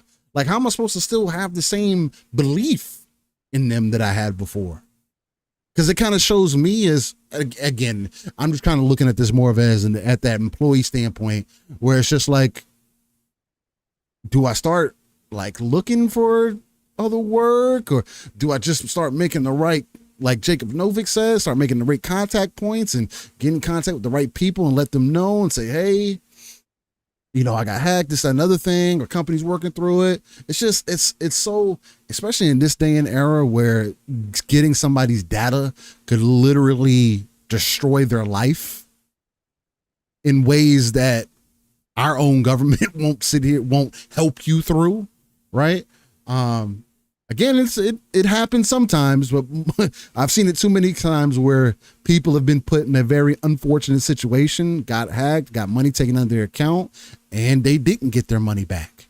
I'm talking about 6 figures type money, right? It's not good. So again, hopefully this is bestow confidence, man. And there's a reason why people say, hey, make sure you put your PayPal on PlayStation. These shouldn't be the things that you should have to worry about. These aren't the things that I think about when I'm in the Xbox ecosystem or in the Microsoft ecosystem, period. I've never been worried about my bank information or my personal information. And again, of course, these companies are doing whatever with our information anyway. That's how they get a lot of the fucking shit in front of our face. But you just don't hear the same types of things that happen this way. And when they do, again, Microsoft being more of a software company, they do, again, that's another advantage to them. Why I've always believed more so in their internet infrastructure is because they have teams that handle these things specifically. They have teams that are in the cybersecurity field, that work on firewalls, that work on the back ends, that are consistently making sure that, and again, Microsoft dealing with big business, there's just certain things that you can't have happen where Sony maybe has a little bit more leeway, but still isn't a good site. It isn't a good vision. So, yep. Again, adds on to that embarrassment, in my personal opinion. But yeah, absolutely. Maybe they don't care. Other people don't care. So, let's see. We talked a little bit about Xbox, about Warhammer coming out and whatnot. Dark Tide. That is a game that I did play day one when it came to PC. Wasn't really. I thought it was okay. Wasn't overall satisfied with it. It needed work. And it's gotten that work. The Series S needs that work. The Series S is almost unplayable. Have you seen the videos, bro? I haven't seen the videos, but it's like 10 to 15 frames, bro. The Pong. Yeah. That's why I was saying what I was saying about the PC version when I played it. Yeah. And if that's the case, I mean, hopefully, again, if it's playing well in the Series X, great. Yeah, it is. Jez is loving it. So again, if we get some time to jump into it this weekend, we'll jump in. I want to try it. I tried playing on the PC. Remember, I could never log in. The servers were never up for me. I could never. So I tried playing on the PC. That was one of the first games I downloaded to test my PC out because I wanted to play Dark Tide, and I could never get logged in. I tried literally like 5-6 times. I talked about it here because I think Nixie was telling me that he had problems, but then he could get logged in, but I couldn't. So I can't wait to jump in on Series X. It's a game that I love, the Warhammer universe and the lore. I own basically every Warhammer game now, like legit, like all the sales that they have. Like I've bought almost every single Warhammer. And I love Vermintide. I had a great time with Vermintide. I back in the day when I played games with Dealer, I was playing Vermintide with him and I was having a great time in there. I can't wait to play Dark Tide. I've been looking forward to it. I want to jump into it. I think it looks kind of cool. Yeah, so it's gonna be interesting to jump in there, especially as co-op, because I know the experience that's automatically going to add on to the experience. But the other thing, this is the rumor. This is something y'all talked about last night. Friday the 13th, man, next week, the deal is rumored to close. ABK finally coming to conclusion. Now, again, this is something that a topic that we have continued to talk about just because something that we care about, man. It's interesting on every level, every facet, the pushback, the way that Microsoft has kind of had to play the situation, the information that we've gotten from it, the confirmation on things that we didn't have confirmation before. For an example, like we used to speculate that Sony used to cut deals with certain publishers behind the scenes to keep games off of certain platforms, and there was reasons why. Again, We got also confirmation why Xbox had issues early on getting into the gaming industry. Because, I mean, again, there's people that were purposely shutting them out. Like people can say money talks, but so does business. So does relationships. Relationships talk too. So it's been a journey, man. And to see it land on Friday the 13th, I like the thumbnail that Xbox Ultimate had last night. And it is definitely a shot to Kate for sure. It is a killer situation. It's definitely a killer situation for Phil, because he's kind of gone on the stand. He's kind of been put as the, try to be painted as a villain in every way. He slapped every conversation and every standpoint off to the side, or murdered their point and delivered a different angle. So to see ABK go through, I want to reiterate this here. I don't think it's doom and gloom. I don't think that it's, all of a sudden Xbox is the monopoly and gaming is going to go the way of the dodo bird. And now this is the first sign that we're going the wrong direction in gaming.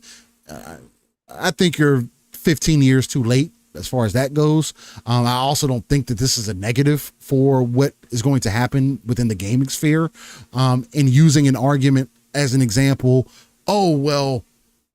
Activision just could have kept making Call of Duty, and all those teams, they could just make Call of Duty. Who cares? That's what they do over there. They don't need to be acquired by anybody. Who does that help? And again, I will answer the question with, it helps Activision Blizzard. It helps those teams who have been forced into making only Call of Duty to not have to do that anymore. To get creative vision more back into Call of Duty, to the point to where you don't have to depend and rely on your consumer, on your players to fix your game, or to tell you all the things that you need to do to fix your game, right? We'd like to see that creativity come back out from a lot of those underlying studios, High Moon and others, that have been kind of cornered into one direction. So really dope to hear to see it close. It's kind of anticlimactic in a lot of ways, because this isn't the end of the conversation. Sorry if you thought it was. Again, I agree with y'all. I made that point last night also. We're not going to stop talking about it. This is going to actually open up that can of worms. Actually, I think wider than it was before, because now things can be greenlit that possibly weren't able to before. And on the opposite side of that spectrum, I do hear people say that, why do you think Xbox hasn't proven anything to display that they would take those studios and remove them off of Call of Duty and let them work on whatever they want to work on? And you guys are excited and think you're going to get a Banjo and get this game and get that game, and you think that this deal is going to do all of those things. You're smoking crack, and you got to be a crackhead if you think those things. I'm not one of those people who think that. I know some people who are saying those things. I think this is the best solution that Activision Blizzard could have had, right? Especially seeing with Diablo 4 being in the position that it's in right now.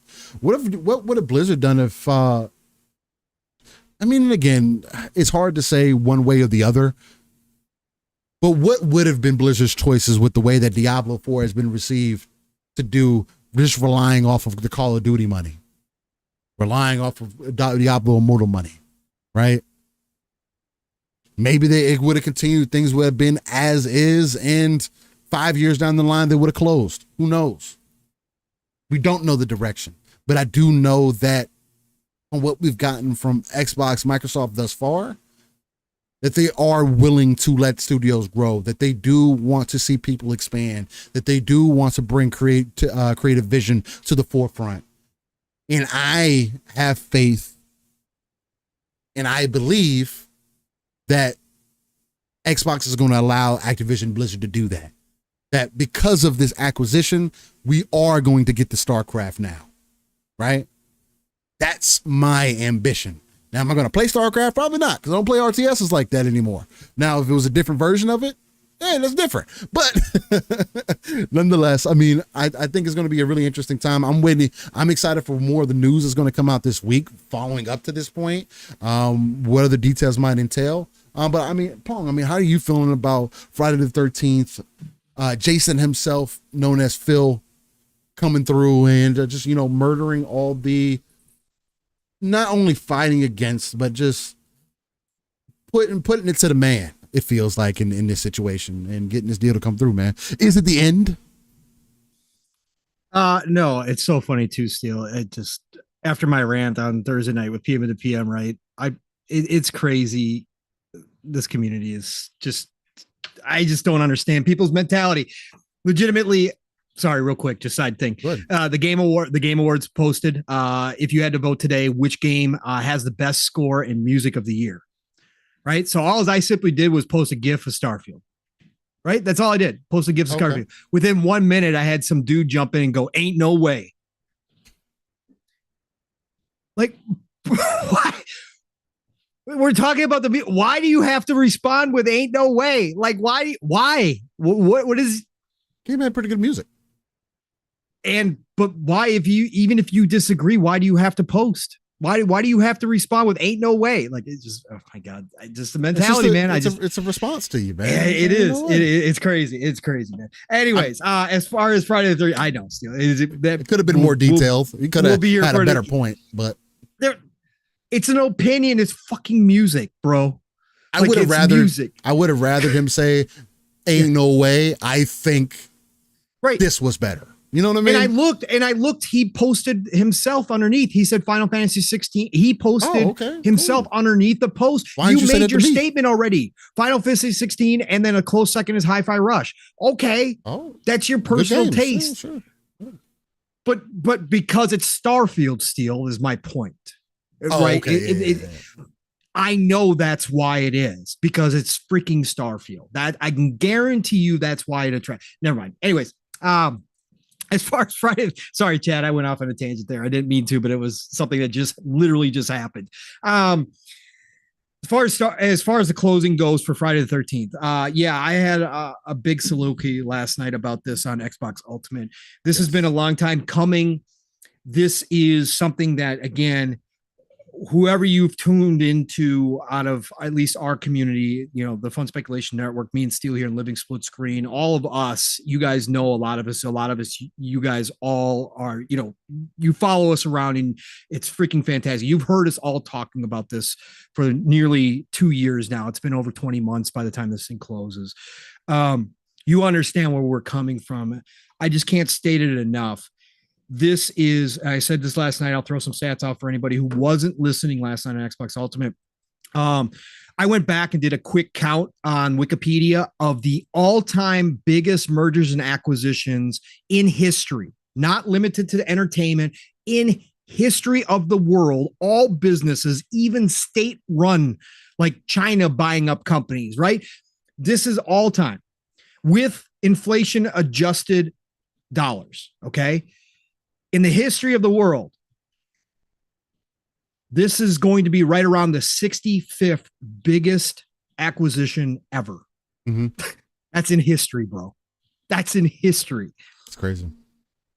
This deal means that Microsoft and Xbox are taking on, or Xbox specifically, is taking on 2.5 times their current number of employees. They currently, after the ZeniMax deal at Xbox, have around 5,000 employees in that division. They are taking on, and again, these numbers are all estimating. Nobody has the exact numbers, but they're estimated and they're close. Activision Blizzard King is 13,000 employees. They're going to grow by 2.5 times their current size, Steele, with this one acquisition. Now, of course, there's going to be some layoffs and some things that you don't need with one of these acquisitions, but overall, you're still talking about 2.5 times their current size. This puts Xbox in a position, and I'm going to talk about Xbox specifically here, and then we'll get to Microsoft, because this is a Microsoft purchase. Let's not get it twisted. This isn't an Xbox purchase. This is a Microsoft Corp purchase. Real quick, does it show you who's number one? Blue Moon was asking about that. I'd have to go back and look. There was, I know off the top of my head, Blue Moon, the largest acquisition in history, I believe, is, what's the name of the company? What's the name of the huge telecom company? over in Europe. There's a huge telecom company. Is it Vodafone? Vodafone, I think. Vodafone purchased another telecommunications company with inflation, and this was early 2000s, I want to say. With inflation adjusted amounts, it's like $316 billion. Yeah, Vodafone and Mannesmann in 1999 was $202 billion. There's another one for 300 and some billion. Is that go to the inflation adjusted? The inflation adjusted amount still is $316 billion. I think you're right. That is the biggest one. Yeah, crazy. 5 times this. Like, bro, almost a $500 billion purchase back in 1999. God, think about how big that's a lot of fucking money. A third of $1 billion, I should say. It's a much easier number to get around. So what this does for Xbox is this now puts them into position. They will go from 20th. And again, these are some more numbers for you. You guys, right now, they're at 23 studios. Mm-hmm. And when I talk about studios, that's not teams, because we know a bunch of those studios have multiple teams. Mm-hmm. Full studios. Studio. When they take on Activision Blizzard King, they're going to add 12 gaming devs studios, 12 gaming studios, which will bring them to 35. Now that's not teams, because we know that Blizzard themselves has, I think, like 8 to 9 different teams right now. So we're just talking about straight up studios, and that's game studios. They also add 3 other studios, one being Demonware, which is a software side of things. They add MLG Gaming, Major League Gaming. That's considered another one. They get 15 total, but 12 actual gaming studios. So they will have 35 gaming studios.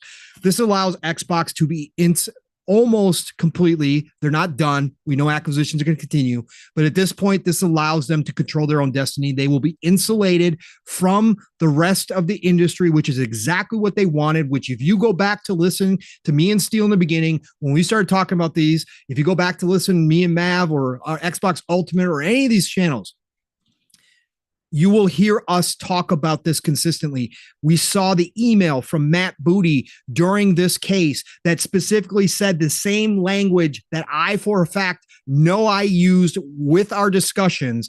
They were attempting to create the moat around themselves. They are insulating themselves from the rest of the industry. So no matter what anybody else decides to do, PlayStation go cut all the deals they want to cut. Devs, contractions now happening because of the pandemic. So we are losing things. We're losing dev studio. Whatever happens on the outside, Xbox can deliver from the inside themselves. What was that, by the way? Fucking blew out my ear. Fuck. I thought it was muted. Wow. Fuck. You blew out my ear, man. God damn. I'm sorry. No, that's okay. It was funny. Sorry, Chad. Blew out y'all's ears too. Sorry. Yeah, exactly. God damn. But they've insulated themselves so that they, no matter what anybody decides to do in this industry, they will continue to be able to produce enough content for Game Pass and from their first party. They will be able to control their destiny without having to worry about anybody else and what they're doing. They learned their lessons because, like Steele was just seeing, with PlayStation in charge, with PlayStation wielding that big stick, which was their popularity and the amount of people they have in their ecosystem, 100 million plus console sales, they could walk into any studio, any publisher and say, we want your game on our system. And they would get the best deal, and they would actually be probably asked if they could put their game on that system. That's how much control PlayStation has had for a very long time in this industry. Xbox learned from that because of where they were at, because of the stumblings, because of the trip ups, because they were taking on water and they were about to sink before Phil bailed it out and got Satya on board. They learned that they can't rely on third party, much like PlayStation did. They can't be in the position because sure, they can still go with games. Sure, they still have some influence, but they wind up spending more. They wind up dropping off bigger bags to everybody else. We saw the internal numbers, right? What it would cost to get a game into Game Pass. We saw those numbers. Those are direct from Xbox. So instead of worrying about that all the time, not that they're going to stop doing deals. They're not going to stop doing deals. They're going to continue to bring in third parties. But if a third party turns them down, they know they have enough first party content. They're not going to have to worry about it. Their roadmap is set. They're going to start lining this stuff up. And again, they're not done. They're not done. But ABK was the biggest domino in their ultimate goals. And then from Microsoft Corp, they are going to go to war with Google and Apple. They have stated that. They have stated time and time again from the horse's mouth, from the internal documents, that this deal was about the mobile side of things. Mm-hmm.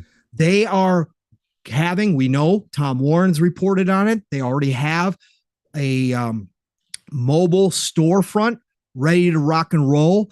Supposedly, if this ABK deal goes through as expected, they will have it ready sometime around March next year. That's when they're going to roll it out. Now, was that delayed a little bit due to the delay in the ABK deal? Possibly. But next year sometime, we should see their mobile plans. Microsoft Corp is about to take on the two biggest players, the duopoly in mobile. You need power chips to do that. You can't roll up in there with nothing to offer to differentiate yourself, and all of a sudden people are going to abandon Apple and Google storefronts. That's not going to happen, folks. You need to have power chips. Well, you walk in there with King, one of the biggest players in the mobile space, and you walk in there with a Call of Duty mobile. Well, guess what? Instant. You now have some influence. You now have the chance. I'm not saying this is guaranteed, because nothing's guaranteed. And even the court said, good luck with that. We don't think you can break up this duopoly, but Microsoft Corp is going to try. So they needed this deal. This sets up Microsoft and Xbox for their long-term goals. Short-term, as gamers, yes, we're going to get the fruit. We're going to get the Game Pass. We're going to get the Activision Blizzard stuff dropping into Game Pass. We're going to get all that beautiful stuff. Call of Duty, whenever it's available to come into Game Pass, that's going to drop in there, right? Eventually we'll get Diablo in there, all that. We're going to see the benefits short term, but this was the long-term play. They are already looking 10, 15 years down the road. They are looking into the next generation. They are looking at the digital age and where all of this stuff is going. We now see Apple promoting their full-fledged, full games on their phones, right? This is where it's headed. Microsoft wants to be a part of the conversation. They're not making phones anymore, which is sad. They're not doing Windows phones anymore, but they want to be a player in that space because that's where the real money's at, as we all now know, right? I think all of us here are educated enough to know mobile makes a zillion dollars more than console ever will, right? So they solidify themselves there. They also get the PC side of things with Blizzard. Blizzard is on the back. They are on the upswing. They've had some stumbles. They've had some major failures. They almost killed off World of Warcraft. They are slowly but surely turning it around. Diablo 4 was a great launch. They've stumbled a little bit, but again, I believe in Blizzard. They're gonna bring Diablo 4. People are still playing it. It's still a big game. Overwatch stumbled. Overwatch 2 stumbled, but there's still millions of people playing it. They wrap up the PC side of things, or not wrap it up, but they become a bigger player in the PC market as well with this acquisition. The reason why we spent so much time, the reason why so many of us were not tired about talking about this is because in the grand scheme of the history of video game industry, when you look back, this is going to be a defining moment of what things to come look like. When we see what happens next generation, the next 5 years, next 10 years, next 15 years, when we look back, this is that defining moment for Microsoft and Xbox. This puts them in the position to control their own destiny. What they do with it is up to them. Again, nothing is guaranteed. This is one of the most high-risk industries in the entire world. They could flop, but now they have the pieces they need to really make the push that they want to. If we go into next generation and Game Pass has surpassed 50 million subscribers, we will look back as ABK being one of the catalysts, the major catalyst. That's why this deal has been so interesting to me. On top of all the behind the scenes stuff that we've gotten out of this deal, we got more than even I thought. I was preaching that from the beginning. I'm like, listen, this goes to court. If this is fought, the regulators, all that kind of stuff, if this is that kind of move that causes that kind of turmoil, we're going to find out inside stuff. Inside baseball is going to be exposed here. Guess what, Steele? We got more knowledge about this industry, about how the higher ups think within the industry, about how the deals are done in the back room. We got so much valuable gold out of it. If you're interested in it, which I am, which Steel is, we got so much inside baseball. We didn't just get a peek behind the curtain. In fact, one of the curtains was ripped off and got exposed to everything. We got to see it all. And it was amazing to do. So if it is Friday the 13th, if they wrap this thing up on Friday the 13th, because let's be real, the FTC is a dead duck. They're flapping around because they can, and they're wasting our money. It doesn't matter. FTC isn't stopping this. This deal closes next Friday on October the 13th. It'll be a cool date to always remember, because we'll always have that in the back of our head that it was Friday the 13th. Yeah. But it's going to be a seminal moment for this industry and for Microsoft and Xbox, and it's going to shape a lot of what we are going to be talking about over the next decade plus. Right here, right now. That's what this deal means. That's how big it is. That's why I said they were never going to let this deal die. When others were saying, oh, the deal's dead, the CMA, blah, we were out here because I said they are too close to the touchdown. They are inside the 5-yard line. Satya is not going to let this walk. They are not going to drop this ball. They are going to get the touchdown, whatever they got to do. And they went further than I thought they would voluntarily. I thought they would take the scorched earth approach.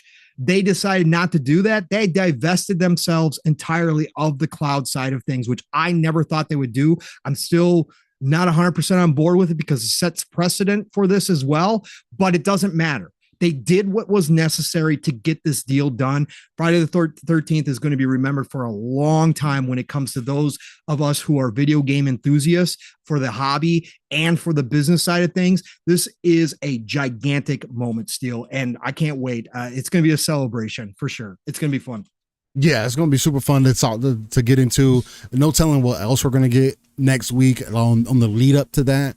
What other information, what other crazy things going to end up happening the last couple of weeks, just as far as like gaming content, news, industry, whatever the case may be. You can't say that there's like nothing to talk about, man, like on every level. Like we just spent damn near first 2 hours of the show just talking about games, like guys, like before we really got into any news or anything like that. So just a good representation. But again, I don't know if that should set some like a precedent, because we kind of do this all the time. So we do this all the time. And Sergeant Sentinel, good to see you too. Sergeant. Says I don't care about Call of Duty, Overwatch, World of Warcraft, Diablo. What I'm here for is prototype and true crime reboots. Listen, there you go.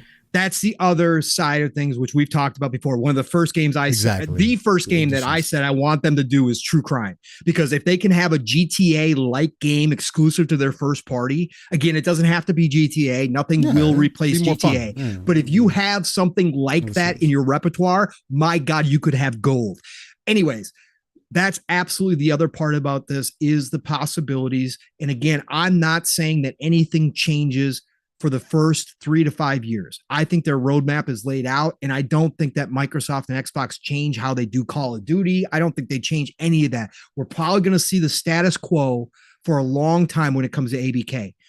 But the thing that is interesting is the potential for some of those IP to go away, the potential for them to grow out some of those teams like Toys for Bob. So even if you do need a portion of that team to work on Call of Duty, you have a secondary team still working on the games that we love from Toys for Bob. That potential now increases because you've got Microsoft behind it.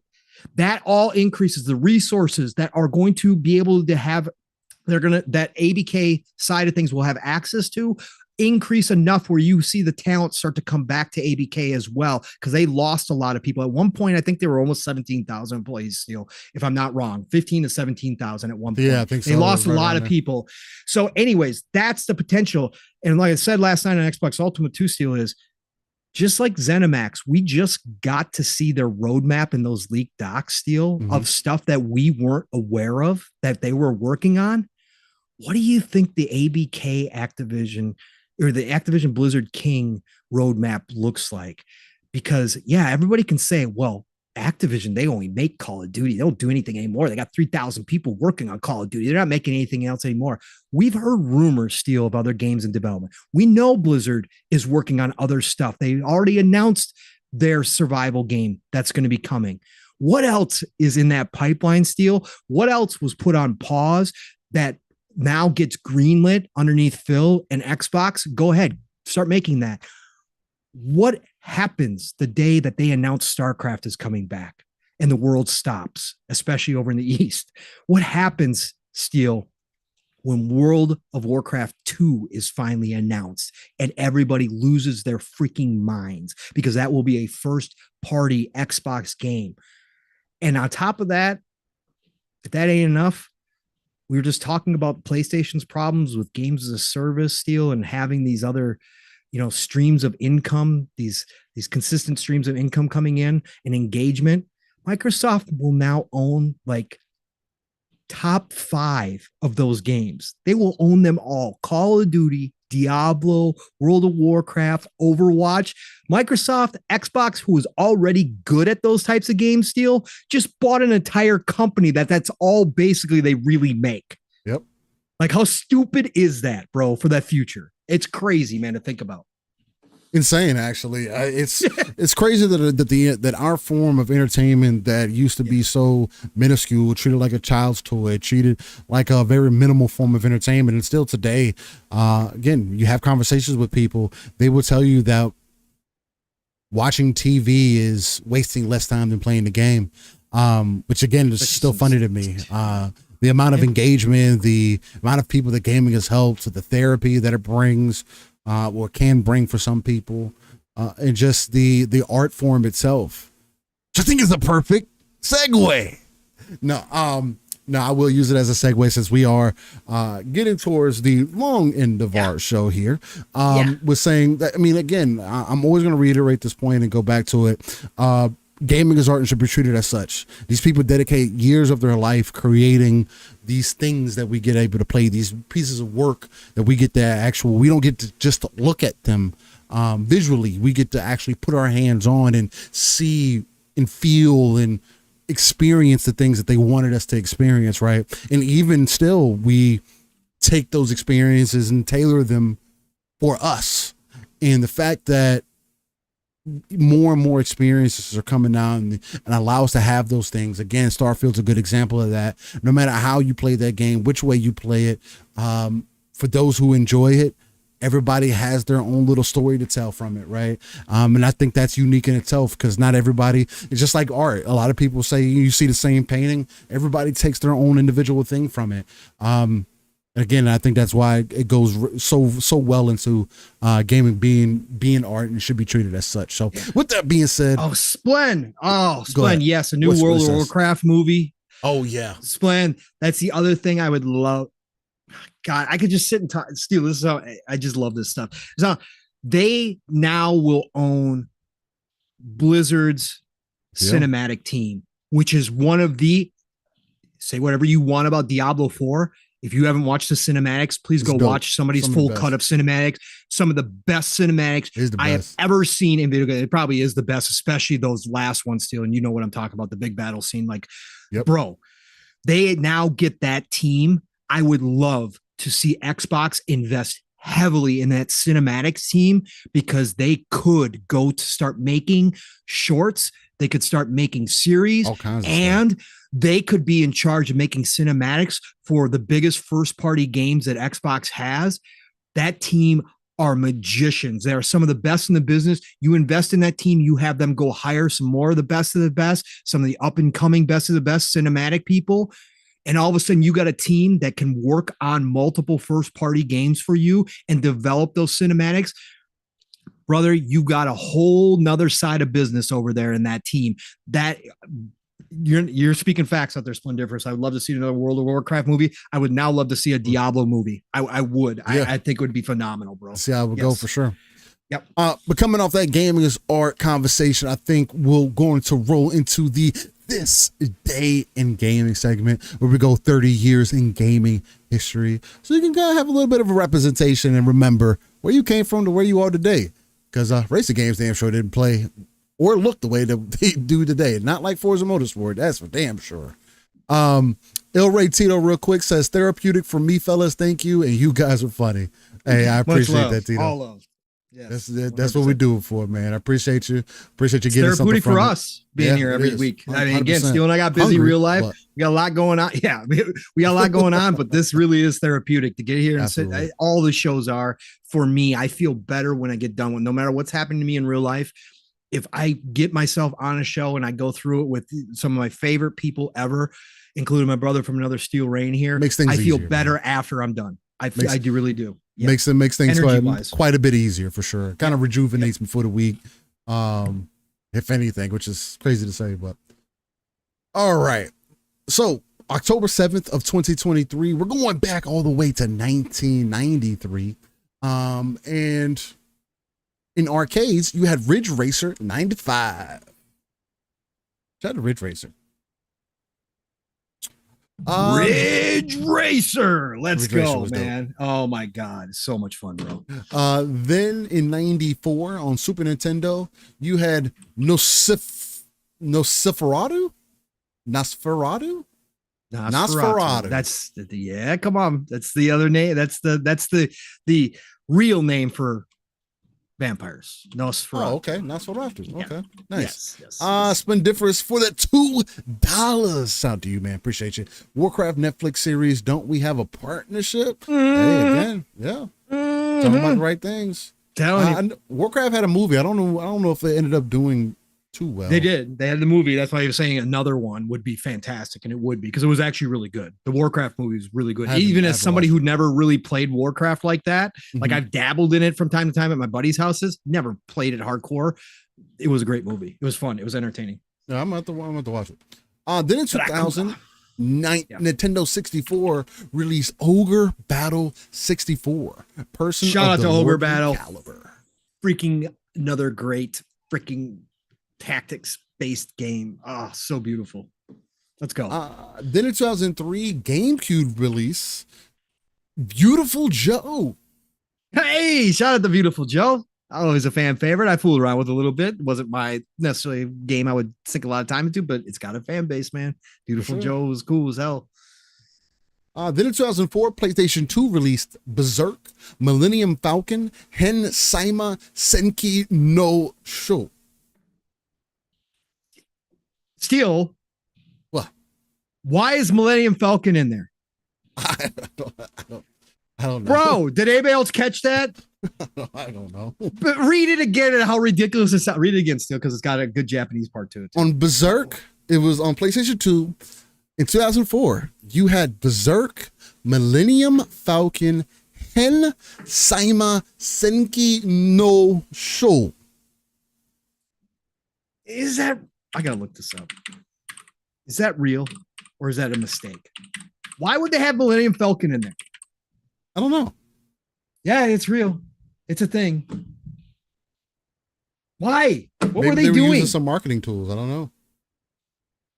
The game's cover part of the Millennium. It's part of the Millennium Empire arc from the manga. Okay. But why would they use what? Okay. I'm familiar with Berserk, but not enough to the point. I've never heard Millennium Falcon anywhere else except for Star Wars. Like I wish. Okay. Tim. Tim was like, we gotta get these Japanese named game. Love Steel flexing is perfect Japanese. I wish. I wish. Steel does a very good job at making it sound as if he does. He's very good at it, and I'm sure he's very close to it.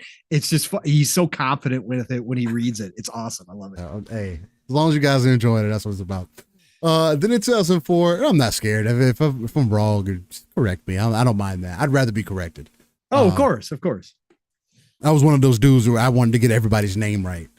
I don't just, you tell me your name and I say whatever I heard. No, what is your name? Like, I need to know. Then in 2004, PC released Counter-Strike Source. Shout out to Valve for pissing off their fan base as well. Shout out to CSGO too. Yeah, shout out to them pissing off their fan base. People now saying it's going to be a dead game. You had, how long has CS been out for? How long is the first one? So you got 20 years of dominance, give or take. Forever. And you cancel. You don't just put out a new version, but you legitimately take away the old version so that everybody is forced to move to your new version. And of course, your hardcore fan base of 1 million plus users, and I'm not saying all of them, obviously there's plenty of people having a good time, but a lot of vocal ones are out here going, why did you do this? Because of course they're not going to like the new version. Of course they're going to hate it after 20 years. Hey, here we go. There it is. Shout out to Valve. Then in 2004, Game Boy Advance released Fire Emblem: The Sacred Stones. Oh, big Fire Emblem fan here, man. It's the one game that I wish I had Nintendo for. Then in 2008, the DS, PlayStation 2, Wii, and Xbox 360 released Crash, Mind Over Mutant. Not the Crash. Not the Crash. Crash is now going to be an Xbox mascot. Yes, he is.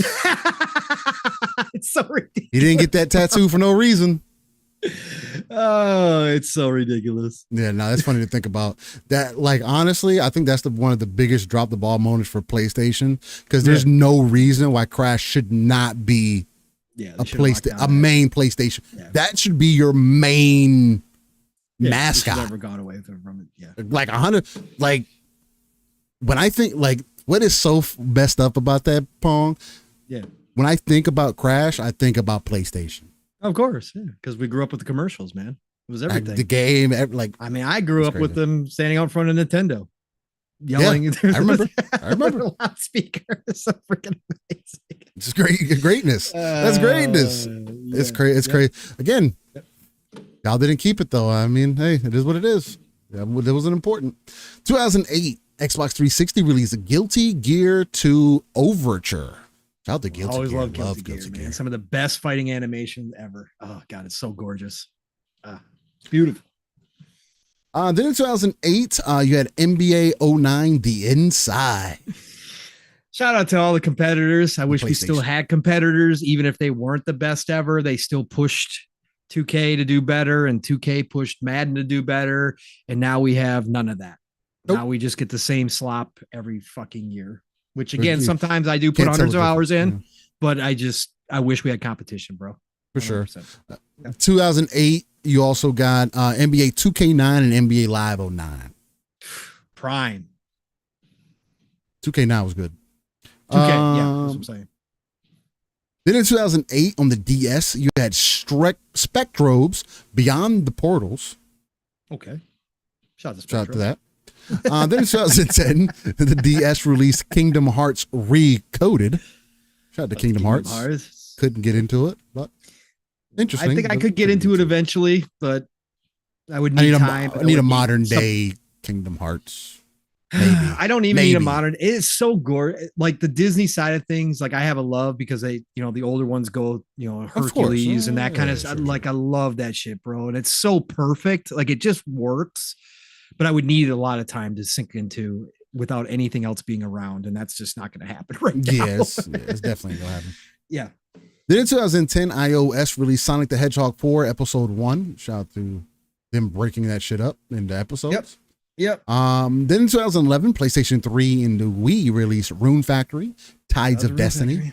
Shout out to Rune Factory. Yeah. Yep, big one. Keeps pumping along. Sensei, NFL 2K is going to come back, but it's not going to be sim. It's going to be arcade-ish, and I can't wait to see what they're going to do with it. Because again, I miss NFL Blitz. I miss NFL Street. They should do Street, man. Yeah, they need to focus on the Street said side they should do a combination of those two. NFL Bring 2K back Street. that over the top, man. Oh God! And with 2K money behind it, they could pull off some stuff, man. I'd love to see it. Love to see it for sure. Then in 2012, the DS released Pokemon Black and White version 2. Where's that one rank for you? I didn't play it. Oh, okay. That's one of the ones you didn't play. No, I stopped playing Pokemon when the Game Boy SP, and I think that was okay. The Game Boy SP was before the Advance. No, that was the same time as the Advance. I think the Game Boy SP was the better version of the Advance because it had the light that you could turn on in the inside. It flipped open like a phone. That was one of the fucking coolest Game Boys ever, bro. Besides that, and they went back to it with the 3DS, I think. Yeah, the 3DS.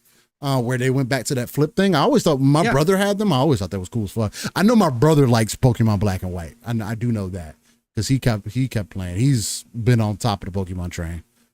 What's crazy? Little 2DS side tangent. I made some money during the pandemics because I was selling off my stuff.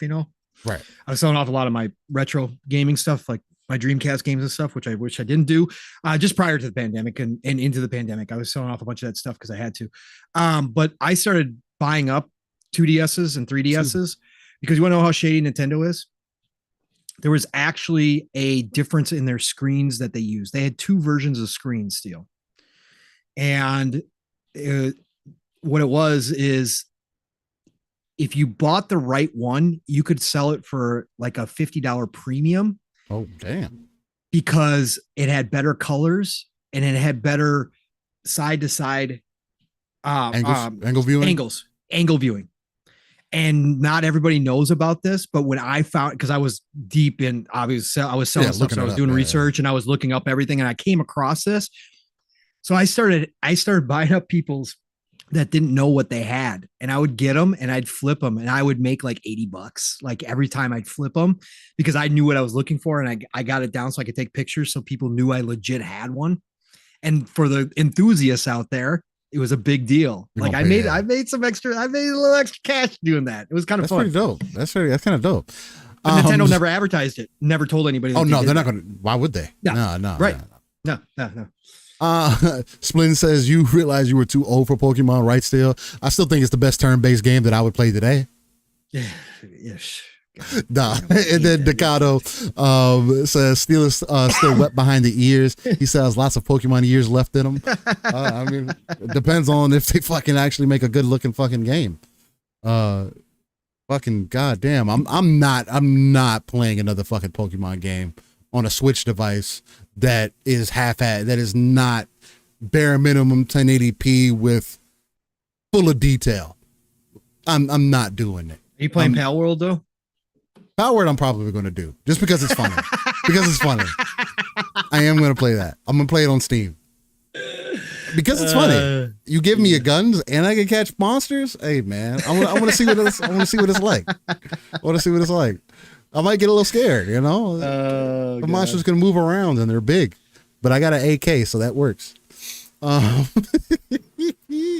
just think it's hilarious. So very good. They went for it. I want to see if it works.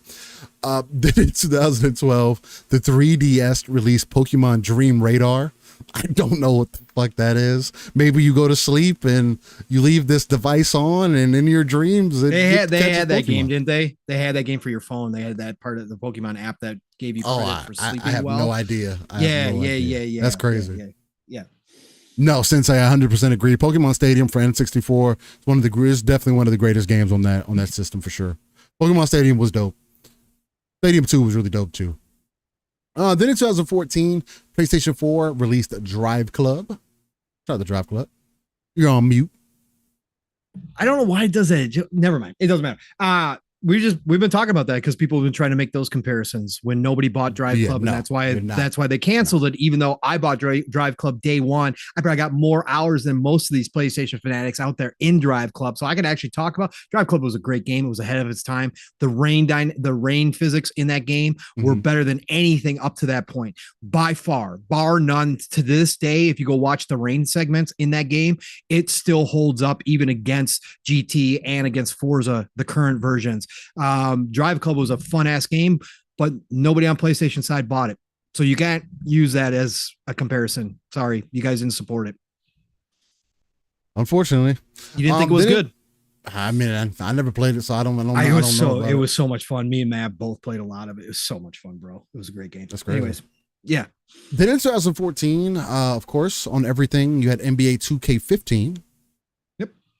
That one wasn't bad. Then in 2016 on the Wii U, you had Paper Mario Color Splash. Didn't play that. Then in 2020 on Linux, I don't see many of those come in. You had Sunshine Manor. Linux exclusive. How many times can we say that? Jesus. Not very often. It's actually kind of surprising because Linux is open, but it's just not. Yep. It's not supported because nobody is directly working off of that. So. Unfortunately, more definitely should put more people, get more people, get Linux pop. Yes, Mav. It's been 5 hours, brother. You're right. Hey, I can't. Hey, this is what we do. Then in 2021, on everything, we had Back for Blood, which had potential. Steel. They just lost. how do you say that they lost the character of Left 4 Dead, right? They lost something. The soul? Yeah, they lost the soul, I guess is the best way to put it. They lost the soul of what made Left 4 Dead great. They lost the soul. It is a different time. It has potential. I've almost picked it up on sale multiple times just to fool around with it through solo, because I still enjoy parts of that game, and I thought I wanted to play some of the expansions, but they really did lose, even though that was a lot of the original team that did Left 4 Dead. Yeah, they just didn't have that specialness to it, but there was a lot of potential there. There was moments where it was really fun, but yeah, too bad. Yeah, it had some moments in there, but it's not Dying Light 2. I would, if you were looking for a game like that, I would say go play Dying Light 2. Don't even play Back 4 Blood. Unfortunately. Yeah. Then in 2021, on everything, we also got Far Cry 6. Shout out to Far Cry. Still have never played a Far Cry in my life, so there's that. That's crazy, bro. That's really crazy. I just never Far Cry cared. 3, bro. Far Cry 3. I'll get you to play Far Cry 3 one day. Not now, because if it's in co-op, sure. If it's in co-op, sure. It's not, but the single player is worth it. That's the last great single player from Far Cry. Like overall, like really legitimate, like steel story wise, you should play through Far Cry 3. There's been other great, I like Far Cry 5. I think so. It's story, but Far Cry 3, yes, you should experience that story. Like it's legitimately worth it to run it through solo. It is. Okay. Yep. Might to see if I can do that. Get some mods. Yeah, in thank there you. Eastside even says Far Cry 3. Yeah, for sure. I might try to see if I can get some mods in there or something. You've got to experience Vaz as an antagonist, as a bad guy, and he's not even the main, but you got to experience him because the acting in that game is some of the best acting in video games too. And it's more, and it has like modern guns and shit in there too, right? Yeah. Oh yeah, absolutely. Yeah. No, it's full modern. Yep. I'll look into it. I'll take you guys' word for it. Maybe I'll play it on stream or something, so you guys can get my feelings on it. We can kind of go from there. But yeah, I'll probably put a shit ton of mods, and I'll look at that after. I mean, I'm playing Forza right now, but right. That's what I'm saying. You got too much to play, so whatever. But I'm just saying, at some point, if you're going to sit down to a Far Cry, that is well worth it. And I think you would enjoy the gunplay. You would enjoy the other parts of it as well, because you do enjoy Assassin's Creed, like Valhalla and stuff. I think you would enjoy the Far Cry kind of open world. But Far Cry 3 was the last of the greats. It really is worth it, man, for sure. I'm about to see what's up.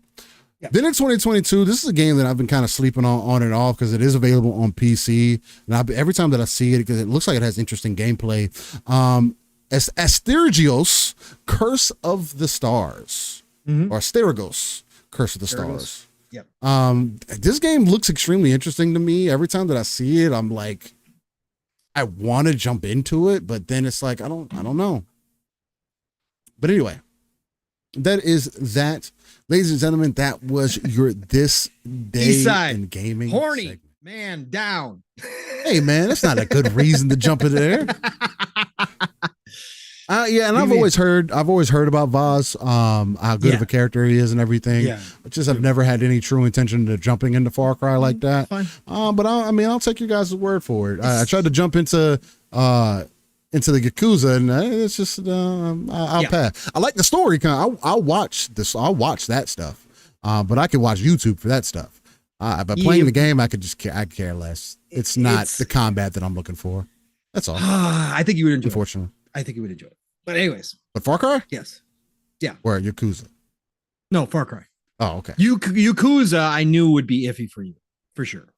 Yeah, the main thing about Yakuza is just the combat. Just me being overly picky. I'll be honest. But yeah, I'm looking to Far Cry 3. But ladies and gentlemen, I want to thank you guys for not only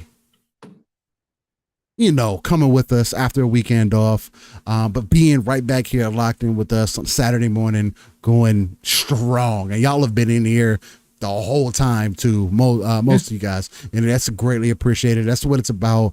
I'm glad that we can bring content. Hopefully this helped get your morning started. Maybe if you had some things to do this morning, hopefully we were able to help you get some of those things knocked out. Hopefully we also ended up bringing a lot of different points of conversation, as we tend to do. I think that's one of the most unique things about Living Split Screen, is that although we do tend to go along, two different people coming from two, a lot of the time, two different perspectives, although we do tend to agree on a lot of different points.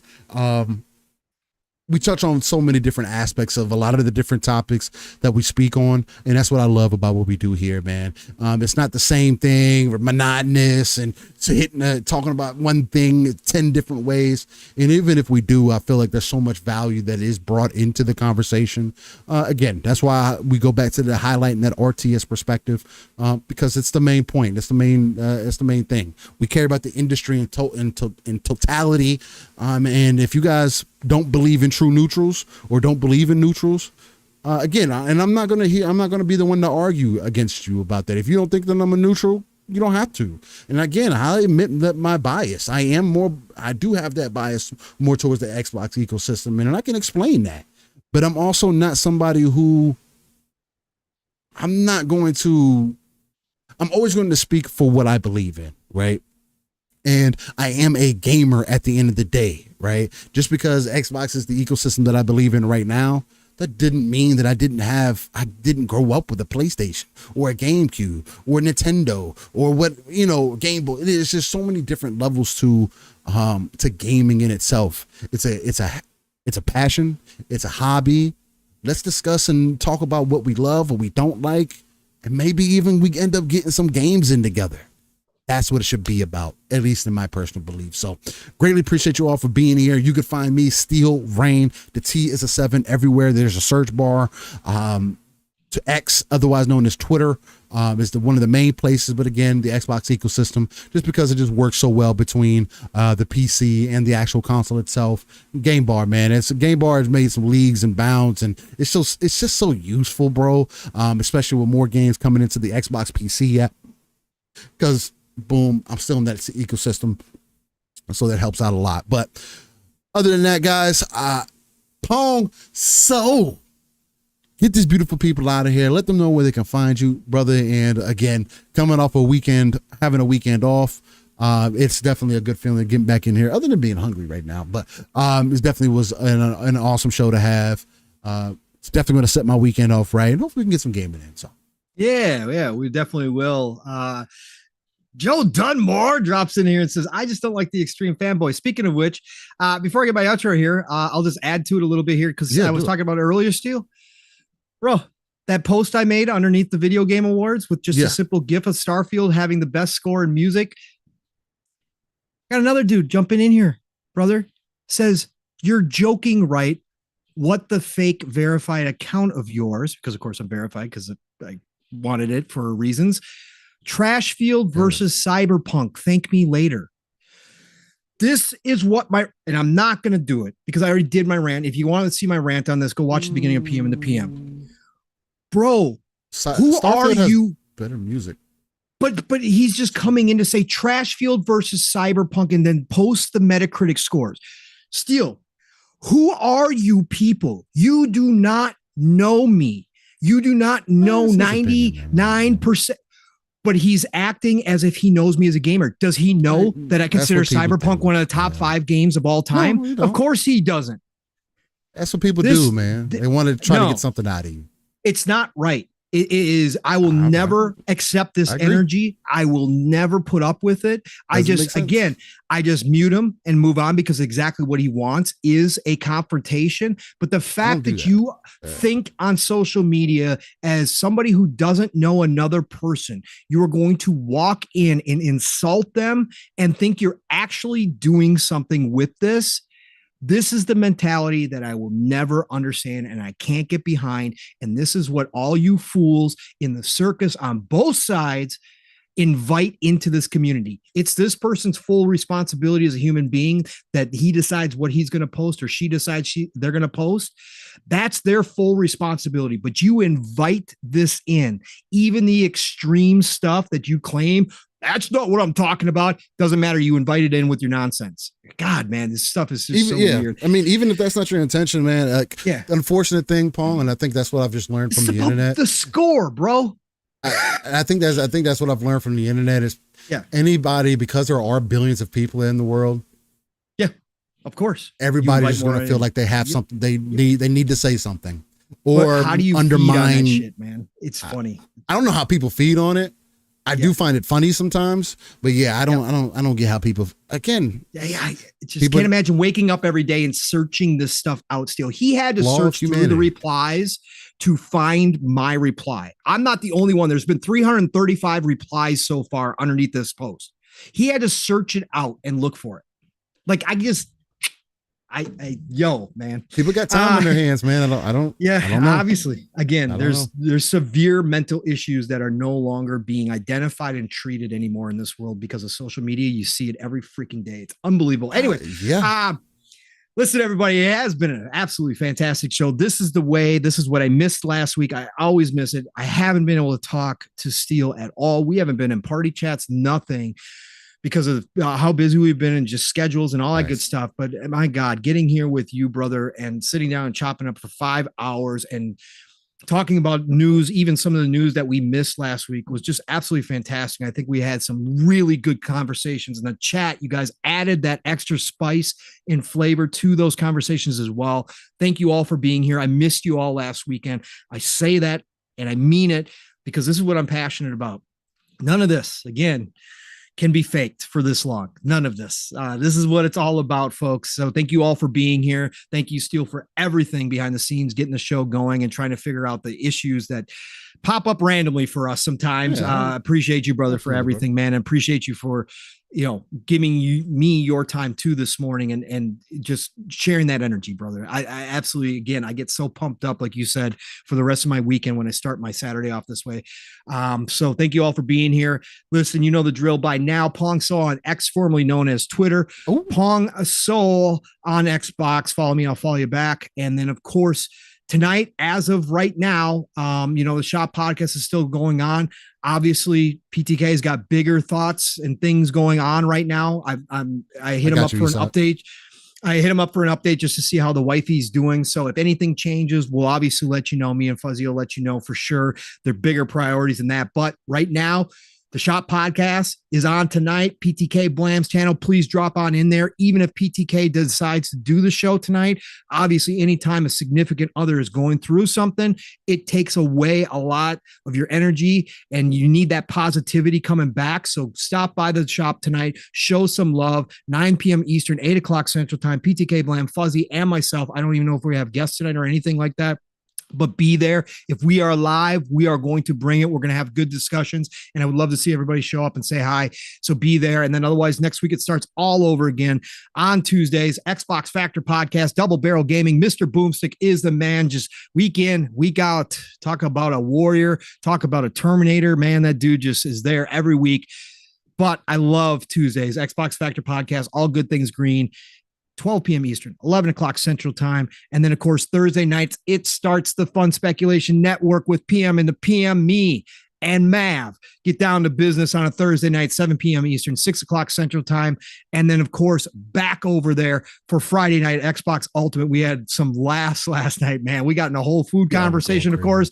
Bro, it gets nuts over there. But we did talk a lot of gaming, had great talks about the gaming industry and what's going on. So join us on Xbox Ultimate every Friday night, 10 p.m. Eastern, 9 o'clock Central Time. And then, God willing, I will be back here with my brother from another Steel, Rain, next Saturday for another episode of Living Split Screen. Otherwise, everybody, it's the golden age of gaming. Get out there, enjoy it, spread that positivity, spread that love, continue to post whatever game you're playing, whether it's Starfield, Forza, I don't care what the hell it is. If it's Zelda, Tears of the Kingdom, share some of those screenshots out, man. We can battle back against this nonsense that's out there by posting how much we love this stuff. And, play what you love what you play. And I'm going to talk to you all real soon. Have a good one. Steel, get us out of here, brother. Real quick, Eastside Vandal with the $2 donation. He says, love you guys. Great show. And Vandal, I want to say thank you for that, man. Appreciate that we could be here for you. Appreciate you guys tuning in. And ladies and gentlemen, catch you next week on episode 122 of Living Split Screen, season 3. Y'all have a great weekend. Stay safe. And yes, Steel, real quick. PTK did just update 8 minutes ago. Thank you, Ducato, for saying that. He just updated after I asked him. He said to the entire community, first, I want to say thank you to all for the prayers and thoughts for my wife. She's now home resting, and we dodged some major bullets, no heart damage or signs of stroke. So that is the update. Again, thank you all for who sent out the energy and prayers to PTK. Again, whether you believe it or not, it does work, especially when it's a communal thing and we're all doing it at one time. So thank you all for that, but great news from PTK. So anyways, I just wanted to give that update, Steel. Appreciate it. Sensei, you mean you could make friends in the gaming space? Hell no. No I hate Steel behind the scenes. No way. These people aren't real. You can't use your real life discernment. Make better choices about the people that you evaluate to be considered friends to you, to make sure that you have good people around you. There's no way that you could do that. And with that, much love, ladies and gentlemen. Y'all stay safe out there. We'll catch you on the next one. Peace.